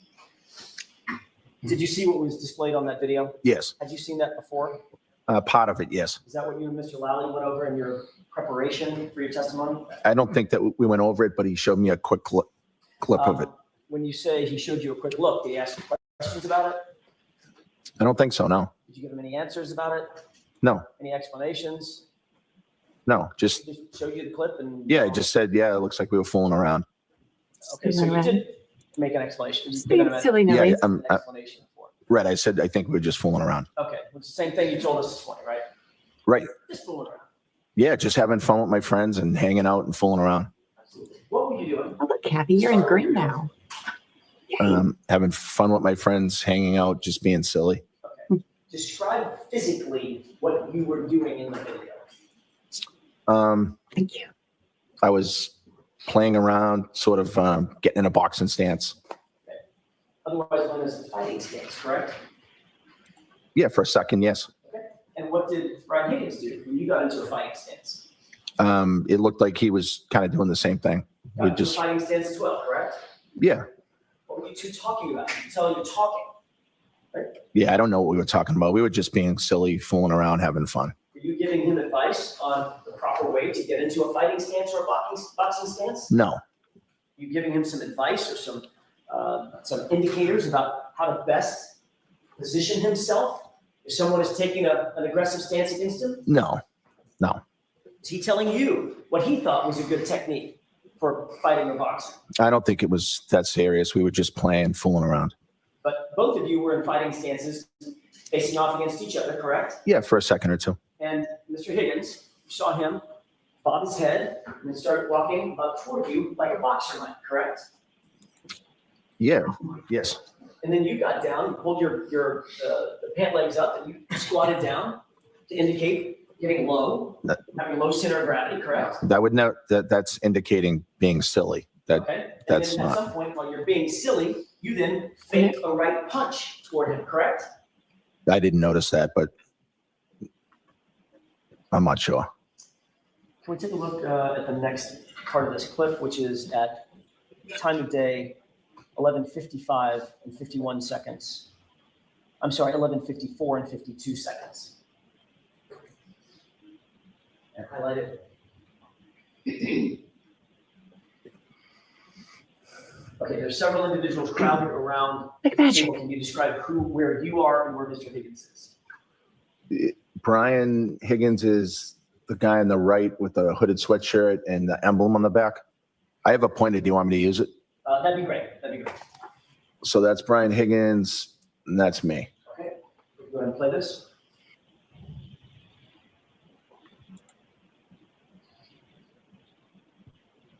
Always running on the couch. Oh, look, we're just being silly boys. You see what you just did?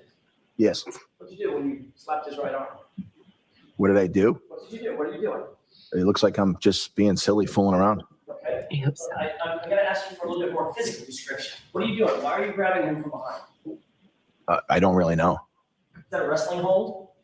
No, Is I that don't a think so. control hold? No, I don't think so. Is that some sort of a control hold that you've used in the past? Bear hugging somebody? No. Okay. That's just a silly fooling around with my buddy. Let's go ahead and play this. Oh, they're buddies, but not friends. Not besties.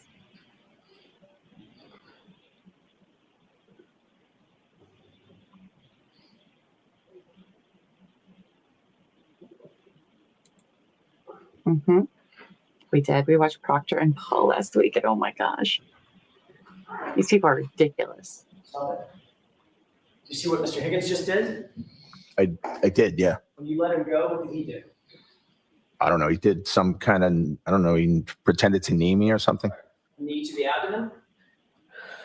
Yeah, I don't know if it made contact or not, but Mr. Albert, I'm not suggesting by my questions that you two are actually in a fight.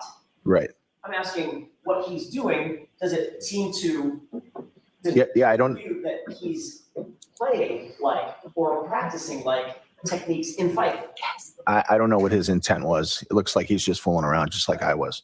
But if a grown man walks up to you, grabs you from behind, and puts a knee up to your solar plexus, that's probably not the same as a high five. Right? What is your question? In other words, it looks like he's practicing some sort of fighting technique. Practicing? That's not how I see that. How would you describe it? Just how I we just rate each describe it other. as him fooling around. We're in the bar together. We're good friends, and we're just being silly and fooling. That's all. That's all. There's a number of people in that bar. You would agree with that? Yes. You see anybody else in that video at any time getting physical with one another? Objection. How much of this video have you actually watched? Not much. Okay, then let me ask a different question. From your memory of that night, who are the only two people in the bar that seem to be getting physical with one another? Objection. Can you answer that? Sure. The only person I remember being physical with was fooling around with Brian. Okay, play it just a little bit longer. Almost finished.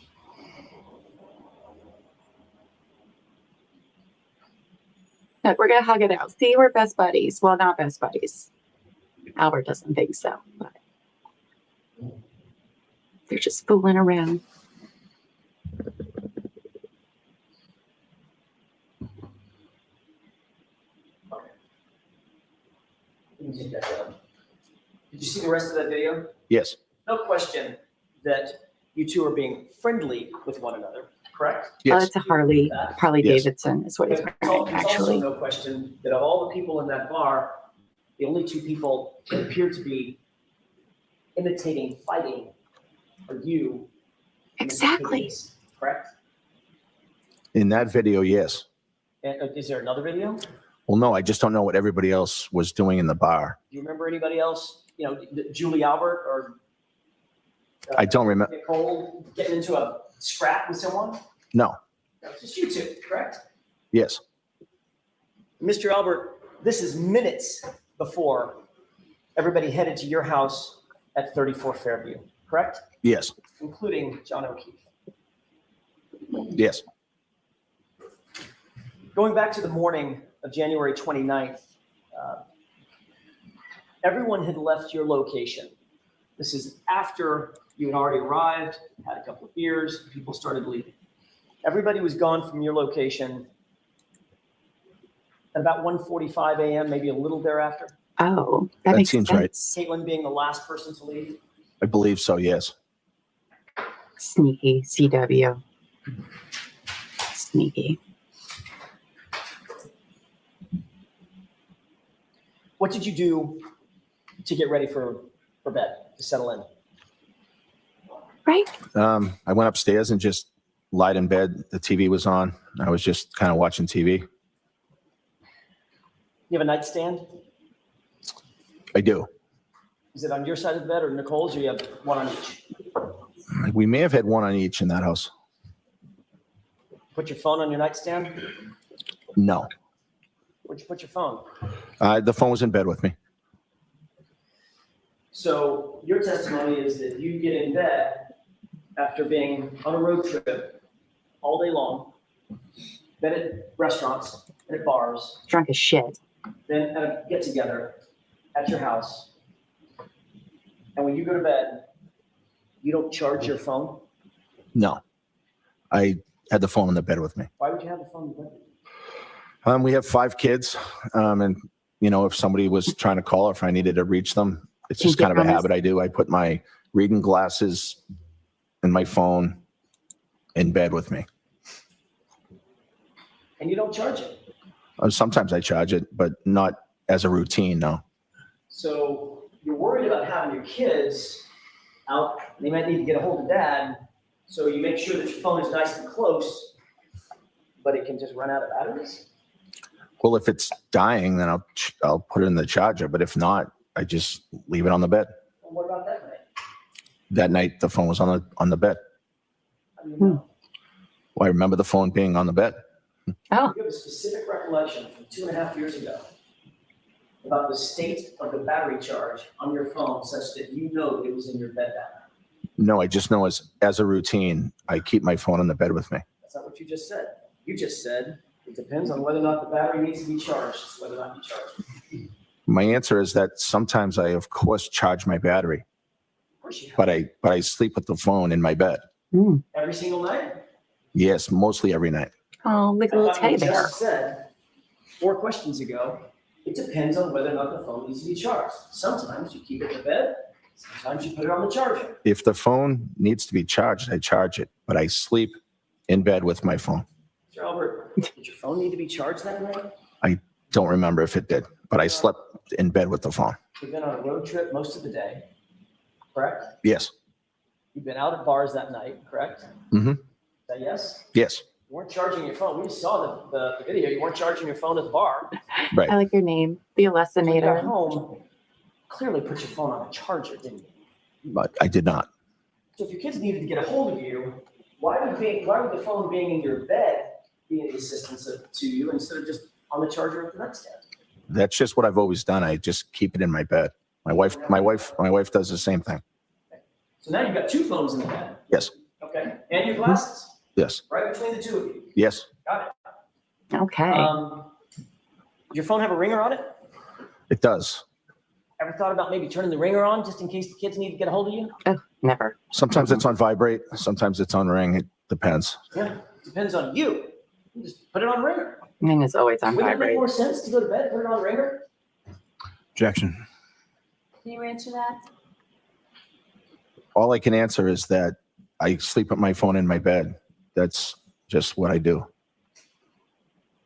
And you know what I'm about to ask you, which is why you're saying you sleep with the phone in the bed, correct? Objection, Your Honor. All right, I so s- that's sustained, that's stricken for Mr. Jackson. All right. What else is in the bed with you? Your keys, your wallet, any other pocket items? No. Just the phone and your glasses Yes. and Nicole's phone, Good to know. Yes. right between the two of you. Usually, yes. What about that night? Yes.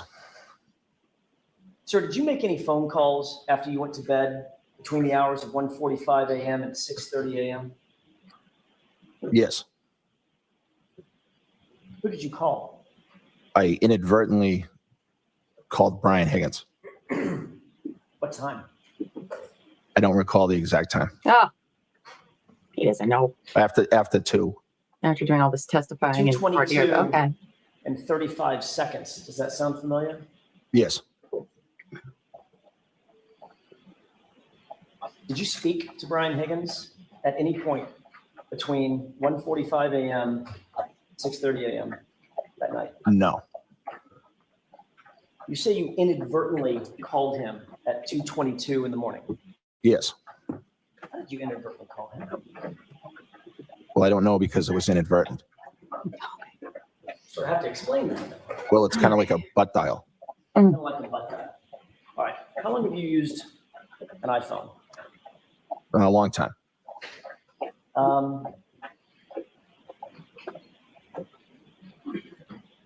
All the butt dials Matter of by fact, you've been asked everybody this all the question time. before, haven't you? Crazy. Yes. Hence my question. You knew what I was going to ask you. Objection, Your Honor. I'll withdraw it. You indicated previously at a different hearing in June of 2023 that you were, quote, hanging out with your wife and you must have butt dialed Mr. Higgins, correct? Yes. At 2:22 and 35 seconds on January 29th, 2022, correct? Yes. You were asked how that could have happened, much like I just asked how that could have happened, right? Yes. And in that hearing, you said, quote, I'm not totally sure. Similar to what you just said here. Yes. And here you added that it could have been a butt dial. Yes. You were then called back to that same hearing, but at a different date, an ongoing hearing, right? Yes. That was in July of 2023, correct? Yes. You then changed your testimony and said, and I don't mean to be indelicate, but your testimony was then that you were in an intimate situation, I'll put it that way, with Nicole at the time. And that's how you butt dialed Brian Higgins, correct? I don't believe I said that's how I butt dialed Brian Higgins. That's the time. I think I said there was a time frame that was close. Okay. Mhm. So I didn't say that, no.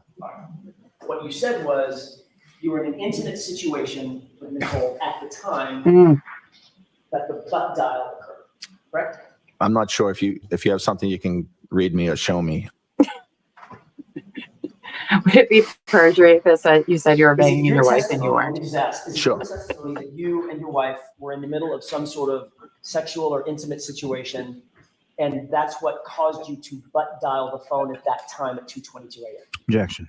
Sustained. Okay. I'd like to show you an exhibit briefly. Ridiculous. Oh, sorry. Sir, I just want to find out if this refreshes your recollection. Look at lines 11 through 13, and then let me know when you're prepared. Because he answers. It doesn't even go to voicemail. Yes. May I approach? Yes. Does that refresh your recollection that you indicated at the other hearing that Just the first part of that first. Does that refresh your recollection? It does. Thank you, Your Honor. Isn't it true that at the other hearing, you indicated that at or around the 2:22 timeframe, you and your wife were in bed together in an intimate situation? Yes. Around that time, I think it reads. Do you recall every call that you made between, say, 1:45 a.m.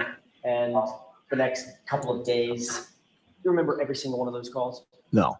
Do you think it would refresh your recollection to look at a log of those calls during that time frame if we're going to discuss those? Yes. Yeah, Coach Llama? Yes. Yeah. Yes. That's 2 pages worth of documents. If it refreshes your recollection as we walk through this with the court's permission, let me know if you need to refer to that. Oh, yeah, let me know. Right. I'm not going to be able to read it right now. I'll do it as you ask. Correct. Yeah. No, you don't need to read it right now. Just wanted to have it in front of you. By the way, you've seen these records before, correct? At the other hearing proceeding? I've seen some records before, yes. I don't know if these exact records or not. All right, and you've acknowledged that at least the first page, these are your phone records for the number ending 0888, correct? Yes. Okay. And these are call records from January 29th Yes. at 2:22 and 35 seconds in the morning, correct? Yes. Whose number ends in 5421? According to this, it's Brian Higgins. The call at 2:22 and 35 seconds appears to be 1 second in length, and that's from you to him, correct? It says 1 second. That would be the call, the initial call from you to him, the one that you claim is a butt dial. Is that right? Yes. Did that call roll to voicemail and then you immediately hung up? No, I don't recall if it, I don't know. So according to you, it was a butt dial that went to his phone that somehow lasted 1 second. Right. Okay. Then there's a second call. If you look at the second line down, there's a second call at 2:22 and 52 seconds, 17 seconds later, correct? Yes. That call is actually from Brian Higgins to you, isn't it? Yes. And that call doesn't last 1 second. That call lasts 22 seconds, correct? Yes. Obviously, you know how long 22 seconds is. What's that? You know how long 22 seconds lasts. Yes. So according to your phone records, you placed a call to him, and then 17 seconds later, he returned a call to you that lasted 22 seconds, correct? That's what the records reflect, yes. When you woke up in the morning, you obviously checked your phone, did you not? I don't know if I did. Are you telling this jury that the call that came into your phone was a missed call, or did you answer it? I did not answer it. So it would have been a missed call. I just know I didn't answer the call. So it would have been a missed call. Well, I don't know. I don't know that to be a fact. I just know I didn't answer the phone call. Okay. I missed the call. Yes. That's what I mean. Right. You missed the call. Right. It did something on your phone and you just didn't answer it, according to you. Right. Okay. And again, you're using an iPhone. Yes. If you butt dialed Brian Higgins and he called you back and you didn't answer, you would have a very bright red missed call in your call log, correct? Objection. Do you know that? I don't know that. Have you ever missed a call on your iPhone before? Yes. And when you go to your call logs, it says missed call in red, correct? After your wife calls you, your kids call you. I don't think I've ever noticed that it's in red. So no, I don't know that to be true. You're certainly alerted to the fact that it's a missed call, that you've missed a call, correct? If I were to go back and look at my incoming calls, it would probably say missed call. Yes. And of course, if we asked you to show us your phone and show that that was a missed call, you couldn't do that because you've gotten rid of that phone, correct? Objection. Sustained. Did you tell anyone in law enforcement that next day that oddly Brian Higgins was calling you at 2:22 a.m. and you missed a call?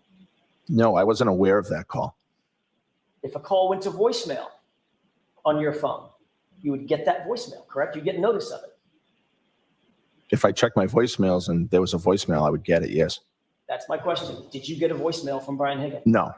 Which means he didn't leave a voicemail. Right.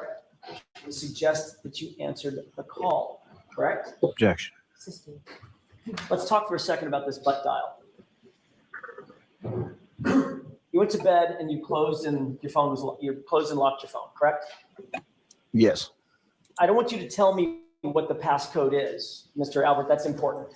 I want to make sure you understand. I'm not asking you to tell me what the passcode is, but at the time, was your passcode a 4-digit or 6-digit passcode? 4, I believe. Mhm. And that locks the phone when it's not in use, correct? The phone will lock after it's not used for a while. I don't know the exact timing of it. You're exactly right, Mr. Albert. I said it backward. The Right. phone automatically locks. You have to use the 4-digit passcode to unlock it, correct? Well, no, I also have face recognition too, so it can open that way without Oh. any passcode. It's not a magic phone. The phone locks when it's not in use, correct? Yes, And then to make a call, once you open the phone, either through facial recognition or through the passcode, then you have to tap on the phone app in order to open up the phone app, correct? yes, I believe so. Once you open up that phone app, there are only 3 ways that you can initiate a phone call. 3. Favorites, recents, and contacts, correct? I don't know that. Oh, geez. If It's you all right. tap on a contact, that opens up the contact page of the contact app, right? You know that. Yes, That's where all your contacts are. yes, They're alphabetized. yes, You have to either scroll through or do a search and type in the name of the person you're looking for. right. You didn't do that, did you? No, If you tap favorites, if you have favorites listed, there's a list of favorites. You have to scroll through and tap the one that you want to call, correct? I think so. Yes, I'm not totally aware of that, but And if you tap on recents, those are the recent calls that you've had, you've either received or made. And of course, you have to tap on the contact in the recents list that you want to call, right? yes, And then, of course, you would have to tap again to end whatever call you initiate, right? yes, I mean, you don't just say goodbye. You got to say goodbye and hang up. You got to tap it to hang it up. right. So would you agree, from a closed and locked phone, there is no physical mechanism by which a person can hit one button and make a phone call? Objection. Maybe it wasn't his finger, Jackson. Are You you know what I saying mean? that from your closed and locked phone, you inadvertently tapped your phone one time and that initiated a butt dial to Brian Higgins? Objection. Is that what you're saying? No, that's not what I'm saying. Tell me what you're saying. How I did you butt dial Brian Higgins? I don't know. at 2:42 in the morning? I don't know that the phone was locked. I could have been looking through my phone. Hmm. I butt dial people often and make inadvertent calls. I could have hit a last call from him by accident, thus calling his phone. So you were actually awake and on your phone at the time. I was No, awake He's banging his and I wife. could have been looking at apparently. my phone. So, Mr. Albert, how'd you miss the call 17 seconds later? Well, my wife was in the room with me and we were hanging out and I never got the second call from him. So I'm not sure what time he called. I'm not sure what I was doing at that second, but I don't know. But it didn't go to voicemail. Well, I didn't get a voicemail from him. No. So it didn't go to voicemail. Well, I don't know that don't know that it didn't go to voicemail. I just know that I didn't receive a voicemail from him. So if Sure. You're I mean, we're all guessing here, but I mean, he could have called voicemail. we're not all guessing. Well, you are because you don't know if he left a voicemail or didn't, or at least got voicemail and then hung up the phone. I think he has the I think one of receipts. us is trying to guess. Objection, Your Honor. Don't they have phone records of You know, this? I want to see Councilor Sadler for just a second. Oh. This guy. Are you now saying that your phone was open and unlocked at 2:22 a.m.? I'm saying it could have been. Are you saying that it was? I don't know. Mr. Albert, you were the only person that was there with your phone. Was the phone unlocked and did you make a call? Objection. Can you answer that? Sure, I don't know. And 17 seconds later, again, presuming you're the only person there with the phone, did you answer that call? I did not. You would agree that in order to answer a call, you can't just look at your phone to answer it. It has to be swiped physically, correct? I think you can hit, I think it comes up green or red for the phone call, whether it's locked or not, and you can hit green. Right, but you have to hit a button. Yes, Did you hit a button to answer a call from Brian Higgins? I don't. I don't mean to talk over you. Please let me finish my question. Did you hit a button to answer a phone call from Brian Higgins at 2:22 and 52 seconds in the morning? Not that I know of. You do know that that phone will not answer on its own, correct? Yes. And simply touching your butt will not answer that phone. It has to be swiped. No, I don't think it has to be swiped. You'd agree that a 22-second call from Brian Higgins had to have been answered by you. Isn't that right? Objection. Do you agree with that? No, Did Nicole, who else was in the room? just myself and my wife. And Chloe. Yes. And Chloe is the dog. But Chloe's not a human, so it was myself and my wife. By process of elimination, Nicole didn't answer that call, did she? No, Chloe, the non-human, didn't answer that call, did she? no. So who had to have answered the call, sir? Objection. Can you answer that? I don't remember answering that call. Could have hit the phone by accident, causing it to answer. Okay. Okay, let's move on from this, Mr. Jackson. Your Honor, if I could have one or two more questions. One more question. Now your testimony is you could have answered the call, correct? No, my testimony is that I don't know. You're asking me how it could have answered, and I'm trying to answer your question. At a prior hearing in June of 2022, you were asked this exact question and you answered, quote, "Yeah, it's only possible that it's me," end quote, correct? I don't recall answering that way, but Oh, sir. I'm not sure. These And you people were are so also asked, frustrating. after being confronted with these records, quote, Objection. "I guess I could have talked to him," meaning Mr. Higgins, correct? I don't- Allow this, and this is- I don't recall saying that, no. Let's move on. Did you have any conversation with Brian Higgins about a 2:22 a.m. phone call? That next morning, while everything was going on, I mentioned to Brian that I may have butt dialed you last night. Sorry about that. Did the two of you agree that you were going to both say those calls were butt dials in order to cover up those calls? Objection. You can answer that. We did not say that. But let's be clear, since then and now, you've gotten rid of your phone, correct? I upgraded my phone, yes. And since then and now, Brian Higgins has gotten rid of his phone, and you're aware of that as well.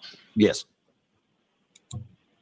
By the way, you indicated that you were awakened in the morning by Jim McCabe about 6:30, correct? Yes. And when you woke up, you said you grabbed your phone to make a call. Is that right? Too bad they haven't heard No. from Brian Albert yet. Isn't it true that you grabbed your phone and made a call at 7:20 in the morning? Yes. But that's not when I was awoken by my sister-in-law. Sorry, that wasn't my question. After you're awake and you're up, you Right. started making calls. Right. My question is, what was the first call you made at 7:20? Can I look at this? If that refreshes your recollection with the court's permission. Yes. At 7:20, I called Brian Higgins. Mr. Albert, you have 6 siblings and 5 kids, right? Yes. You have in-laws, cousins, huge family, correct? Yes. But on the morning you find out that John O'Keefe is laying dead or dying on your lawn, the first call you made at 7:20 was to Brian Higgins. Is that right? Yes. He was The not same your friend. person you had a call with, or at least the logs indicate you had a call with at 2:22 in the morning, correct? Yes. During that 7:20 a.m. call, did you two discuss the 2:22 a.m. calls? No. But you just said that you told him, "Oh, I think I may have butt dialed." Yeah, that was later in the morning when he came to the house. Not on that 7:20 a.m. call. No. What did you talk about on that 7:20 a.m. call? I informed him of what was going on at my house. We were out the night before, and I thought it was important for him to know what had happened. Mr. Albert, I have a couple of more questions about the I have not, and phones, this the is phone crazy. usage that morning and the day, throughout the day. You called Brian Higgins at 7:20 a.m. for 1 minute and 56 seconds, correct? Yes. Brian Higgins called you at 7:30 for 5 minutes and 47 seconds. Yes. You called Brian Higgins at 7:57 a.m., spoke for 12 minutes and 33 seconds. Yes. You then called your brother, Kevin Albert, at 9:40 a.m. and spoke for 1 minute and 5 seconds. Yes.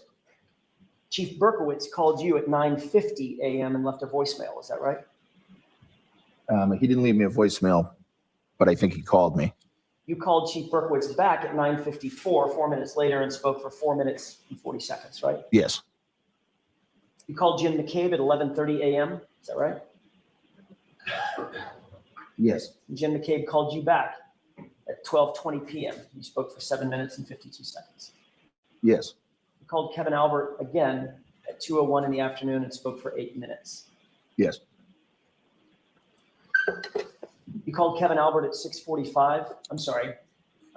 You called Brian Higgins at 3:24 p.m. and spoke for 6 minutes and 5 seconds. Is that right? And if it refreshes your recollection, there's a second page, second log.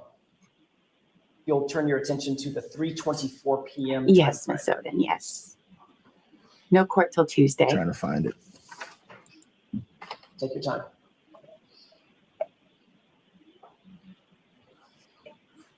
I see it. Yes. And there's a second call. You call Brian Higgins at 6:12 p.m. and speak for 1 minute and 7 seconds, right? Thank you. Yes. And then the third one on that page, you called Brian Higgins at 6:35 p.m. spoke for 10 minutes and 12 seconds, correct? Yes. Turning back to your call logs, you called Kevin Albert at 6:45 on the next on that same day, spoke for about 16 minutes. Yes.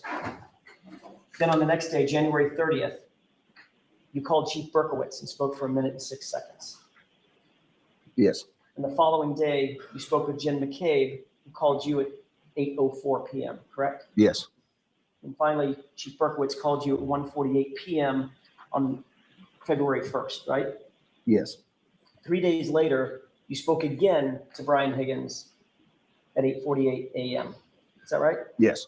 The subject of these calls, Mr. Albert, were all about the fact that John O'Keefe was found dying on your yard, on your lawn, on January 29th, 2022. Isn't that right?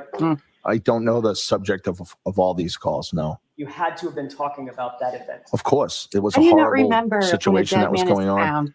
Everybody was distraught, and there were a lot of phone calls. This call log doesn't encompass all the phone calls. No, it doesn't. There are a lot of phone calls being made to a lot of people because of this horrible situation. And the point is, Mr. Albert, those many calls that you've just described, especially as they pertain to Brian Thank Higgins, you. Jim McCabe, Kenny Berkowitz, your brother Kevin Albert, were those many calls an effort to get stories straight at the time? No, absolutely not. Were those many calls an effort? I'm going to interrupt you, jury. We're going to send the jury out. Thank you. Mr. Albert, I want to address a couple of quick things that we talked about a little bit earlier. The September 22nd, 2022 date, recall that date? Yes. That's the date that you indicate that you believe you got rid of your phone or turned your phone in for an upgrade. Yes. Did you watch the proceedings that on this case, the Commonwealth versus Karen Reed, on September 22nd, 2022? No. You were not aware It that that is. was the first date that I appeared on this case? Hi. It was nationally televised. Objection. Were you aware that hearing date of September 22nd, 2022 was a televised hearing? I'll let Objection. you all know who that Assistant. is in just a few minutes. What did you know about the hearing date of September 22nd, 2022? I didn't know anything about it. Knew nothing about it? No. Let me ask a different question. This is going to dovetail into an earlier conversation that you and I had concerning statement that you gave to in June of 2023 to the other hearing.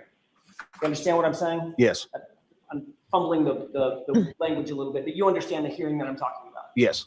You had indicated a little bit earlier in my questioning that you did not recall saying something to the effect of, yeah, it's only possible that it was me who answered the phone. You remember saying that? That you didn't recall that? Yes. Okay. May I approach, Your Honor? Yes. Mr. Albert, there's a highlighted portion of that transcript. If you just take a look at that, and when you're finished reviewing it, just look up at me and let me know. Yes, I got it. May I approach, Your Honor? Yes. Thank you. He has been very Mr. red. Albert, the did whole that time. refresh your recollection as to the policy that you had with someone questioning you about this issue in June of 2023? Yes. And in fact, you testified as follows. Question, can you just but then you? Objection, Your Honor, as far as the reading. As far as what? Reading from the transcript, he's asked him if his memory is refreshed. All right, so go ahead and ask him a question. Don't read from the transcript. Did you in fact say in answer to the question, if it's not your wife and it's not your dog, who else is it possible on earth to answer this phone? Answer, yeah, it's only possible that it's me. Did you say that? Yes.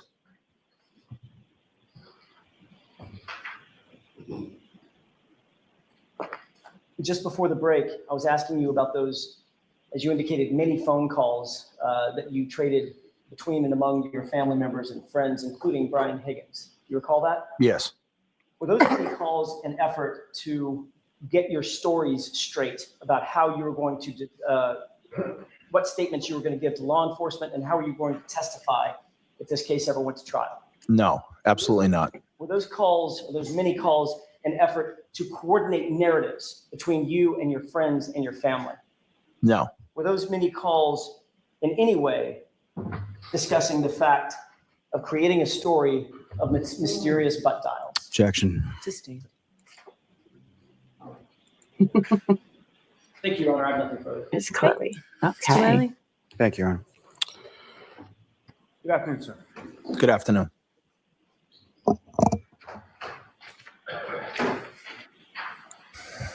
You were asked some questions about the week prior to being at the waterfall. At some point, you were at the hillside, correct? Yes. You were there with friends and family, is that correct? Yes. You weren't specifically there with either Mr. O'Keefe or the defendant, correct? No, I was not. And same with respect to the waterfall on January 28th, you were there with friends and family, is that correct? Yes. You weren't specifically there with Mr. O'Keefe or the defendant, correct? No, they came unrelated to anything I was doing. And you were shown some video from the waterfall from January 28th in which you were speaking at a sort of section of the table, correct? Yes. And was the defendant the only person in that section of the table? No. There were other people around her, behind her, is that correct? Yes, it looked like there were other people at the table as well as situated right behind where she was sitting. And those other people around her, behind her, those are people that you knew far better on January 28th than the defendant? Yes, those are my relatives and friends, and that's why I was at that location.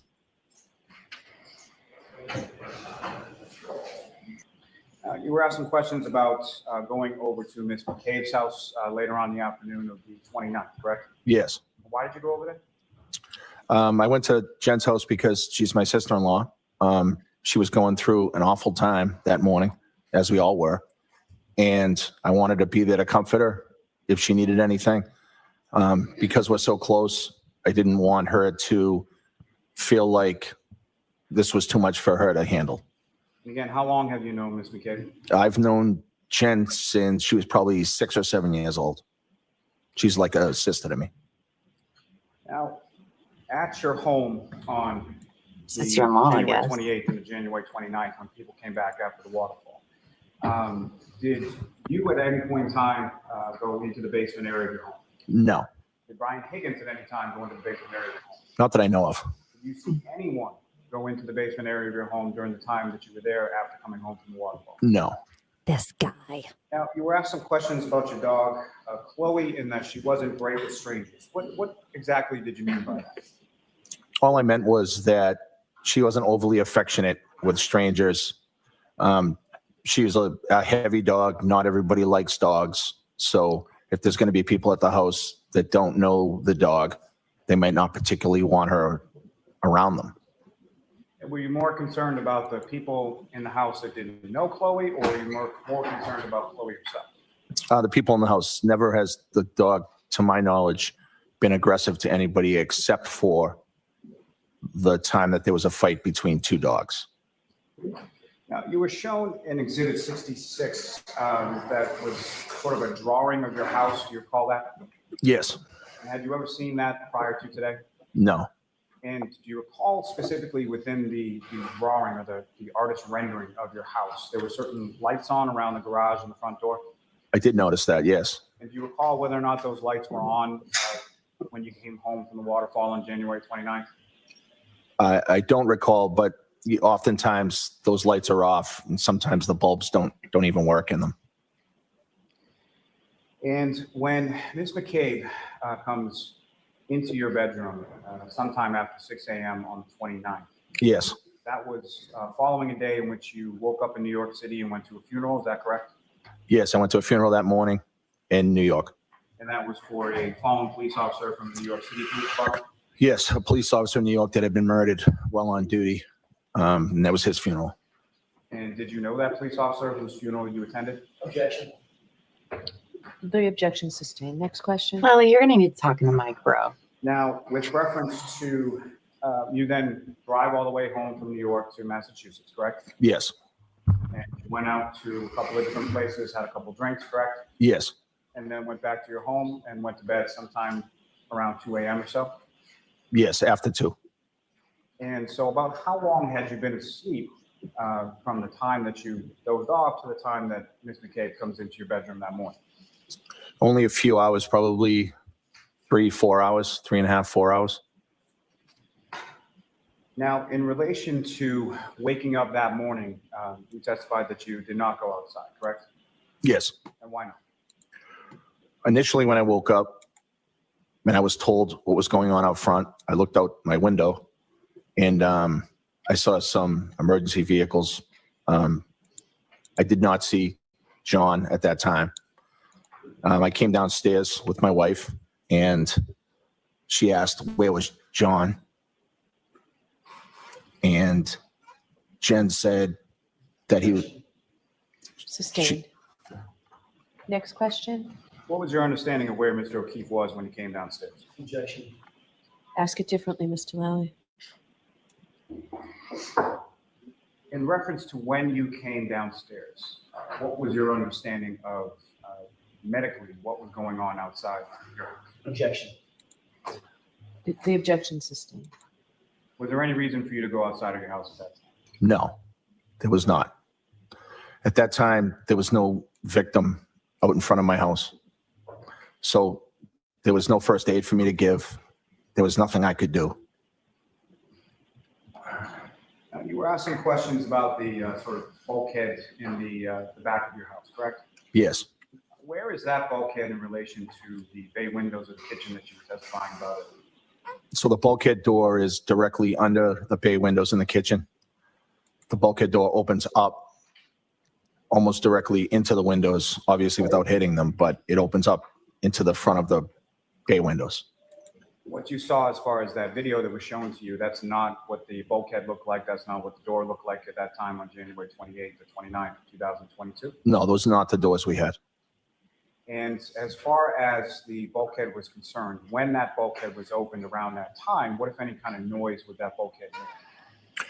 A loud creaking, old rusty metal sound when you opened it. Is that something that if it was open and you were in the kitchen area, you could hear? Yes. Now, in reference to that bulkhead, what, if any, security or what, was it open? Was it locked? How was that left? So the bulkhead door was shut and it was broken. So sometimes you could turn the metal thing to lock it, and sometimes it would be hard to do. But the wooden door that goes into the basement has a lock on the doorknob. That is a door that we keep locked because we don't use it. Now, as far as from the bulkhead, you were shown in that video a gate that opens up to the front yard area of the house. Is that correct? Yes. And what, if any, other gates are located on the fence in your backyard? So we also have a gate on the rear part of the fence.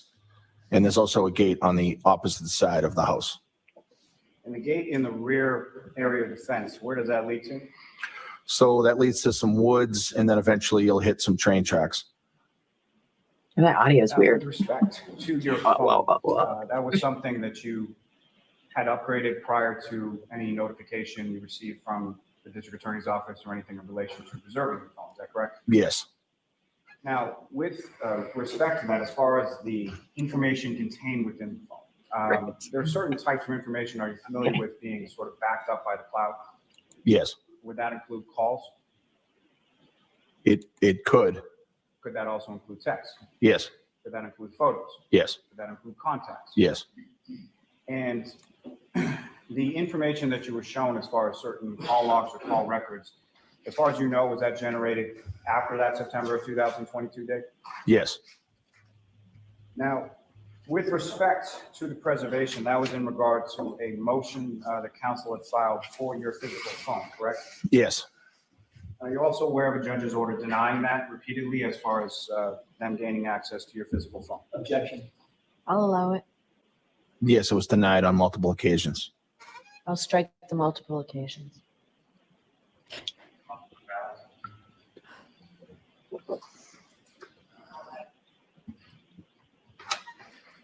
You were asked some questions about boxing, correct? Yes, And the boxing that you did, that was in relation to a group associated with the Boston Police Department, is that correct? yes. And when was the last time that you were involved in any kind of actual boxing match? Close to 20 years ago. Now, with respect to some of the training that He you still were got talking moves about when he's with horsing respect to around. the Boston Police Department, you were given some training as far as defensive tactics, is that correct? Yes, And is that something that is standard, that is sort of given and administered to every Boston police officer? yes. So within the academy, you go to the defensive tactics training. And that would include John O'Keefe, correct? Yes.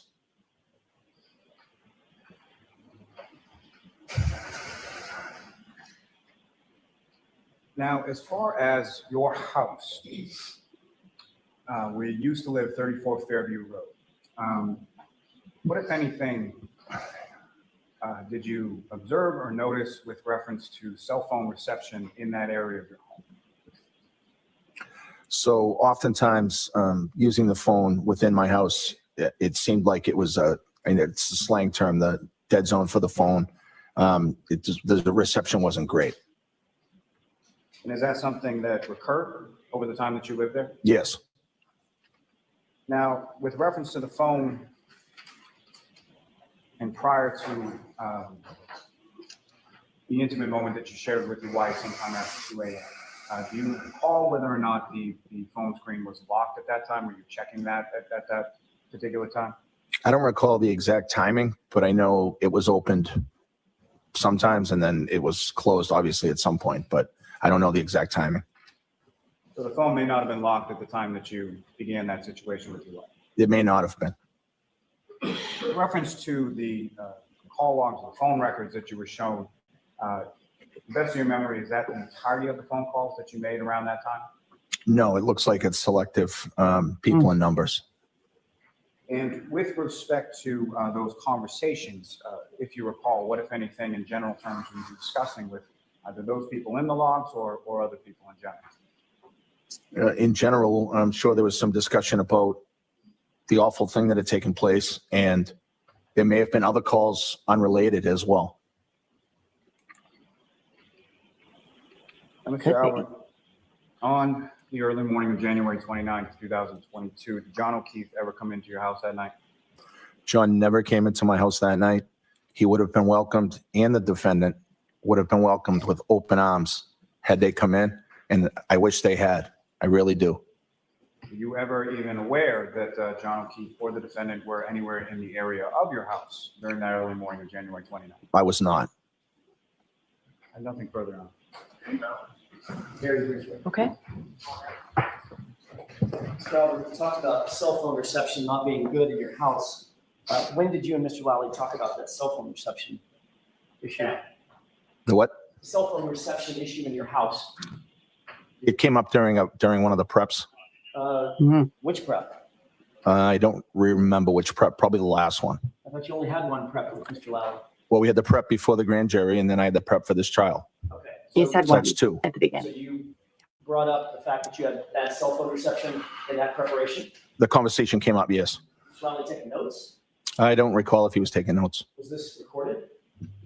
I don't believe so. Nobody Where did you records say this, anything there. Conversation took place? So the prep was at the district attorney's office, which is in Canton. This morning when I asked you, you said you couldn't quite remember where it took place. You're right. I couldn't remember this morning. And I asked you, could it have been the DA's office, and now your memory is refreshed? Yes. What refreshed your Convenient. memory between this morning and now? I was just Oh, thinking my. about it in my head and reminded myself that it was the DA's office. You caught me off guard when you had asked me. I didn't have it at the top of mind. Did you talk to Mr. Lally over the lunch hour? Briefly, Bring up the fact that you had bad cell reception in your house over the lunch hour? just now, no. What did you talk about over the lunch hour? Just how much time I was going to have left on the stand. That was really about it. So you and Mr. Lally talked about the fact that you've been on cross-examination for 2.5 hours, and the conversation consisted of, you probably got another 10 minutes. Yeah, I think he was going to lunch or doing something. So Yes. So you didn't talk about the substance of your testimony. no. He didn't tell you what questions he was going to ask you on redirect. Maybe mentioned one thing he may ask me, but that was it. Like, what was that? Just he was going to ask about what happened at the house in the morning. That's, some of the questions on redirect. That's all. Meaning he was going to ask you the question about whether or not John came in the house? No, not necessarily. He was Just going to ask you about whether or not you had bad cell reception at the house? no. What was he going to ask you? He was going to ask about the morning of the incident, about coming downstairs and why I didn't go outside. Did he tell you what he thought would be helpful for the Commonwealth? Nope. Did he tell you how he thought you should answer that question? No. He did ask you about a situation concerning the motion to preserve, correct? No. I'm sorry. He asked you on redirect about the motion. Oh, yes. Yes. And he mentioned that there was a motion that had been denied for the defense to get access to your physical phone, correct? Yes. You're aware that that motion was denied in October of 2022, correct? Yes. You had already gotten rid of your phone a month earlier, hadn't you? Yes. And the preservation order from the judge was still in place when you got rid of that phone, wasn't it? No, I believe the phone was upgraded prior to the preservation order. Oh, right. The day before. Yes. That's all I have. All right, Mr. Albert, you are all set, sir. Okay. Thank you. Thank you, Jerry. Okay. Your next witness, Mr. Lally? All right. So you guys, give me just a second. I was going to go to the bathroom, but I didn't even have enough time to do that. So I'll go after we start the next one. So chat decided that Good afternoon. we're not doing Brian Higgins Jr. Chat took a vote earlier, and they want to watch Matt McCabe next. So that's what we're going to do. Okay. But I want to give everyone like a 5-minute break. Okay. So don't go anywhere. Go get some more snacks. Take a bathroom. We'll wait, 5 minutes to start Matt McCabe. So don't leave yet. I can do all that. Right. Do our stretches. Wow. Okay. So all the new people, hello and welcome. Thank you. I did not watch the first trial. So that is why we are going back and watching old testimony. We've been watching the new trial every day since it started here on Couch Court. And then on our off times, when there is no court, we've been going back in time and seeing what all the people that apparently the prosecution doesn't plan on calling, which for reasons, I think I know why. I think I know why, because they are horrible, horrible witnesses. Oh, my Agreed. goodness. The things we heard today, like unbelievable. For those that are new here, Terry True Crime is here. Oh. She has been gone all week on jury duty, but she's here. Surprise. Hello. Surprise. She hosts True Crime and Wine Time. That's every Thursday night, which we are not going to do tonight because we were under the impression she would still be in jury duty. But next Thursday, you can find her. And she also does Midday Missing every Monday and Wednesday during our court lunch break for right now. Yes. So happy to have you. Happy to have everyone in chat. You guys in chat are amazing. Chat has been on fire today. It love has. this. I love this. And then Terry is going to do an interview with me someday. Which day? Friday, Monday, whenever. To tell me all about her jury experience. I mean, yeah, it was great. And I will tell you, I was telling the attorneys and the fellow jurors all about this trial in case they hadn't watched it, and let them know you are on YouTube. And I told them if they wanted to go see some rock star defense attorneys who are putting every prosecution witness to shame, that they need to learn how to take after Jackson and Alessi. And they were like, Mhm. really? I'm like, you could learn the few things. Yeah, I've watched a lot of trials over the years, and I have never seen a trial like this. I've never seen attorneys like this, both Yeah. on both sides, and it's really wild to Yeah. watch, you know, because here we have all these. So they're barely calling any law enforcement for this second trial, and you know, here Albert is what, sergeant, detective, or whatever, and he has Uh-huh. a horrible memory. Like, so, like, these people, it's either you guys are lying your asses off, or you're the most incompetent people in the Exactly. world, and you shouldn't have your jobs. Like, it's one or the other. I don't understand these people. I really, really don't.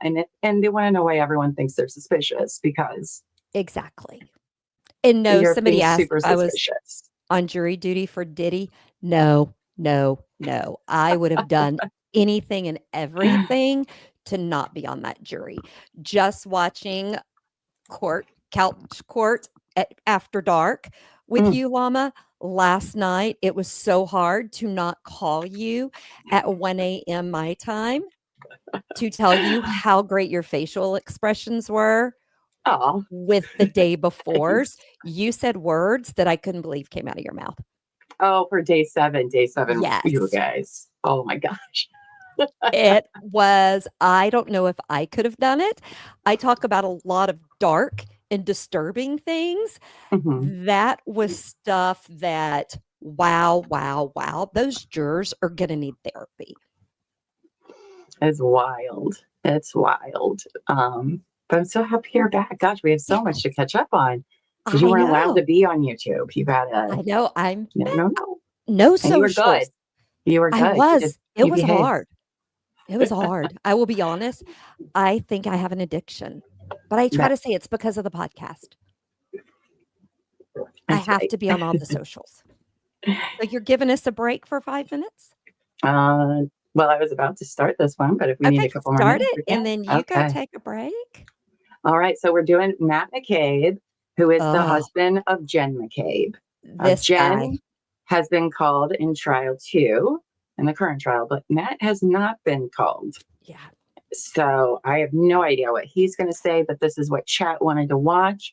This is going to be the last thing that we watch for today. It's about an hour and 30 minutes, but we will continue watching trial coverage from the first trial Friday and Monday because there's no court until Right. Tuesday.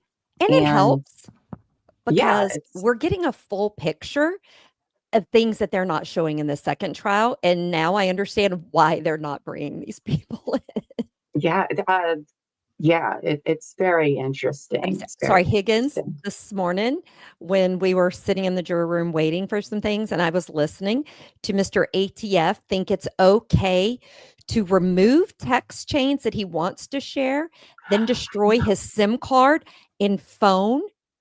How was he not disciplined? He used FBI resources. The people were looking at me, my fellow jurors, they were like, "Why are you getting so aggressive with your phone?" I'm like, "This just go watch. Just go watch just go Couch Llama and watch." see. All right, everybody back. We got room on the Let's go. couch. Everybody got their snacks. All right, let's see what Mr. Matt McCabe has to say, shall we? Oh boy. Okay. This is just cross. We're just doing cross, by the Good way. morning, Mr. McCabe. Good We're morning. not doing direct. I don't know I'd if I like to said that. start by discussing January 22nd, the week prior to January 29th. Do you remember that Saturday? Yes, I do. You had been at one of your daughter's hockey games that day? If it's the Saturday before, we're saying? Yes. Yes, I was. And you wound up going to the hillside in Canton, correct? That is correct. You went with your wife, Jennifer McCabe? Yes, When you got there, you saw Karen Reed and John O'Keefe there together, correct? I was there previous to them, but yes, Okay. I saw them there, yes. I- Eventually, I saw them there. I should have phrased the question that ultimately you ran into John and Karen together, correct? Yes, I did. And when you came in contact with them, you and your wife and Brian Albert and his wife, Nicole, who's your sister-in-law, hung out with Karen Reed and John O'Keefe, correct? Yes, there was a big group of people hanging out together, correct. There were other people in addition to the ones that I've just named? Yes, there were. So you were with John and Karen for maybe around an hour or so that night of January 22nd? I'd say, I don't know exactly what time they arrived, but yes, I'd say they were there for at least an hour. And during that hour span of time, they appeared to be enjoying each other's company?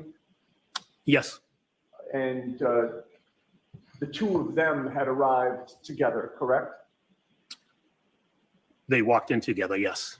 And there were no problems that night that you could see between John and Karen, correct? That, yes, I did not see any problems. Okay. Now, moving on to the waterfall on January 29th.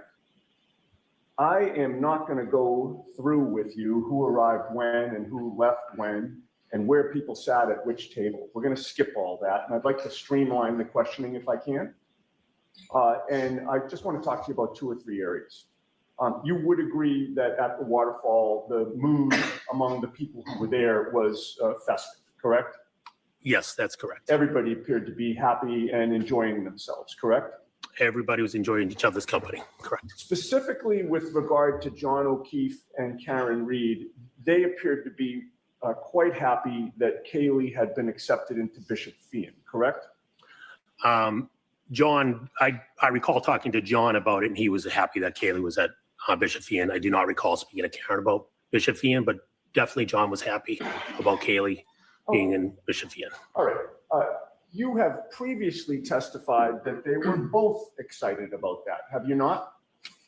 If I did, I did. I just know that John mentioned he was out because he was excited about Kaylee being at Bishop Fian. If I looped them both in, then they both were happy.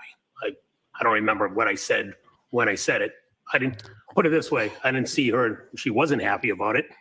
Another Does that make memory sense? guy. Yeah, well, I'm just going by your words, sir. As far as you could see, they were both excited about her acceptance, correct? Yes, yes. And they had just found out the previous day or so, correct? I don't recall what day they found out, but I know that John had mentioned he had went out for some beers. He was excited because Kaylee got into Bishop Fian, and he mentioned he was out with another one of his friends whose daughter also got into Bishop Fian. Right. And it appeared to be new news, correct? Oh, yes. It was news they were waiting on, yes. Right. You hadn't heard it before. This is the first that you heard it, correct? I don't know if I heard it, if a kid had already leaked it the day before or that day, but first I heard it from John. But it was clear to you that it was really important to John O'Keefe that Kaylee get into Bishop Fian and go there, correct? They applied. He was excited for her to go there. And it was clear that he believed it was an achievement for her, correct? Yes. And you could glean also that John O'Keefe felt like it was an achievement for him as well, correct? Objection, Your Honor. Could you glean that from him? He was happy that she got in. I don't know what if he felt it was his achievement. He was happy for Kaylee. Of course. And he was Dude. doing right by his sister's daughter, correct? Objection. I don't know what that means. They can go to any school and do right. All right. In any case, everything seemed good that night. Everything was good. There were no arguments. There were no arguments that I saw. John was drinking beer. In my recollection, yes. And you had previously testified that you saw Karen was drinking some type of clear liquid that you assumed was some type of vodka, correct? That is correct. But you didn't think that they were drinking much, correct? At the waterfall? No, they were only there for an hour. So, Right. And they got there around 11, correct? give or take, yep, 11-ish. And that bar is pretty strict about last call, correct? That is correct. And you spoke with both of them during the course of the night, correct? Yes. neither John nor Karen was intoxicated in your view, correct? Objection. Can you answer that? They were drinking. I don't know what I don't know what the guideline of intoxication is, but they were drinking. Really? You don't know? Do you recall testifying before the grand jury regarding this matter on April 26th of 2022? If you have that, then I don't recall that question specific, but yes. Right. Well, I didn't ask you about the questions. I just asked if you recall testifying before the grand jury on that date. I don't remember the date. I recall testifying before the grand jury. Oh, if I suggested to you that it was April 26th of 2022, would you quarrel with that? That was, no, did you say would I quarrel? Yeah. No, it was definitely around that time. Okay. And at that grand jury presentation, Mr. Lally was there, correct? Yes. None of the defense team was there, correct? No. Karen Reed was not there, correct? No. And there was no judge there, correct? No. And April 26th was approximately 3 months after January 29th of 2022? Yes. Is this Matt? Is it fair to say that your memory about whether or not John and or Karen was intoxicated would have been better on April 26th of 2022 than it would be today? May we approach, Your Honor? The smirks on this guy. Joyce, feel free to stand up. Oh, boy. Sorry, I hope he's getting ready to leave for his trip. So, I had just asked you if your memory of Tell him how your to say it. observations of Karen Reed and John O'Keefe from January 29th would have been better on April 26th of 2022 than it would be today. Yes, I think that's fair to say. And that's because your memory doesn't get better over time, correct? I don't know. I would say it's fair to say, yes, my memory would be better that day. oh, I thought he said over time. On that day, you were asked by Mr. Lally, quote, did either of them, strike that. I'm going to go back to the previous sentence just to put it in context. Yes. The previous sentence was from Mr. Lally, obviously you've had social occasions with Mr. O'Keefe and Ms. Reed before, correct? And your answer was, oh, yes, right? Objection, Your Honor. I'm gonna let that one go. My answer is yes, I had previous. I don't know if I said, oh, yes, but my answer was yes, of course, I had previous And- relationships with them. I'm sorry, I cut you off, sir. I'm saying, of course, I had previous relationships with them. And the question that I wanted to direct you to, just to put it in context, was did either of them, speaking about John and Karen, on this particular evening seem sort of overly intoxicated to you? Do you recall that question? I don't recall the specific question, but if that's the question. And your answer was no to that? Yes, if that's my answer, then it was no. In terms of whether you can confirm that that was the question and answer, if I showed you the transcript, would that refresh your memory? Yes, of course it would. This is 2103, lines 13 to 15 for counsel. And I didn't ask permission, Your Honor, I'm sorry. Did either of them? They come, at least this one has an adapter. Thank you. Having reviewed that transcript, did I get the question and answer correct? Yes, you did. Okay, just a couple more things about the waterfall. I wanted to ask you about Brian Albert and Brian Higgins, sir. Yes. They were both there that night while you were there, correct? Yes, they both were there. And they are both pretty big guys, correct? Objection. Can you answer that? Yes, they're good sized guys. Did you see Brian Albert and Brian Higgins practicing fighting at the waterfall? Practicing fighting? Right. Did you see them kind of square up in a fighting stance to each other? I recall them grabbing each other. I don't recall them squaring up like they were fighting each other. No, they were playing a little grab ass with each other. I did see them grab each other. I don't recall a physical, hey, let's go duke it out. I do not recall that. Okay. So are you saying, taking you literally, that they grabbed each other's asses? Is that it? No, I'm saying grab ass. It's a figure of speech. Okay. Okay. But what they didn't, Okay. Not what I think they it didn't means, grab but each okay. other. they were in a fighting stance, weren't they? Didn't they crouch down low with each other? I'm telling you, I don't recall seeing them crouching in a fighting stance. I recall someone grabbing somebody. I don't remember who grabbed who. I just recall like a bear hug or something. I thought I recall them doing a bear hug.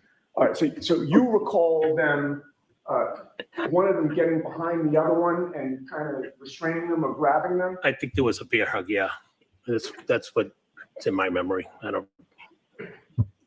And you would agree with me that after closing time, Brian Albert and Brian Higgins were two of the people who went back to 34 Fairview Road, the Albert home, correct? Yes, that's correct. But before everyone left, before you left, it was announced around the table that everyone was welcome back at Brian Albert and Nicole Albert's house, correct? Yes. Karen Reed and John O'Keefe were both there when that invitation was announced, correct? Yes. And you would agree that it was expected that Karen Reed and John O'Keefe would go to the Albert home that night, correct? If they wanted to come, they were welcomed, yes. And that plan would have been for them to go inside the Albert home, correct? Yes. Do you recall what time you left the waterfall? I left the waterfall after midnight, give or take 12:10, 12:15-ish. I don't know the exact specific time, or a little before 12:15, but definitely 12:10-ish, 12:15-ish in there. And you were one of the last to leave the waterfall? Yes, as I had mentioned, Nick Kolakisis and I walked out together from the waterfall. Your wife, Jennifer McCabe, had walked out of the bar physically before you did, correct? Yes, that's correct. And you actually met her in the parking lot? She was already in the vehicle in the parking lot, correct? And then you got into the car to drive to the Albert's home, correct? Yes, that's correct. All right. So I'm going to ask you about the ride back to the Albert's home in a bit, but right now I want to skip to when you got there, okay? Okay. When you first got there, your wife parked your vehicle in the driveway, correct? Yes. Which side of the driveway did you park your vehicle in?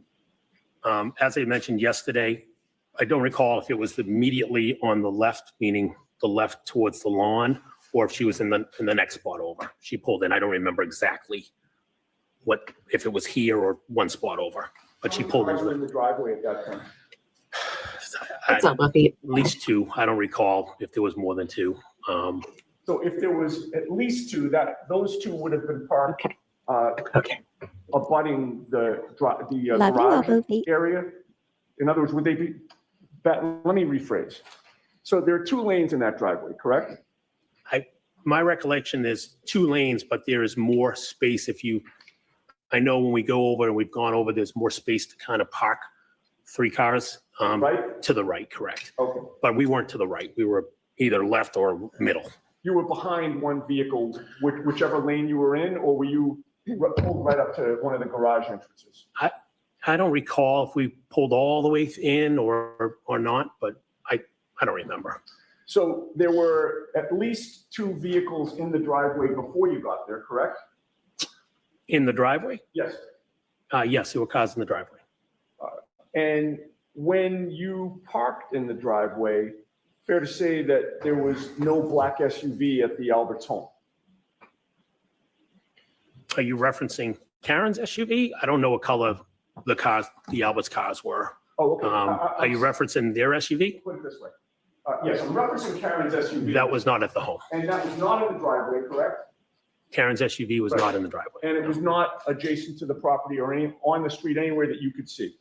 Correct. It was not there. All right, but you say that there was a Jeep in the street at that time, correct? There was a Jeep parked in front of the end of the driveway in front of the mailbox. And that Jeep belonged to Brian Higgins? I found out it belonged to Brian Higgins. I didn't know it was his Jeep when I arrived. And it had a plow on the front of it? Yes, it did. It was parked adjacent to the Albert's property on Fairview, facing up the hill toward Chapman Street, correct? Yes. And at the time that you arrived, that was the only vehicle that was parked on Fairview Street adjacent to the Albert property, correct? Yes, And your testimony is that that Jeep remained parked in front of the Albert house, just to the left of the driveway as you face the house, until Brian Higgins finally left and drove it away at the end of the night, correct? that's my recollection, was his Jeep was out in front of the mailbox. With the court's permission, could we display Exhibit 66? Okay.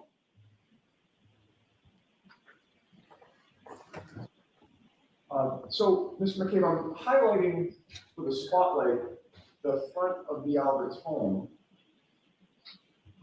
When I get to the point where the Jeep was parked, can you stop me? And you can adjust it right or left if I go too far. Objection, Your Honor.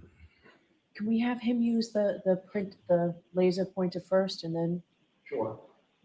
Hope you're better than I am. Yeah, May I, Coach? I was hoping I didn't have Oh, to you do have the this. other laser pointer. I don't have one. That's fine. No. If you could, yeah, please. Looks so The Jeep peaceful. was right there. From the edge of the driveway, to right there. I believe it was a two-door Jeep. Okay, it looks like a part of the Jeep would have been blocking the driveway. No, where the mailbox is, the Jeep was right there. Okay. It was But not nobody blocking saw the his driveway. body. Okay. Sure. The mailbox that's spotlighted there, would that have been where the back of the Jeep was? Yeah, the back would have been right in the vicinity of the edge of the driveway in the mailbox. I see, so it wasn't blocking the driveway at all when you saw it? No. And it was facing to the left as we look at Exhibit 66, correct? Facing, heading to the left of the house, correct? We can have the lights back on. And as you testified, that Jeep was there the whole night. Brian Higgins didn't go out to move it at any point, correct? I never saw Brian Higgins go outside to move his Jeep. About 5 minutes after you got to the Albert home that night, you saw a black SUV parked outside the home, correct? Yes, again, I don't know the exact minutes, but give or take, 4 or 5 minutes. And when you saw that black SUV parked outside the Albert home, Higgins' Jeep was still there, correct? Yes, to my recollection, the Jeep was still outside in front of the mailbox. The black SUV was parked in front of Higgins' Jeep with the plow in the front, correct? That's correct. How far or close to that Jeep was the black SUV? I don't recall the exact distance. Again, when I looked outside, I noticed my focus was on the black SUV, which looked outside would have been in front of the front door.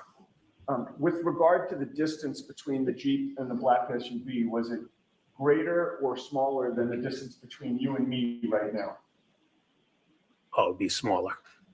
Um, If I'm the end, if you're the end of the Jeep and Let's I'm say- the end of the Let's say that I'm the Lexus, rear end of the black SUV and you're the front end of the Jeep. yeah, I'd say you'd be a little closer to me. With the court's permission, may I walk closer to the witness so that he could give an estimate? Sure. And you can just stop me, sir. Yes. Mark. I don't know. Again, when I looked outside, I was focused on the SUV. I wasn't focused on the Jeep or the truck. I don't know the exact distance. You could walk 3 more feet or 3 feet that way, but it was out in front of the house. That's all I can tell you. You will agree with me that you've given conflicting information about where the black SUV was when you first saw it? If you tell me I gave conflicting information, you can show it to me. I don't recall.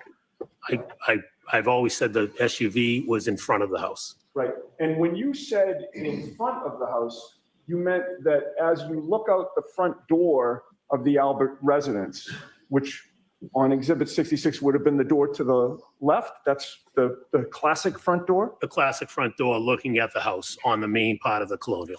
Looking straight out from there, that's where the black SUV was positioned, correct? In that vicinity, correct. Right. It would have been sort of directly in front of you as you look out that front door, correct?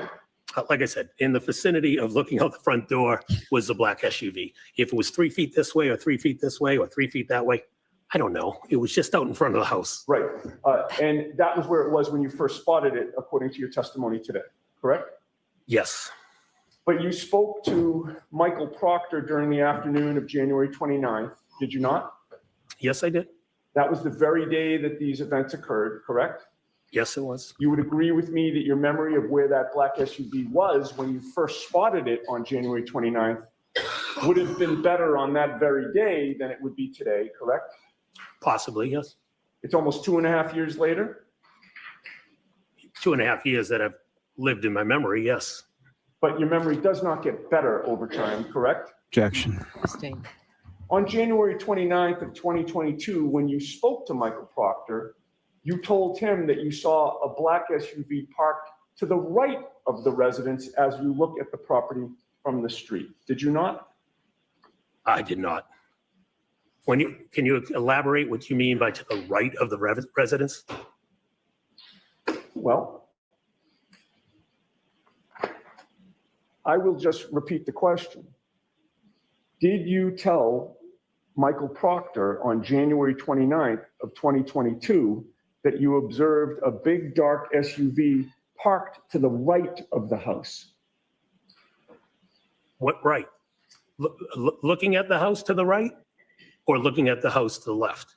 When you say right, I don't know what you mean by right. Is your memory exhausted as to what you told Michael Proctor? No, not at all. Okay. So if your memory is not exhausted, would you agree with me that while you were at 34 Fairview, you told Michael Proctor that you observed a big dark SUV parked to the right of the house? That could have been the second time I informed him of seeing the SUV. Okay. If I suggested to you that that was the first time, according to what you told Michael Proctor, would you dispute that? Objection. Sustained. Is your memory exhausted as to whether or not that was the first or second time, according to what you told Michael Proctor? My memory is not exhausted. Okay.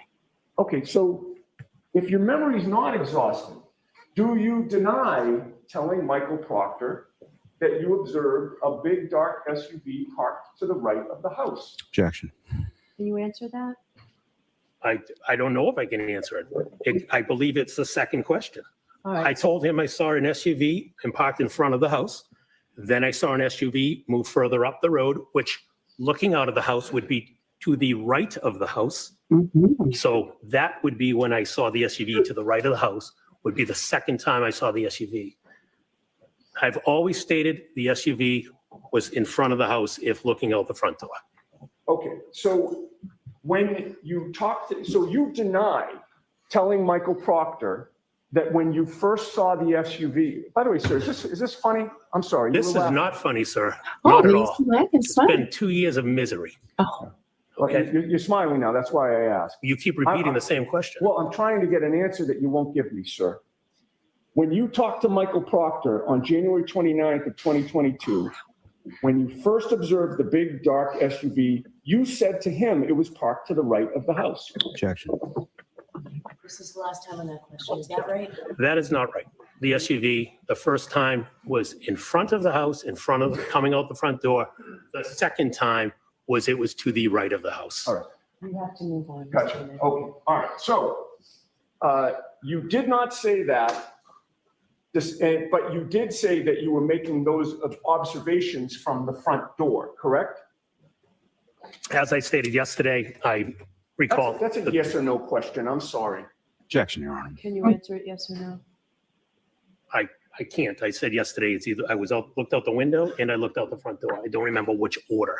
but his memory's not Well, exhausted. you told Michael Proctor that the first time you looked out, it was out the front door. Did you not? I don't recall what I told Michael Proctor on Great. April. You don't recall. May I approach you on Yes. page 2 of Proctor's report, counsel? So next time, just show it to Mr. Of course, I'm sorry. I mean, seeing this guy, you can't tell me that Jen didn't have a thing for John. Yes. I agree. I know we're not supposed to talk about looks, but I agree.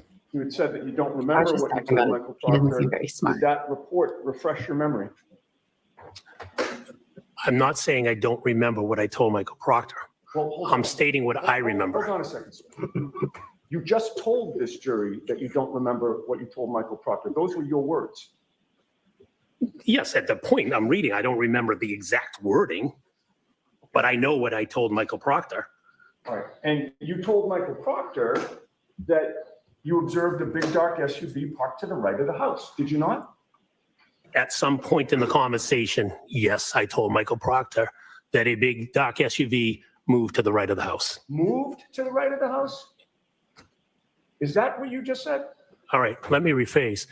At some point, there was a big dark SUV parked in front of the right of the house. I physically didn't see it move, so I need to rephrase. I can't say move. Right, but what I'm concentrating on now, sir, is not what your memory is today or what you testified to the jury today.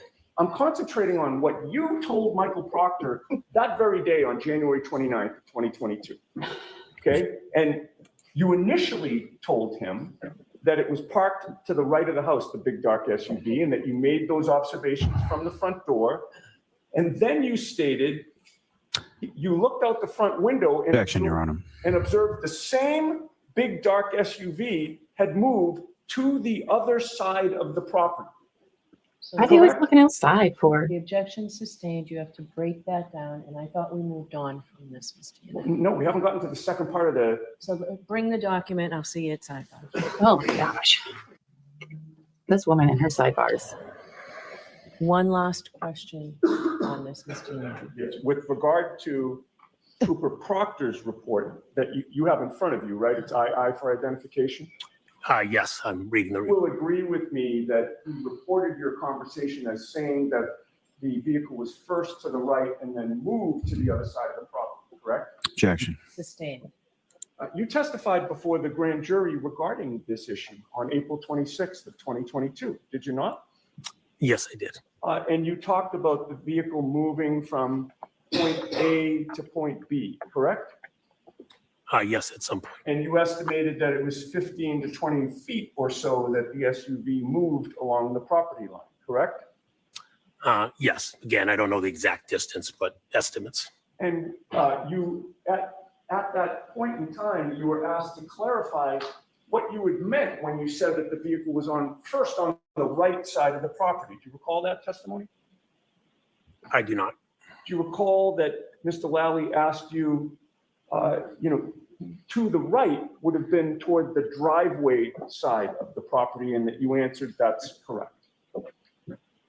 I don't remember the conversation. And again, to the right, looking at the house, or to the right, looking out of the house? Well, that's what I'm talking about. To the right, looking at the house would be toward the driveway. Correct? To the right, looking at the house would be toward the driveway, correct? And that's your testimony where the vehicle started out, correct?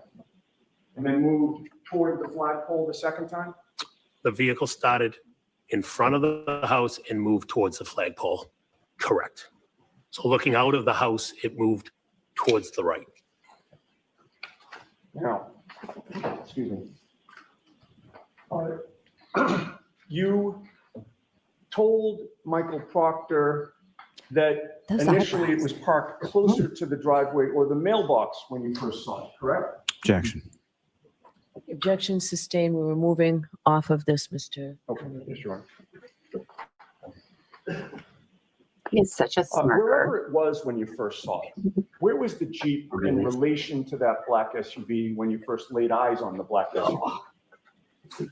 Again, I was focused on the black SUV. My recollection, the Jeep was still in the same spot, which we had pointed out earlier on the exhibit. Correct? In terms of where it was facing, the black SUV was behind, I'm sorry, the Jeep was behind the black SUV. Jeep would have been behind the black SUV, correct? And wherever it was along that property line, you would agree with me that before the black SUV arrived outside the Albert home, you didn't notice any tire tracks in the snow on the street in front of the house, correct? Before, yes, that's correct, Before the black SUV arrived. correct. And at all times that you saw the black SUV, first or second, it was always facing toward Chapman Street, correct? Yes, that's correct. And it was always facing in the same direction that you say that Higgins' Jeep was facing, correct? Yes, And that would mean that the passenger side of the black SUV was the closest side to the Albert home, correct? Yes, And it was the closest side to you when you were first looking at it, correct? yes. And now your testimony today is you don't recall if the first time you looked at that black SUV, it was through the front Thank you. door or if it was through a front window, correct?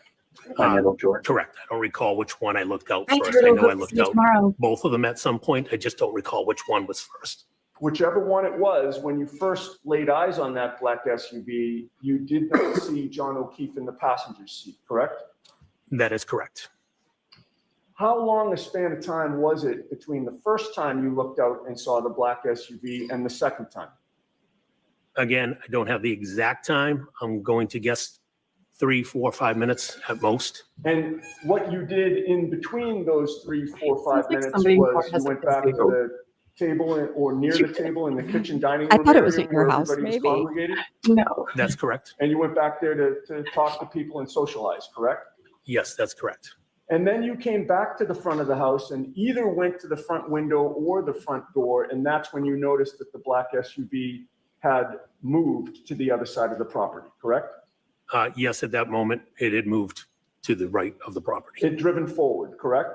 I did not see it drive, but it had moved, yes. It had moved So it had to forward. get there somehow, yes. All right. It was now closer to the flagpole than it was the first time, correct? That is correct. And the flagpole, as you look at the property, not from your vantage point looking out, but as you look at the property from the street, that would have been to the left, correct? Yes, And again, it was still facing toward Chapman Street. yes. In terms of how many times you saw the black SUV having moved outside the house, you would agree with me that you have contradicted yourself about how many times that it moved, correct? No, Yesterday and today, you testified that it had been in 3 different spots and then it was gone, correct? yes. Three times I looked out and saw the SUV. Right. And, you know, again, in May of 2024, yesterday and today, all 3 times it moved, it was moving further or farther up Fairview toward Chapman Street, correct? Yes, And in fact, you've testified now in May of 2024 that the 3rd time that you saw it, the black SUV was even past the fire hydrant, just about to the neighbor's property, correct? Thank you. yes. Love your name. But again, your memory of where it was the last time that you saw it, or how many times you saw it, I should say, would have been better on January 29th than today, correct? Again, assumption, yes, I guess it should be. And in fact, when you were talking to Michael Proctor, you had just observed the black SUV just hours before speaking to him, correct? Yes. Not 2.5 years before. Right? Oh, yes. And when you spoke to Michael Proctor, you told him that you only saw the black SUV in 2 different spots, correct? That's what it says on this paper. My recollection is always been, I saw the black SUV in 3 different spots. And you just called it a paper. It's a police report, correct? Objection. That's sustained, Mr. Yannetti. Now, since you talked to Michael Proctor on January 29th of 2022, it's fair to say that you've had multiple conversations about this case with your family, correct? Of course, I've talked about this case. That includes in-person conversations, correct? With my family? Yes. Yes, He As gives me well as like phone 80s calls and texts. mafia vibes. yes, You've also, since you talked to Michael Proctor, have had multiple He does. conversations about this case with your in-laws, correct? yes, That also includes in-person conversations as well as phone calls and texts, correct? that is correct. And since you gave that statement to Michael Proctor, you've had multiple conversations specifically with Brian Albert, correct? Yes, I've talked to Brian Albert. That includes in-person phone calls and texts, correct? That is correct. Would you agree with me that in terms of the changes in your version of events from what you've testified during this trial to what is in Michael Proctor's report, you put the SUV farther down Fairview toward Chapman Street now, correct? Objection. Sustained. Your testimony during this trial puts the SUV past the fire hydrant almost toward the neighbor's house, correct? That is correct. But however many times you saw that black SUV, you'd agree with me, you never observed any damage to the rear of that vehicle, correct? Correct. Never saw any damage to the rear right taillight, correct? Correct. You'll also agree with me that every time you saw that black SUV, the vehicle had its headlights on, correct? I was looking, as we talked about it moving up the property, I was looking at the back. I could see the back of the SUV. The assumption is the headlights were on, but I wasn't looking at the headlights. All right, well, that would have meant that the area in front of the vehicle was lit up, correct? Yes, but like I said, it was further up the road. Now, sometime after that black SUV first arrived, you noticed that there were tire tracks, I should say, in a V shape on the street in front of the Albert home, correct? That's correct. And those tire tracks were from the curb in front of 34 Fairview toward the neighbor's property across the street and then back toward the curb, correct? Yes, it came out, waved out to the across the street and came back in. All right. And the pattern of those tire tracks that you observed were consistent with the vehicle making a 3-point turn, correct? Objection. So that didn't happen. I don't know if the vehicle made a 3-point turn. It could be consistent with, because it was a wavy pattern. I've never looked at a tire tracks after I've done a 3-point turn to determine what they actually look like, but in and back out. There was nothing about those tire tracks that ruled out a 3-point turn to you, correct? No? All right. You didn't see those tire tracks again until the black SUV arrived at the home, correct? Yes, I didn't see them previous to the black SUV.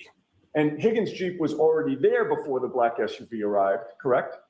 Yes, So Higgins' Jeep was already parked and stationary when there were no tire tracks in that area, correct?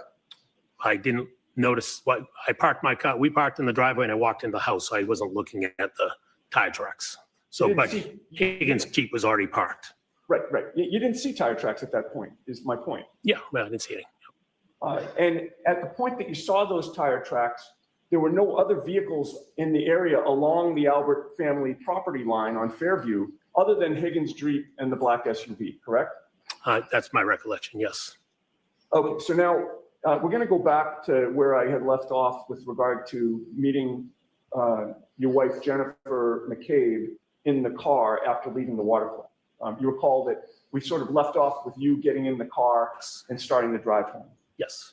Once you got inside the car, your wife ultimately called John O'Keefe along the ride home, correct? John O'Keefe had texted my wife and my wife had called him. He was asking where to, we think he was asking for the where to, where's the address. On the way she called home? him to tell him. And you knew that he was asking that because the Bluetooth of the car was connected to her phone, correct? I believe the Bluetooth was on. Again, I could hear his conversation. Yeah. My assumption is the Bluetooth was on. Right, you could hear both sides of the conversation, correct? I could hear John as well, yes. Yeah, your wife and John, correct? Yes, I was sitting next to my wife. I could hear her. And you heard John tell your wife that he was planning to go to 34 Fairview, correct? Yes. He had told your wife in your presence that he and Karen would meet your wife and you there, correct? He said, we're on our way. Right. And you knew, again, the plan was to go inside 34 Fairview, correct? Yes, that was the plan. You heard your wife tell John that 34 Fairview's off Chapman Street, correct? Either I was also talking, so I don't know if my wife was repeating, but yes, we did say off at Chapman Street. It could have been you, could have been your wife, but he was Yes. told it was off Chapman Street, right? That's correct, yes. And then They're pretty much your blind. wife hung up with John, at least temporarily, but then John called back, correct? Yes, that's correct. He indicated he needed more specific directions to 34 Fairview, correct?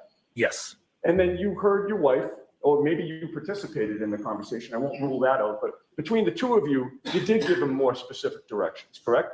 yes, we did. And either you or your wife, and you can correct me if you know if it's one or the other, but one of you told him to go down Chapman and take Fairview as if they were going to Bella's house, correct?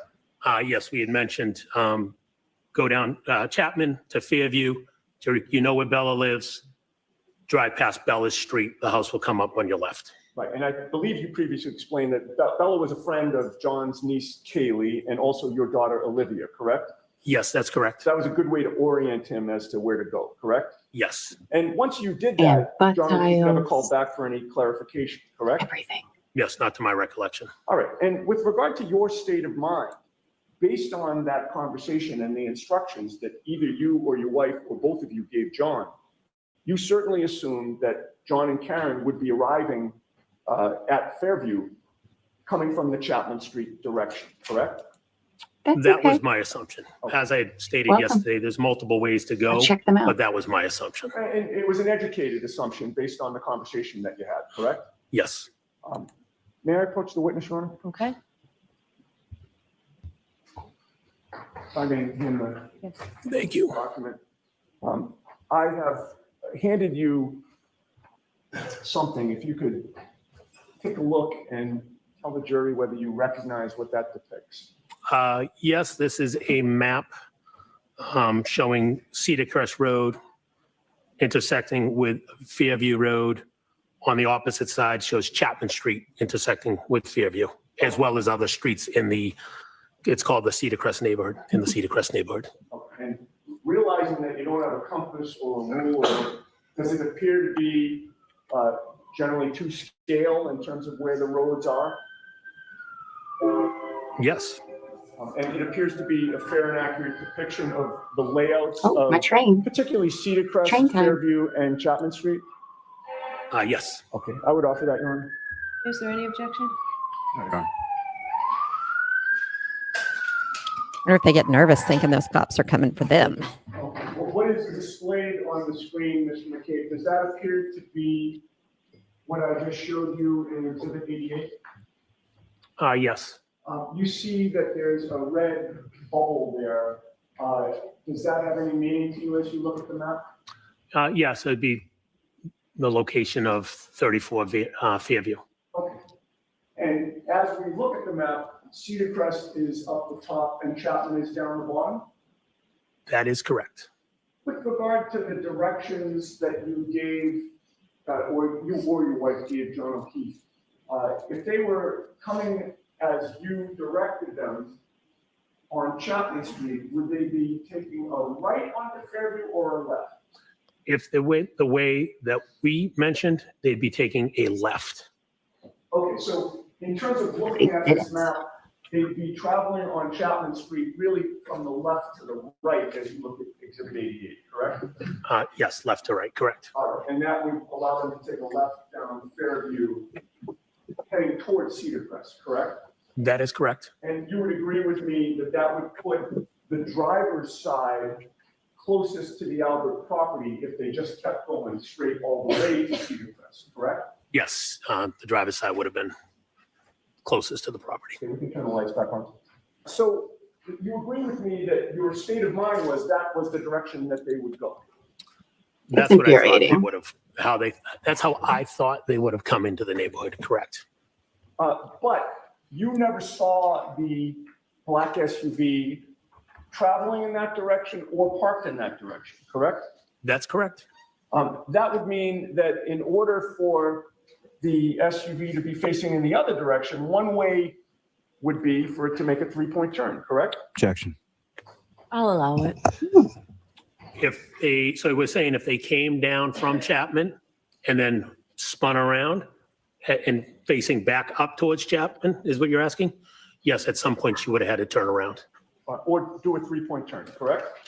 She could do a three-point turn, or she could just loop around at Cedar Crest and come back up, either one. Right. And a three-point turn would be consistent with what the V-shaped tire tracks that you saw when you looked out the front of Brian Albert's house, correct? Objection. Sustained. When you were interviewed by Michael Proctor on January 29th of 2022, you had not spoken with Ryan Nagel, correct? No. So it's fair to say you did not know what, if anything, Ryan Nagel had seen in terms of how or what direction the black SUV arrived in, correct? Objection. Sustained. When you spoke to Michael Proctor on January 29th of 2022, the phone conversation that your wife had with John O'Keefe that you were either participating in or listening to, that was regarding the directions, that was fresh in your mind on January 29th, correct?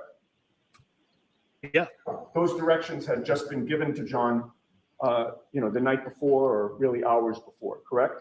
Yes. So on January 29th,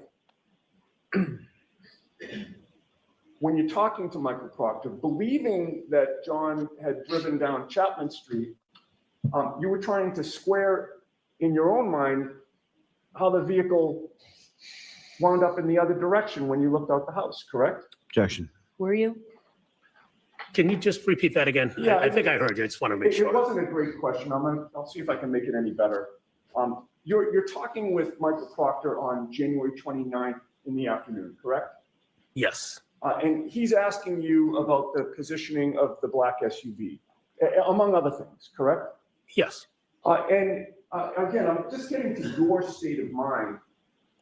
Your state of mind was that you gave the direction, you or your wife gave the directions to John, and you're thinking he came down Chapman, but you never saw the vehicle in that direction.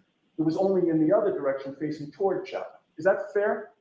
Yes. And so you're naturally trying to square in your own mind, trying to make it make sense as to how that happened, correct? Objection. You can answer that. Were you trying to square that in your own mind? I wasn't trying to, I don't know if I was trying to square it. I just knew that for some reason her vehicle was facing up Chapman. Are you asking? All right. But I don't know what she did. I just know her vehicle was facing up Chapman. And to you, that was the significance of the V-shaped tire tracks when you're talking to Proctor, right? Objection. Was it? If I recall, I said there was a V-shaped tire tracks, and I believe the question was, could it be consistent with a three-point turn? I said it could be. I didn't know if it was a three-point turn. It could be because it was weird tracks. Again, I did not see the vehicle. I don't know if she pulled in the driveway and turned. I don't know if she went to Cedar Crest and turned. I don't know if she did a three-point turn and turn. I have no idea. All right, but just one last question on this three-point turn. You offered the V-shaped tire tracks as an explanation for what could have happened, correct?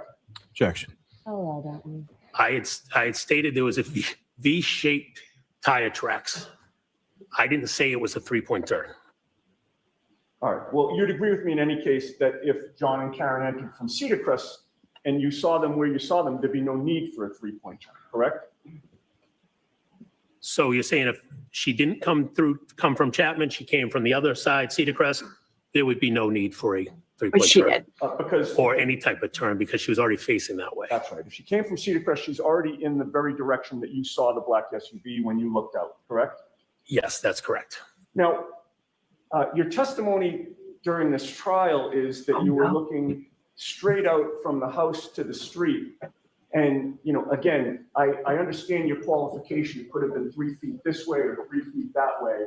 But your memory is that the car was essentially right in front of you, give or take, the first time you saw it. My memory is the car was right in front of the front door. Yes, okay.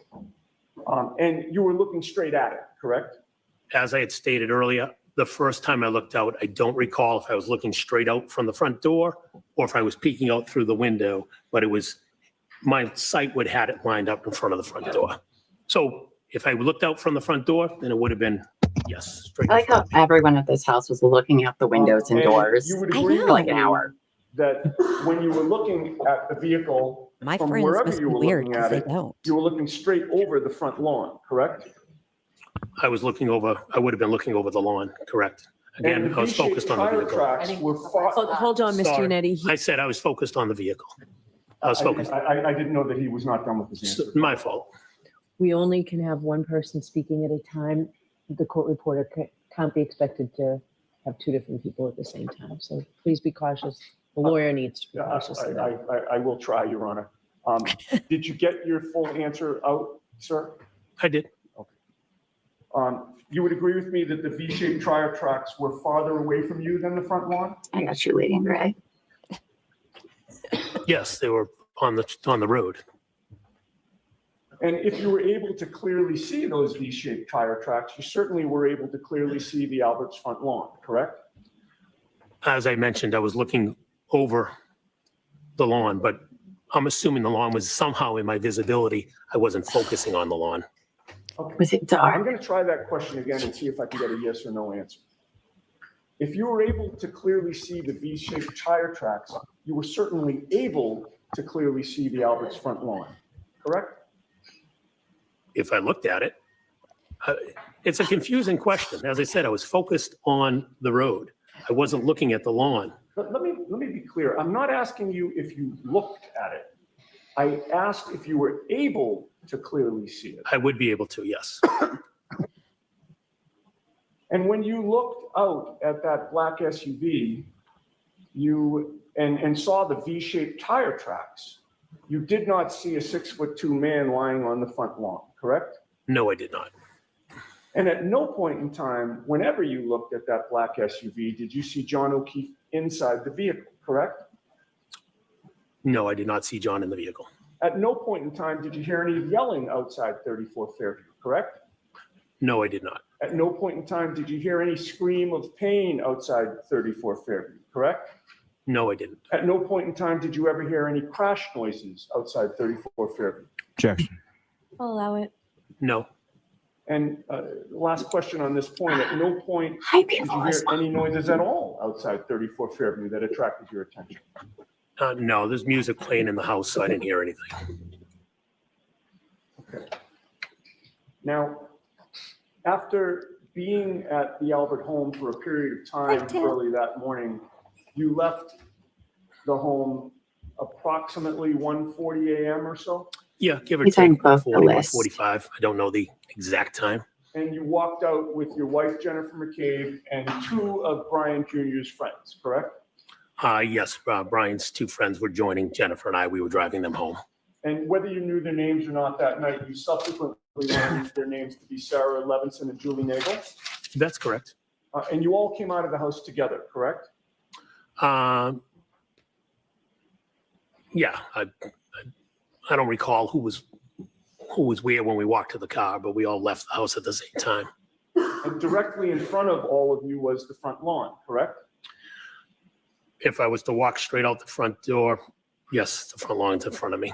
And when you were walking out, the black SUV was gone, correct? Yes, that's correct. And when you first came out of the house facing that front lawn, you didn't see a black baseball cap, correct? That's correct. Or a black sneaker, correct? That's correct. Or 45 pieces of red plastic taillight, correct? That's correct. Or even one, correct? That's correct. And once again, you didn't see a 6'2" man lying on the front lawn, correct? No, I wish I did, but I didn't. As you were walking out with your wife and these two other women, none of them yelled that they saw anything like that, correct? Correct. And then you all piled into the vehicle, which was in the driveway, correct? Yes. You and your wife got into the front, the driver's seat and the passenger seat, correct? Yes, I sat in the driver's seat. My wife was in the passenger seat. I had to brush off the car, Yes, but that's where we sat. And the other two women who were friends with Brian Jr. got into the second row passenger seat, correct? Yes. And I believe your testimony is you don't know who was where within that, but they did get in there. Yes, they were behind us. I don't know who sat in what seat. Once you got inside the vehicle, is that when you realized that you had left something back into the house? I don't recall leaving something in the house. I'm sorry? I don't recall leaving something in the house. If I did, I did. I don't recall leaving something in the house. You don't recall going back into the house? No, I don't recall going back into the house. If you went back into the house, the front lawn would have been directly in front of you from the driveway, correct? The lawn would have been to my left, and I would have went up the walkway to Right. the house. Okay, well, that's my next question. When you went up the walkway, the front lawn would have been to your left, right? Yes, that's correct. And then coming out, you would have had the same view that you'd had the first time, correct? Yes, I would have come back out the same way down the steps to the left.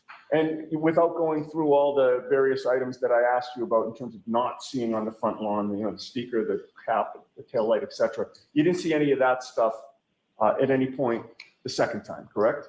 Correct. I did not see anything. Okay, so now you're finally back in your vehicle and you are backing out of the driveway, correct? Yes. Is it fair to say that to get to strike that. Is it fair to say that to drop the women off, your plan was to head toward Chapman Street? Yes, that's what we did. Which would mean that as you back out of the driveway, the rear end of your car would have been facing towards Cedar Crest. Correct. And then you would straighten out, and now you've got a straight shot up toward Chapman Street, correct? Yes. And it would also mean that you drove the length of the Albert's property, correct? Yes. While you did that, sir, Julie Nagel never said, "What was that?" Did she? I did not hear Julie say that. She never said she had seen a black object, correct? I did not hear her say that. She never said that she saw a black blob, correct? I did not hear her say that. And she didn't say that the black blob that she supposedly saw was 5 or 6 feet in length, correct? Again, I did not hear her say it. And she never said that she might have seen a person, correct? I did not hear her. You talk about in the car? Correct. Yeah, I did not hear her say it in the car. And you were right there driving, correct? I was driving, obviously focused on the road. The windshield wipers, it was snowing pretty heavily. You didn't have earplugs in. I didn't, but they were all talking in the car. You didn't have AirPods in it.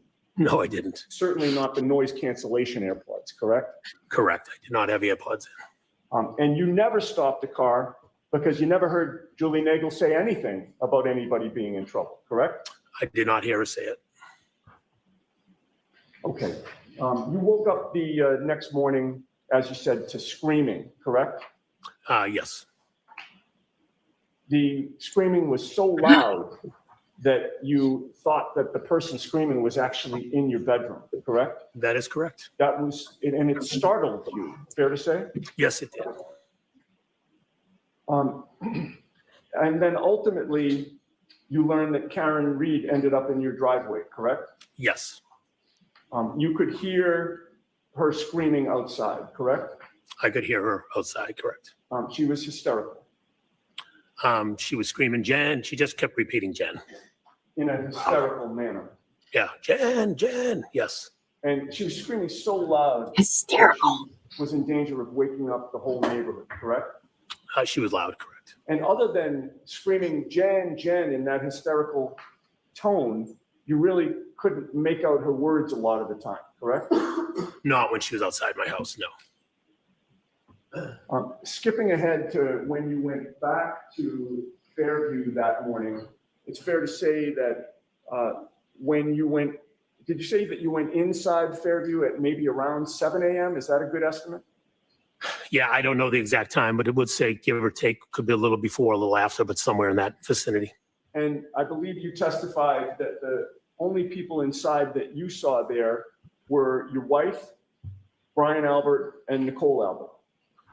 In addition to Officer. At that moment, that's who I recall seeing there. Okay, so there were, and you didn't know where Brian Jr. was, whether he was sleeping, but you didn't see him. I don't recall seeing him at that moment, no. How dare they? And Officer Lenk was the only police official that you saw inside, correct? At that moment, correct. Okay. Now, in the days after January 29th, you participated in a group text exchange with 3 other people. Do you recall that? Could you name the 3 people? Sure. You had a group text chat going with your wife, Jennifer McCabe, your brother-in-law, Brian Albert, and your sister-in-law, Nicole Albert, correct? Oh, yes. I'd like to ask you some questions about that group text chat, if I might. Sure. You would agree with me that on February 1st of 2022, that was 3 days after John O'Keefe passed away, correct? Yes. And at some point on February 1st of 2022, you were physically either at or near the Albert home at 34 Fairview in Canton, correct? I could have been. I don't recall if I was there. You recall watching what investigators were doing in the neighborhood on February 1st? I do not. if you could show it to me, I could maybe reflect my memory. I do not recall that specific day. You don't recall monitoring what troopers were doing? in I the was not neighborhood? monitoring anything that the troopers were doing. If I had driven down the street, dropping someone off, picking somebody up, and saw the troopers, then I saw the troopers. I was not monitoring anything. Directing your attention to 1:34 p.m. and 27 seconds. You texted your wife, Brian Albert, and Nicole Albert, quote, troopers back out front, but in front of Asian house. Did you not? If I texted that, you could show it to me. May I approach you, Mike? Oh, I think he's going to show it to you. I'm showing you a document, sir, and if you look up, or look at it by yourself and look up at me when you're done. I don't use glasses, but I can't see this. So maybe I need glasses. This guy. Can you imagine his I'm and making Jen's it up. arguments? I got it. I do have a. Is it a light? No, he says he doesn't. No, it's wear- not. It's just dark, but I got it. I don't know how reading works. Can you read, sir? Do you know how to read? He needs light. If you're struggling, I I'm do. reading mine, right? The middle one? Yeah. Yeah, You take yeah. all your time, the time. Yep, you need. I got it. Yep, I see it. Okay. Glad you finally Fine, were I able to just- see it. Thank you.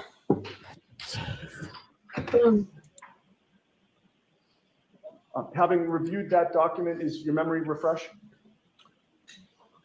I see that I texted what you said I texted. The Okay. troopers were outside of the house, Right, yes. that's my question. This I'll be back again. is I'll both be goodbye before his you trip. know, Okay. a page that contains the group text that you had with Jen McCabe, Brian Albert, and Nicole Albert, correct? Yes, And in terms of the question that I asked you, you now acknowledge that you testified troopers back out front, but in front of Asian house, correct? that's correct. Mr. McCabe, what is an Asian house? The next door neighbors to the Alberts were Asian. So you mean that a family of Asian origin lived next door? Yes, They were the next door neighbors to your brother-in-law and sister-in-law? correct. They lived, if you come out of Fairview, they lived to the right of the Alberts. And did you know their last name was the Chungs? I had no idea that I've never met them. I don't know their last names. I just knew it was an Asian family next door. And you didn't feel the need to ask their names or try to call them by their names? I've never met them, sorry. Objections sustained. You know what, Ms. Giannetti, let's come to sidebar, please. This guy. When you did tell the group chat about the troopers being at that house, nobody asked you to clarify which house you were talking about, correct? Objection. I'll allow that.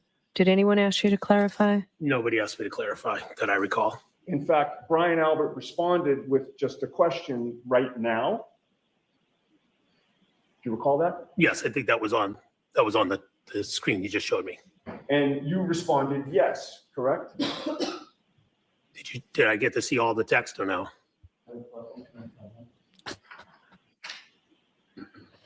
Guys, this is a lesson in this is what you're not supposed to do when you're on the stand. Commission, Yes. I'm going to give you the previous page in case you need it. Just give it to him. Thank you. Just kidding. So am I to assume where you said Brian Albert said right now? Yeah, would you like to see that? So would that be the last one and then this is the next one? What you, I'm just making sure. I understand, I appreciate that. You tell me. Okay. If with the court's permission. Sure. Thank you. Yep, that's what I was just looking for. If I may collect the document. I didn't read the rest of it. No, take your time, please.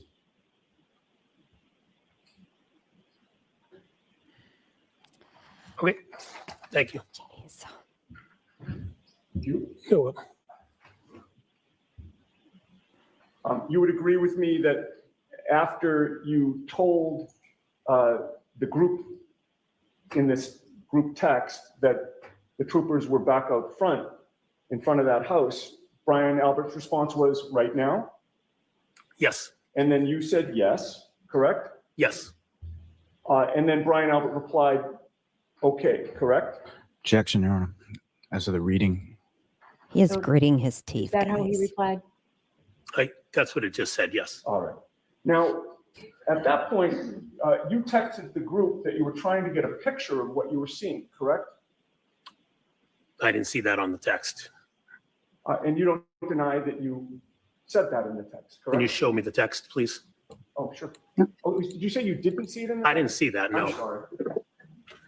That's probably because I didn't give it to you. Hey, Llama, your fan club arrived. Oh, who's that? Do you have a Monkey phone Is it with Monkey a Butt? flashlight on you? I don't have a phone on me. If you have a flashlight, I'd be able to see it. Hi, Monkey Butt. Do you mind?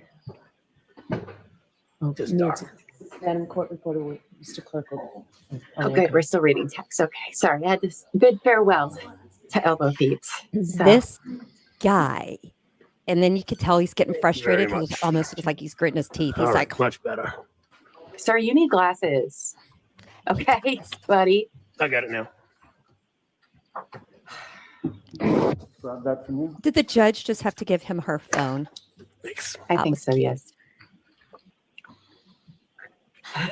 Okay, Having reviewed that, do you acknowledge that you texted the group that you were trying to get a picture of what you were seeing? Yes, I said I was going to try to take a photo. I'll pay for it, Captain. You would agree with me that you were watching what was going on, correct, on February 1st? No, I just happened to be driving through the neighborhood at that moment. So you happen to be driving through, and then you texted the group to tell them what you saw, correct? Yes, And then you didn't just keep driving up the road and leave the area, did you? I think I did. Well, Unless you tell me I went back, I think I did. I said I was going to try to take a picture. right, well, that's my point. Yeah. You weren't, just having seen the troopers back out there at that house, in your mind, you still weren't done, correct? I was going to take a picture to show them, oh, the troopers are outside your house. Right, so in answer to my question, you weren't done with that scene, correct? I think I was, because I don't know if I took a picture. Well, I think I went through. I mentioned I was going to try to take a picture. I don't know if I took a picture or not. you didn't intend to be done at that point, correct? I didn't intend to be done. Right, because you wanted to take a picture of what Yeah, was I was, going I on. was going to take a picture to show them that troopers were outside in front Right, of the you house. wanted to Correct. continue to monitor what was going on, did you not? I was not monitoring what was going on. I just happened to drive by at that moment. totally normal. You were just being nosy. May we be seen at sidebar? Right. Own it. Okay. Exactly. We do. Mr. McCabe, I'm going to approach this in a little bit of a different way to hopefully make it easier on you and me and the jury. Let me dumb I'd it like to down hand for you. with the court's permission, the 4 pages that you've already reviewed, just to have you identify them. I'm starting a rumor that he can't read. Thank you. I think you've got I'd evidence, just like you so to it might take not look be a at them and rumor. just confirm that's what you've already seen before we took the break. Yes, these are the ones you showed me earlier. Thank you, sir. May I approach? Yes. Where did you get another phone from? Having reviewed those, sir, does this appear to be Magic. an accurate transcription of the sequence and the content of the group text chat within that time frame? Yes. I would offer that, Your Honor. All right. The only concern I have is I don't want to give the jury something they need a flashlight to read. Well, my next. So can I see it? Of course. Okay, Double H has to use his cell phone to read stuff when he doesn't have his glasses. Oh, this I don't know audio why is it's from horrible. blue. Can I have them in front of me Can while I have you're that? Thank displaying you. them? Yes. Please. Thank you very much. And feel free to use the flashlight there. Yes, thank you. Oh, yeah, that's much better. Much better. Yes. Okay, now we can Oh my all God, see. he put Asian house in his With text. regard to your Yeah. initial text exchange that we talked about, can you confirm what you texted at 1:34 and 27 seconds in the afternoon of February 1st, 2022?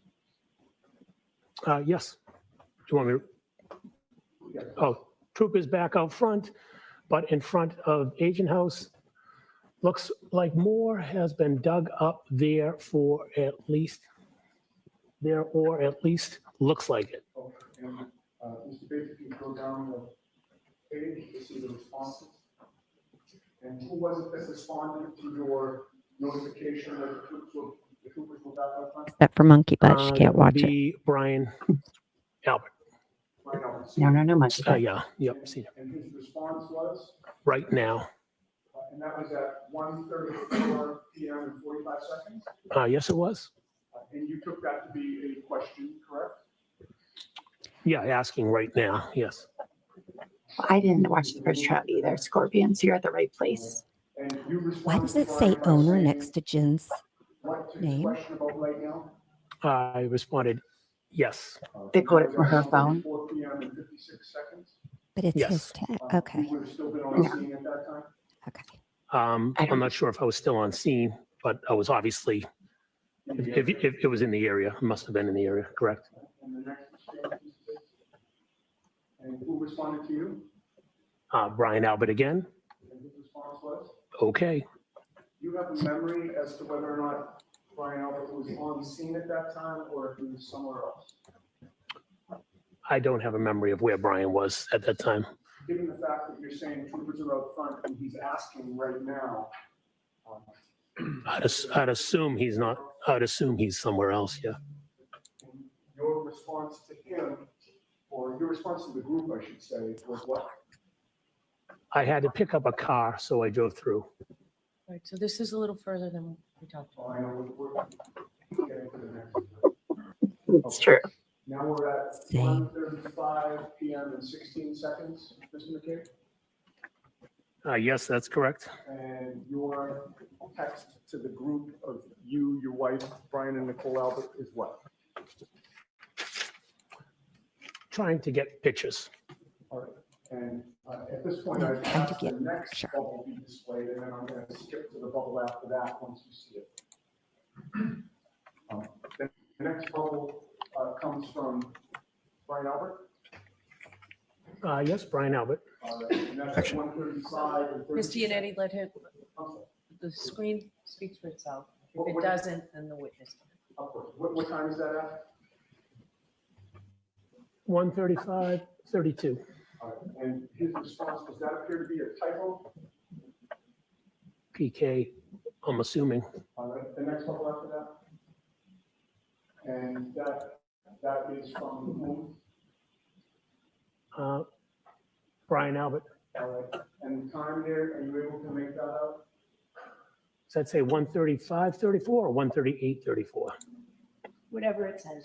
If you can't see it, you can't see it. Next. And his response was, Okay, does that appear to be correct in the PK? I'd have to go back and, Well, the previous one you Next, tested. next question. Sure. All right, we can take that off for a minute. I'd like to just go over two more areas of these group chats with you. You would agree with me that later that same day on February 4th, the four of you, your wife, Brian Albert, Nicole Albert, discussed in that group chat the fact that Michael Proctor was talking to Kerry Roberts over the phone, correct? Objection, Your Honor. Sustained. At 3:01 and 48 seconds, you commented on the interview of Michael Proctor with Kerry Roberts, did you not? Objection. Sustained. May we be seen? So I'd like you to not leave the witness in the dark if there's something that he can have.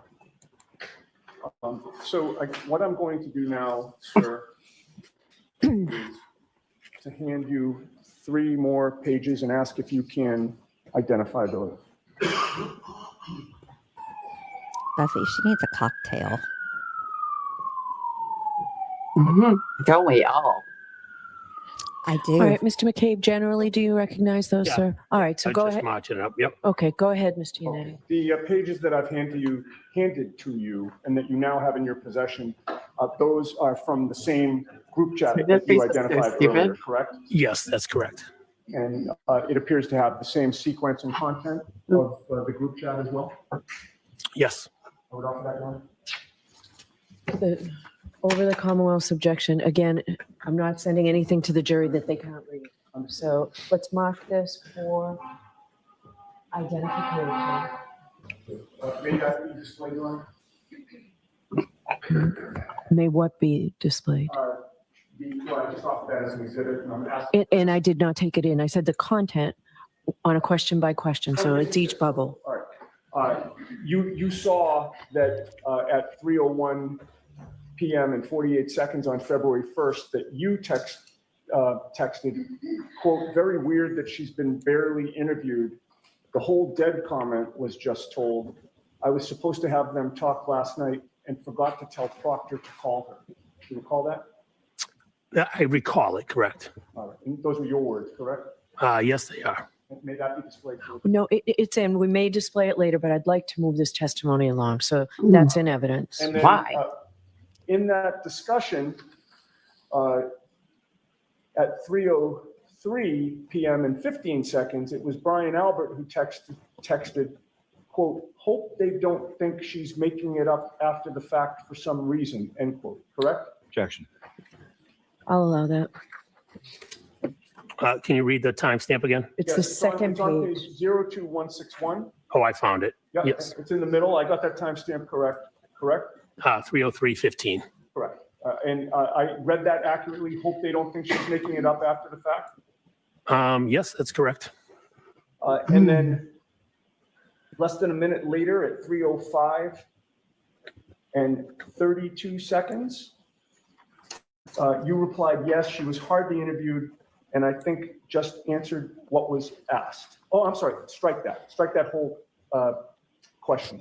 I skipped his next response, which was at 3:05 and 2 seconds, where he said, but if they barely interviewed her, that's on them, correct? That's from Brian. Yes, that's correct. Okay. Now, with regard to that exchange, you would agree with me that you were talking about Kerry Roberts being interviewed by Michael Proctor, correct? I don't want to make an assumption. Do you have the text previous to this that shows that we're referencing Kerry?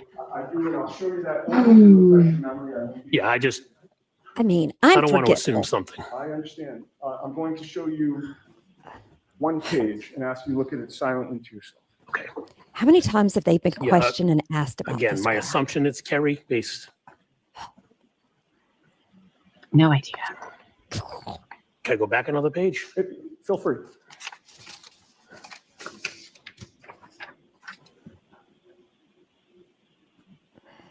Okay, that's what I was looking for. Yes.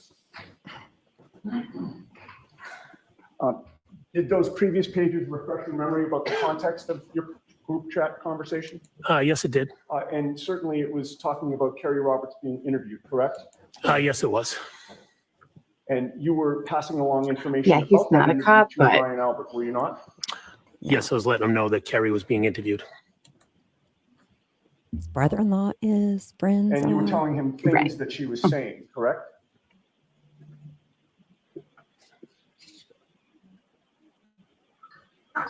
Remember you said the whole dead comment was just told? Objection, Your Honor. Yeah, but I- Sustained. All right, in any case, we're going to move on to the very last Yes, we did do that already. discussion That's that I'd okay. like to ask you about.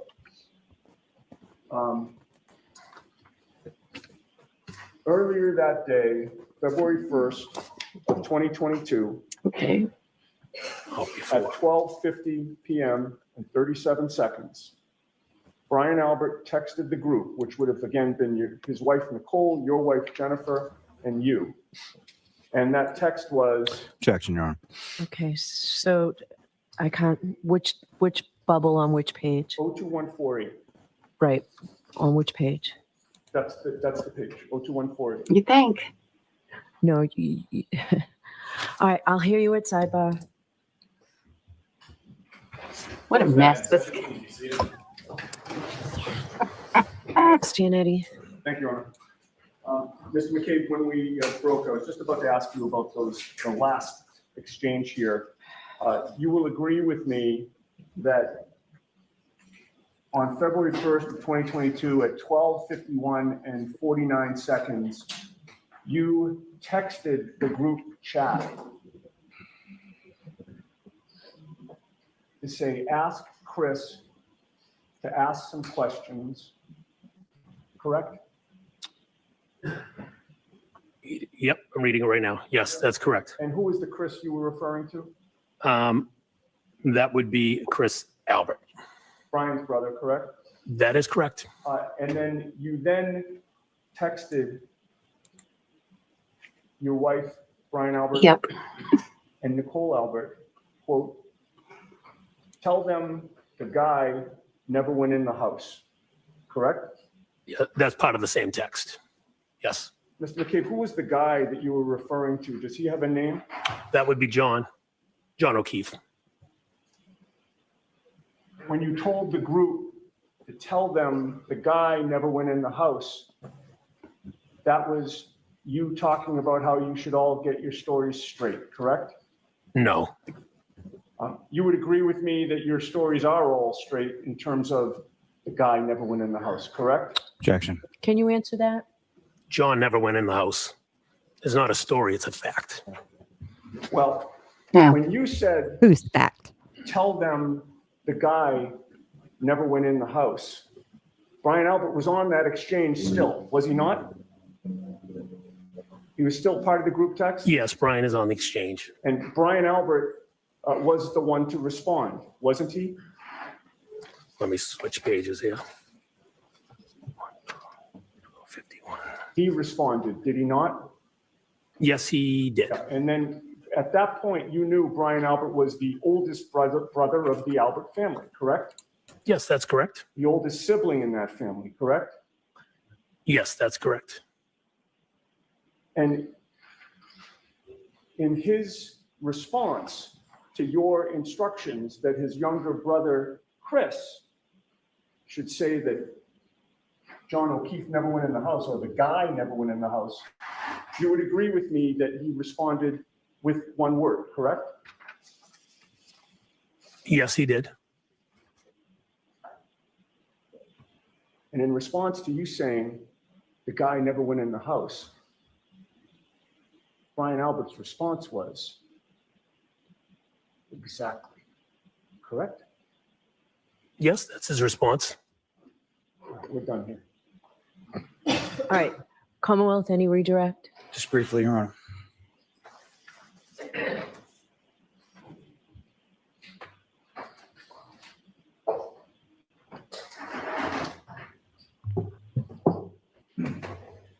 Now, Mr. McCabe, John O'Keefe never went in the house that night, is that correct?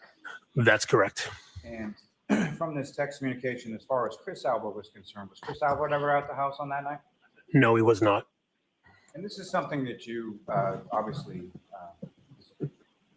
death of John O'Keefe occurring, how it did, where it did, and why it did. That was something that you discussed. Can you keep your voice up? Yes, I'm sorry. This tragic occurrence, as far as what happened to John O'Keefe's death, where, why, how, that was something that you discussed within your family, is that right? Yes, that's correct. Why?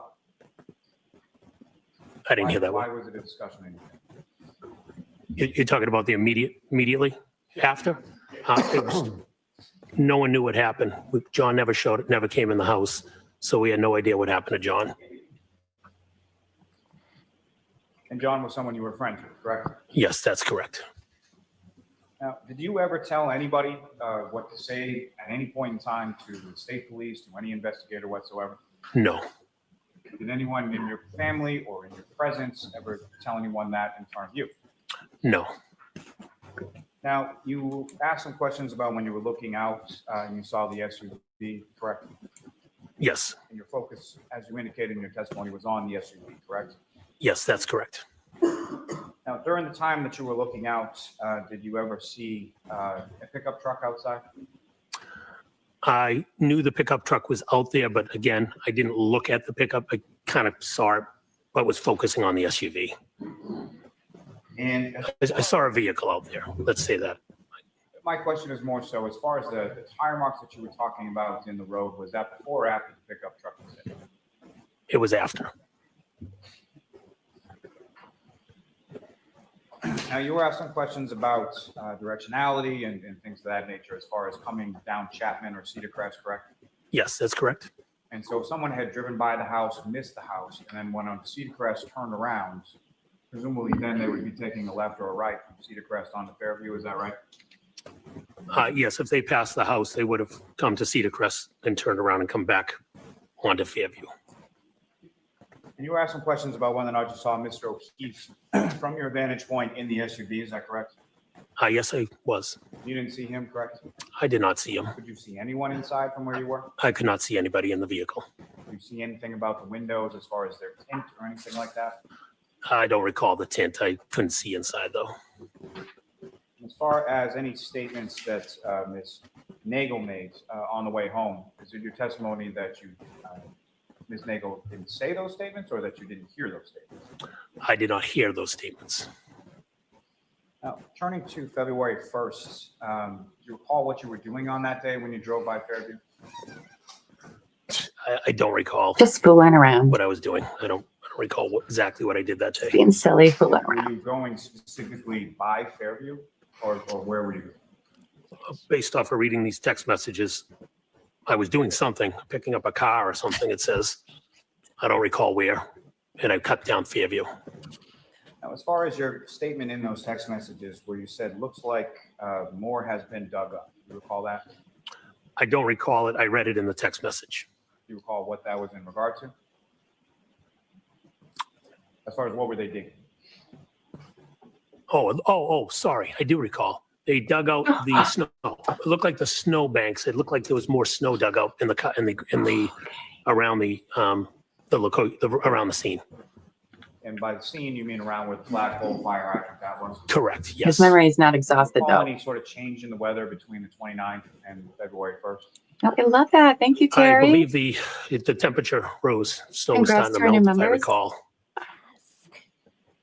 Now, when you and your wife your wife was talking to Mr. O'Keefe and you were given directions, there was some reference to Bella's house, correct? Yes, that's correct. And that was sort of used as a directionality as far as Mr. O'Keefe would be familiar with where Bella's house was. Yes, that's correct. What, if any, relationship in the past were you aware of between Mr. O'Keefe and Bella and Bella's mother? At some point, Bella's parents were separated, since divorced. At some point, Mr. O'Keefe had a relationship with Bella's mother.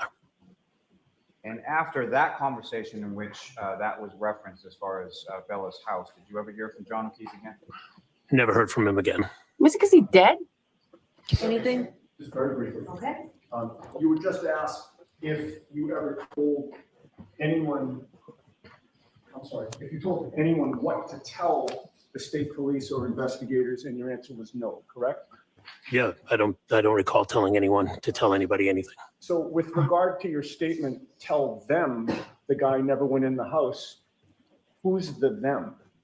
Do you mind if I go back and read? Take your time. Take your time, get I a think I know. I flashlight. just want to read it. Okay. He needs a think few you do minutes to know think of that. it. Who them is. The them was Channel 4 went into D&E. You done with your answer? Yeah, you just asked me who them was. And the answer is you were instructing people on the group chat to tell Channel 4 that the guy never went in the house, correct? Yes, this was on February February 1st. 1st. As I said, none of us in the house had any idea what happened to John O'Keefe. So we instructed, I was saying, we don't know what happened. He never came in the house. All right, so, That's what was my statement was. sir, I didn't ask you for any of that just now, did I? You just asked me No. why I said I that. asked you who the them was. did I Objection, not? Your Honor. You didn't. You look like you asked me to elaborate. Okay. You looked like So you asked your me. answer to my question is the them was you were saying that Channel 4 should be told that the guy never went in the house. Yes or no? Channel 4 was who I was referencing. Yes. No further question. All right, you are all set, Mr. McCabe. I will take those documents. Okay, you guys. All right, so that's all we're gonna do for today. Stick around, we're gonna do some chatting because we have a whole lot of things going on today. So many thoughts, so many memento. All right, oh my goodness. That guy is an idiot. I'm How does sorry, that but, town like, function? How do they survive? I don't know. I mean, I really need to know how they survive. I They can't don't see, know. can't write, can't remember. And especially that I know Matt is not a cop, which I just learned today. Thank you, chat, for letting us He's know an that he was IT not a guy. cop. I didn't know that. God, can you imagine? I couldn't find him on LinkedIn. I looked, so maybe he's updated it and removed it since then. But I was looking while we were watching. But they haven't called Matt in a trial. They haven't called Brian Albert. They haven't called Brian Higgins. The only people that were at the house that they've called was Jen, Mhm. the Sarah Levison, which is a young girl friend of Brian Sr.'s, the Nagel siblings, and that's about it. And it's very interesting how this trial, the people that they're leaving out, because they brought up Brian Albert a lot. The defense is pointing the finger at the Bryans, Brian Sr. and Brian Higgins, and nothing out of those guys so far. I was looking through the list of people from the first trial that have testified to see, like, to compare them to the ones we've seen with this trial. And like, most of them aren't even on there. There's a bunch of new people. Can you send which me those two lists and I will make a visual for you, a comparison chart.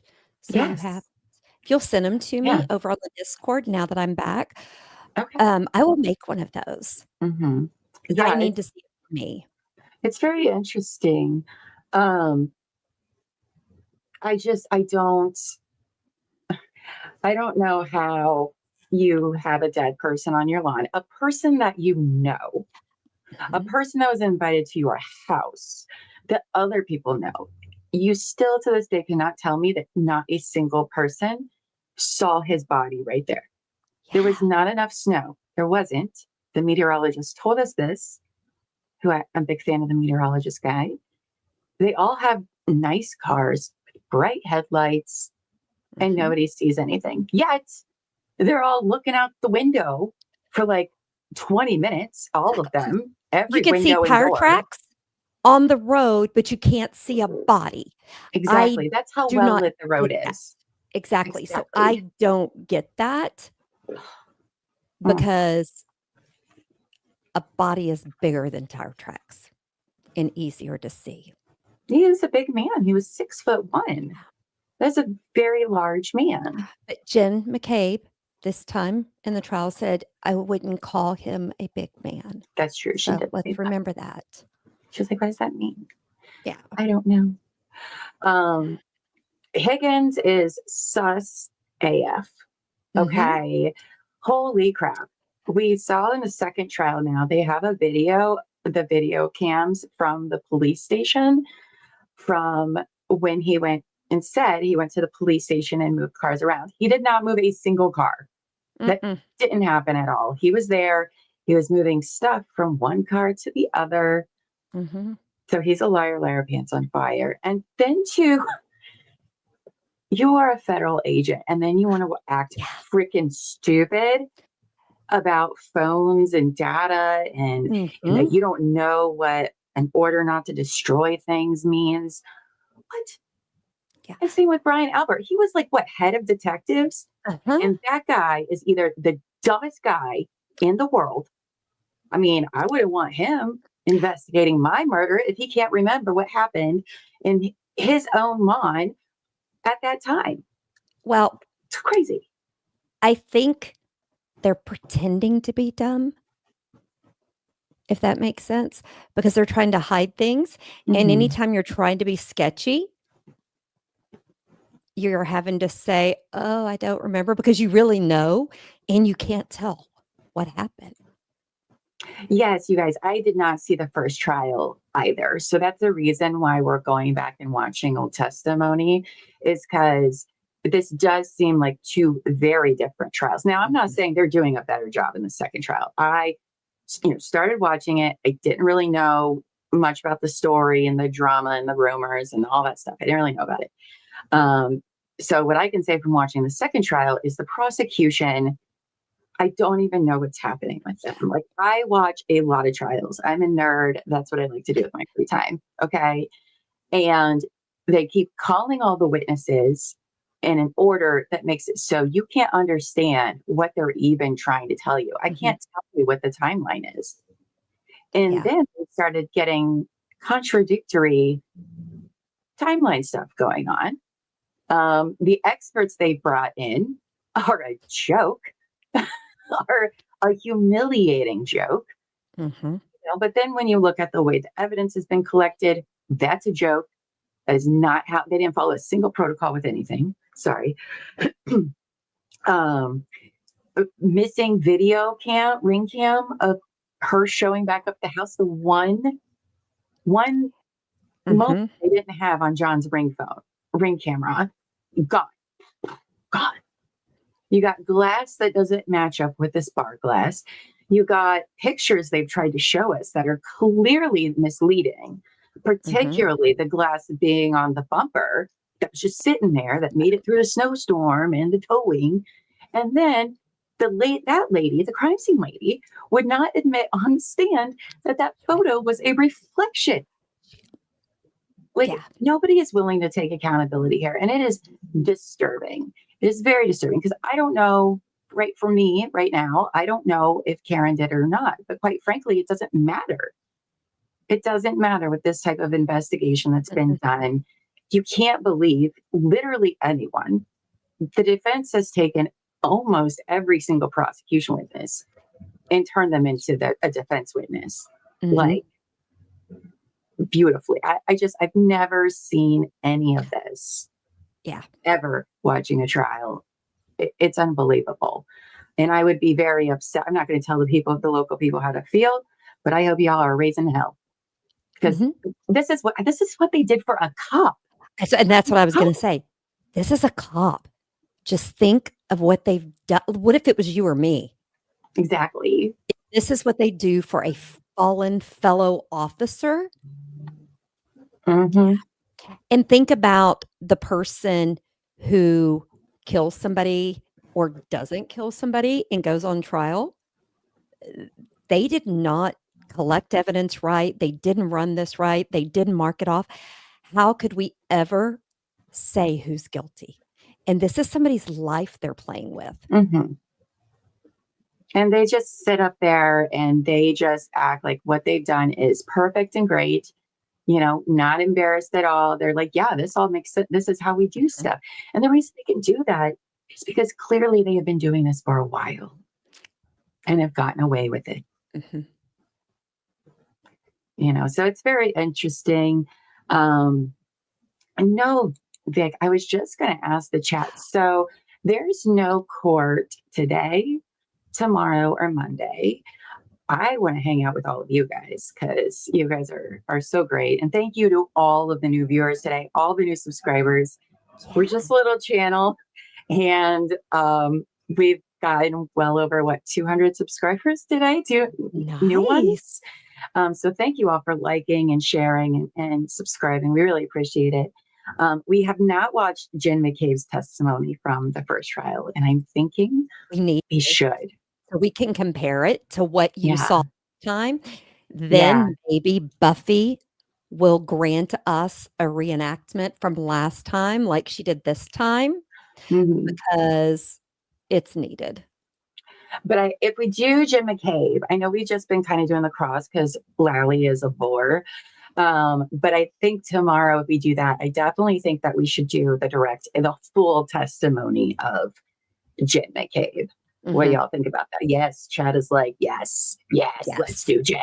Oh, and I Okay. think Buffy said yes. Did Buffy Oh, say she said, yes? "Oh gosh," but Oh. I take that as a yes. That's true. Buffy sometimes pops in here. So I have some of my lovely friends and staff come on as guest co-hosts some days. And Buffy has done some amazing reenactments of Jen McCabe's testimony. You can find it on our channel under shorts and videos. It's really amazing. So please check it out if you're new here. Yes, you Um, should. yes, we did watch disgraced former Trooper Paul's or Trooper Michael Proctor. We watched Proctor and Paul, I think, the same day, so I got them confused, and it was awful. And I hope, oh boy, do I hope the defense calls that They guy. better call him. I need it. Mm. I need Proctor back on the stand. But this is how you know that the prosecution doesn't have a good case, They don't. because they're not calling a lot of witnesses from the house. They're not calling a lot of, specifically, they are not calling a lot of the law enforcement. And that's when you know some There's something. shenanigans are going on. That Agreed. they're not confident enough to bring in Lally, Sarah, who was the other one? I haven't seen them testify, so I'm not the best with names, but to not rely on law enforcement is telling me that the prosecution knows that they're not going to work, because look at the jokers they brought to the second trial. I mean, think of what you've seen in the second trial and what you're seeing on as we go back and restream. You can kind of understand why they tried to bring in different witnesses. They just didn't do a better job at it. They No. thought it would be better, and I am sorry that it doesn't. It's not helping them. No. So, okay, guys, we'll definitely watch Jen McCabe. So I know a lot of you are new here. I try to be on around like 8:30 a.m. Eastern in the morning. We spend a little time catching up, saying hi, and then we'll get into watching that. Oh my gosh, I'm sad that we have to wait 5 days, but I'm so glad that we get to watch all of this. This is exactly what I think needs to be done, because prosecution is probably going to wrap up next week. So then it'll be the defense, who they said was only going to be like a week and a half. Yeah. I mean, it's fine. The defense doesn't even need to put on a defense. It's not their job to. But in this case, they kind of need to. I think all defense needs to do for me is clean up the timeline. And that's about it, because Brennan, who, by the way, you guys, if you don't know, Brennan is a defense attorney that the state hired, and he was a mob defense attorney for Whitey Bulger. Okay, why would you bring in a mob defense attorney as a special prosecutor? Think about it. My thoughts on that is because they knew the defense had the better case. So you needed a defense attorney to work as a prosecutor so you would know how they're going to think. That's my take on it. I feel like prosecution is doing a lot of not even trying to make it about Karen, but a lot of covering their own ass is what it seems like. Like somebody asked if there could be a third retrial. Yes. If there is a hung jury again, she can be retried over and over and over until they get a verdict. Until they get a verdict. And I can't even believe this even went into a second mission. I cannot even. I can't believe it went to the first trial. It's crazy.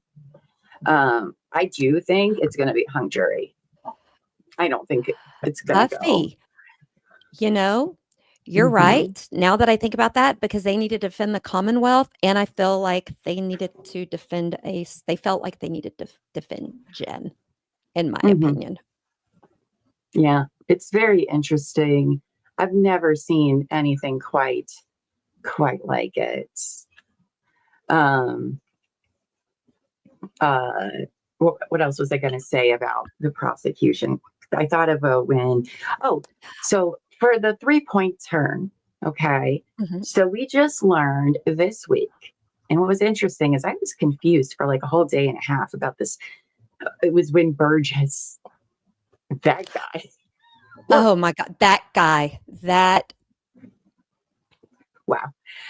Anyway, I was under the impression off of his map that the 3-point turn happened in Albert's house until like way later in the testimony. And they're like, oh, it's on Crestview.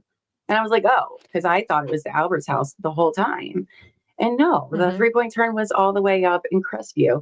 And I thought it was interesting as they were talking to Matt about it. Like, did they not know that in the first trial? Like the data, I mean. Yeah, I call it creative accounting. They saw 3-point turn. They tried to make it and mold it to fit the narrative they wanted. So, Miss Amiss has pulled up Buffy's reenactment for you to share with everybody so they can fall in love with it as much as we have. I love that you're from Scotland. We've had so many. We've had Scotland, Hello. Amsterdam, UK. Love that, you guys. Let's see. Okay, so after we're gonna play this for you guys, but if you can go afterwards to like it would. I like it. Yes, it would be great. So this is our lovely Buffy, who you've seen in the chat all day, who does come on and guest co-host with me when she can. So let's show her some love. Let's look at. She's like, that face. How dare you guys? Enforcement agents. Oh, it's not very loud, Amy.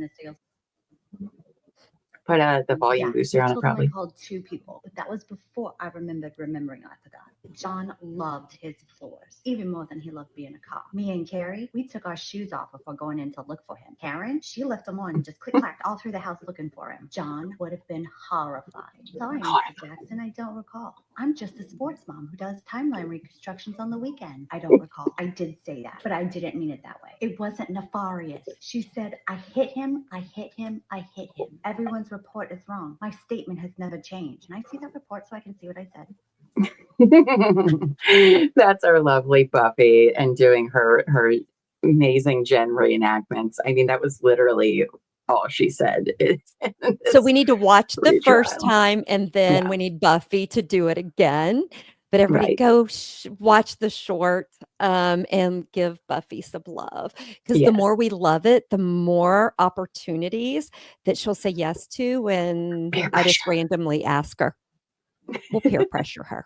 Randomly ask her when we're live, nonetheless. Well, because that's the whole point of you do it. So you think that they can't say no to you because they're live on camera. Now, just remember, you guys, we'll watch Jen tomorrow. We're just normal sports moms. Okay? Yes. Normal sports Everybody wear moms. their sports mom outfits. Gosh, now that Terry's done with jury duty, that means next week our shows can go on. I talked about, I do Couch Court with Llama, Karen Reed every day at 8:30. And then I'm doing Couch Court After Dark, which are pre-recorded. I'm doing the updates for the Sean Diddy Combs trial every night. We read through the notes of the day together. It's usually my first time reading them. Yeah, I do it cold. So you're getting like my real thoughts and reactions in real time. And it is something. It is something indeed. Whatever you thought would be on your bingo card. No, couldn't even imagine. Thought. Yeah. So that's what I do here at the channel. Wednesday, we have a members only at 9 p.m., Terry and I. And I know a bunch of you became members today, so you guys will have to join on that. What do you want to share, Terry? Well, True Crime and Wine Time will be back next Thursday. We rescheduled it. We're not doing it tonight because I did have jury duty. And Midday Missing will be back on Monday and Wednesday. Oh, and the lovely Captain will be your co-host. And lovely Captain will be my co-host on Thursday. And Llama and I are going to work out when I'm going to tell y'all about my jury duty experience. I have already pulled up the public court records. I getting my notes all together, and I got a lot to say about it. I can't wait to hear. These attorneys gave us the opportunity to question them. I think they were looking at me going, why did we say we would do this? And I didn't even ask some of the hardest questions. Interesting. Interesting. Well, I can't wait to hear about it. Happen. We are managing expectations. You are lovely. Okay. If you weren't lovely, I wouldn't call you lovely. Oh, wow. Thank you guys so much. The chat, you guys did such a great job today of making it fun, but also being like respectful. And I know we had some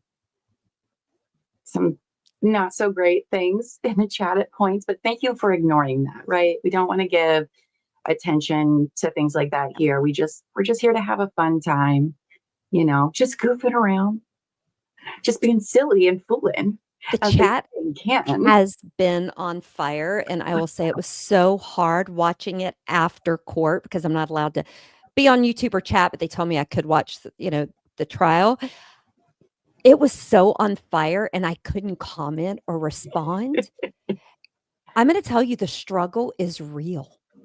I bet. So the replay crew, they get a lot of respect from me because they've got to be yelling at their phones or their TV or their tablets constantly. If you guys enjoyed hanging out with the people in chat and us, you guys can join our Discord server. So we run a server called The Courtyard. Everybody's there. We go there to hang out when we're not live. We watch shows together. That you can find court documents for like Karen Reed and Coburger, all that. We have case files. We also do non-true crime stuff too, but we play games. Anyway, you can join our Discord server. They just put the link for that in the chat. And so you can come over there and make more friends because for us, this is all about the community, right? That's how a lot of us found each other, was in YouTube chats watching trials. And then we all became besties. And so we want you to be besties with us too. Oh gosh, yes, it's been great. And seeing some of you guys who I haven't seen for a while. Hello, Queen Olive. See, they can tell you we're all real people who have known each other for quite a few years in the YouTube chats. July, we're going to be together in person, a lot of us. Yes, we are. July 19th. Tell them, Terry. So July 19th, I will be doing a live show in Marion, Ohio at Blend of Seven Winery. And I'm going to have a special little guest, Miss Llama, on stage with me. And the tickets, the lowest price is like $7.50 before tax. So, come on out, hang with us. We are covering is it Joey LaBute.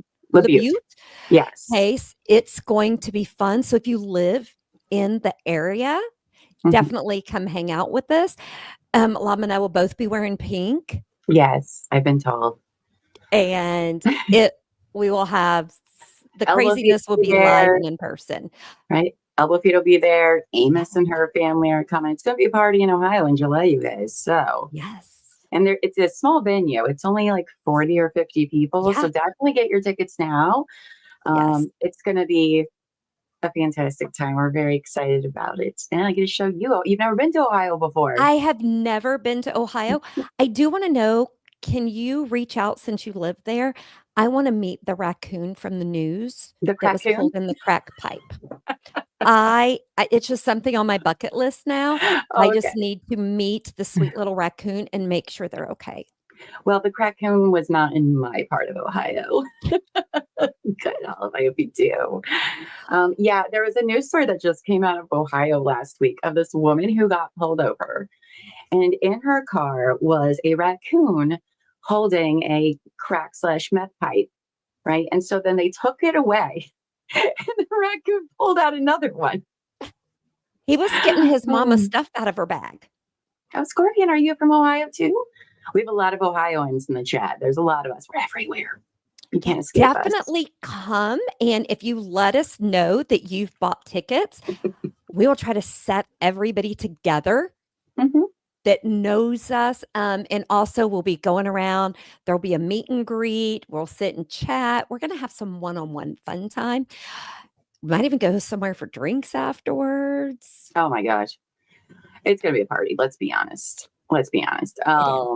Simone, it's in Marion, Ohio. I forget, just north of Columbus.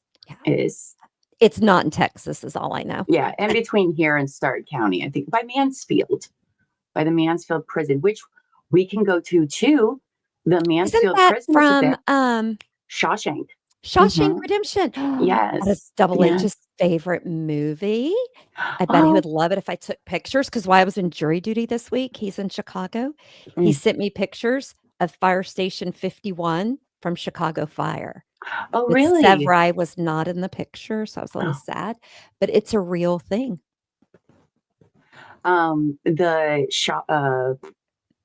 The prison that I Marion? was just talking about, the Mansfield prison, they also do ghost tours at night, Terry. I don't know if they do them during the summer, but they definitely do them in the fall. So I was like, no, thank you. I think they do a haunted house there too, but I don't do Is any of Mama that Llama stuff. going to come? I guess I would think so. Mama Llama. Now Mama Llama. it's quite a drive for her though. She does But not she could live by spend the me. night. So I'm Oh, sure. she said yes. Okay, it Oh, is. It's a thing. great. I can't wait for everyone to be like, look at how much you two look alike. And I'll be like, yeah, I know. I had no Maybe idea. we can try to tell them pick which one is Llama and which one is Mama Llama. Well, we have very different hair. Oh, I'm okay. like an auburn. She is a blonde. So, Okay. well, you guys, I think we're going to wrap it up for today. I Yes. got to put together my Diddy notes and record that before my son's orchestra concert tonight. I have all the things to do. I want to thank you all for finding our channel today, subscribing, liking. This is amazing. This is the Come back best day tomorrow. I've had. Come back tomorrow. We will all watch Jen McCabe together and be snarky because that woman is something. So thank you guys so much. And we will see you tomorrow. Until then, go forth and be amazing. Thank you guys very much. And you all have a great afternoon. Bye.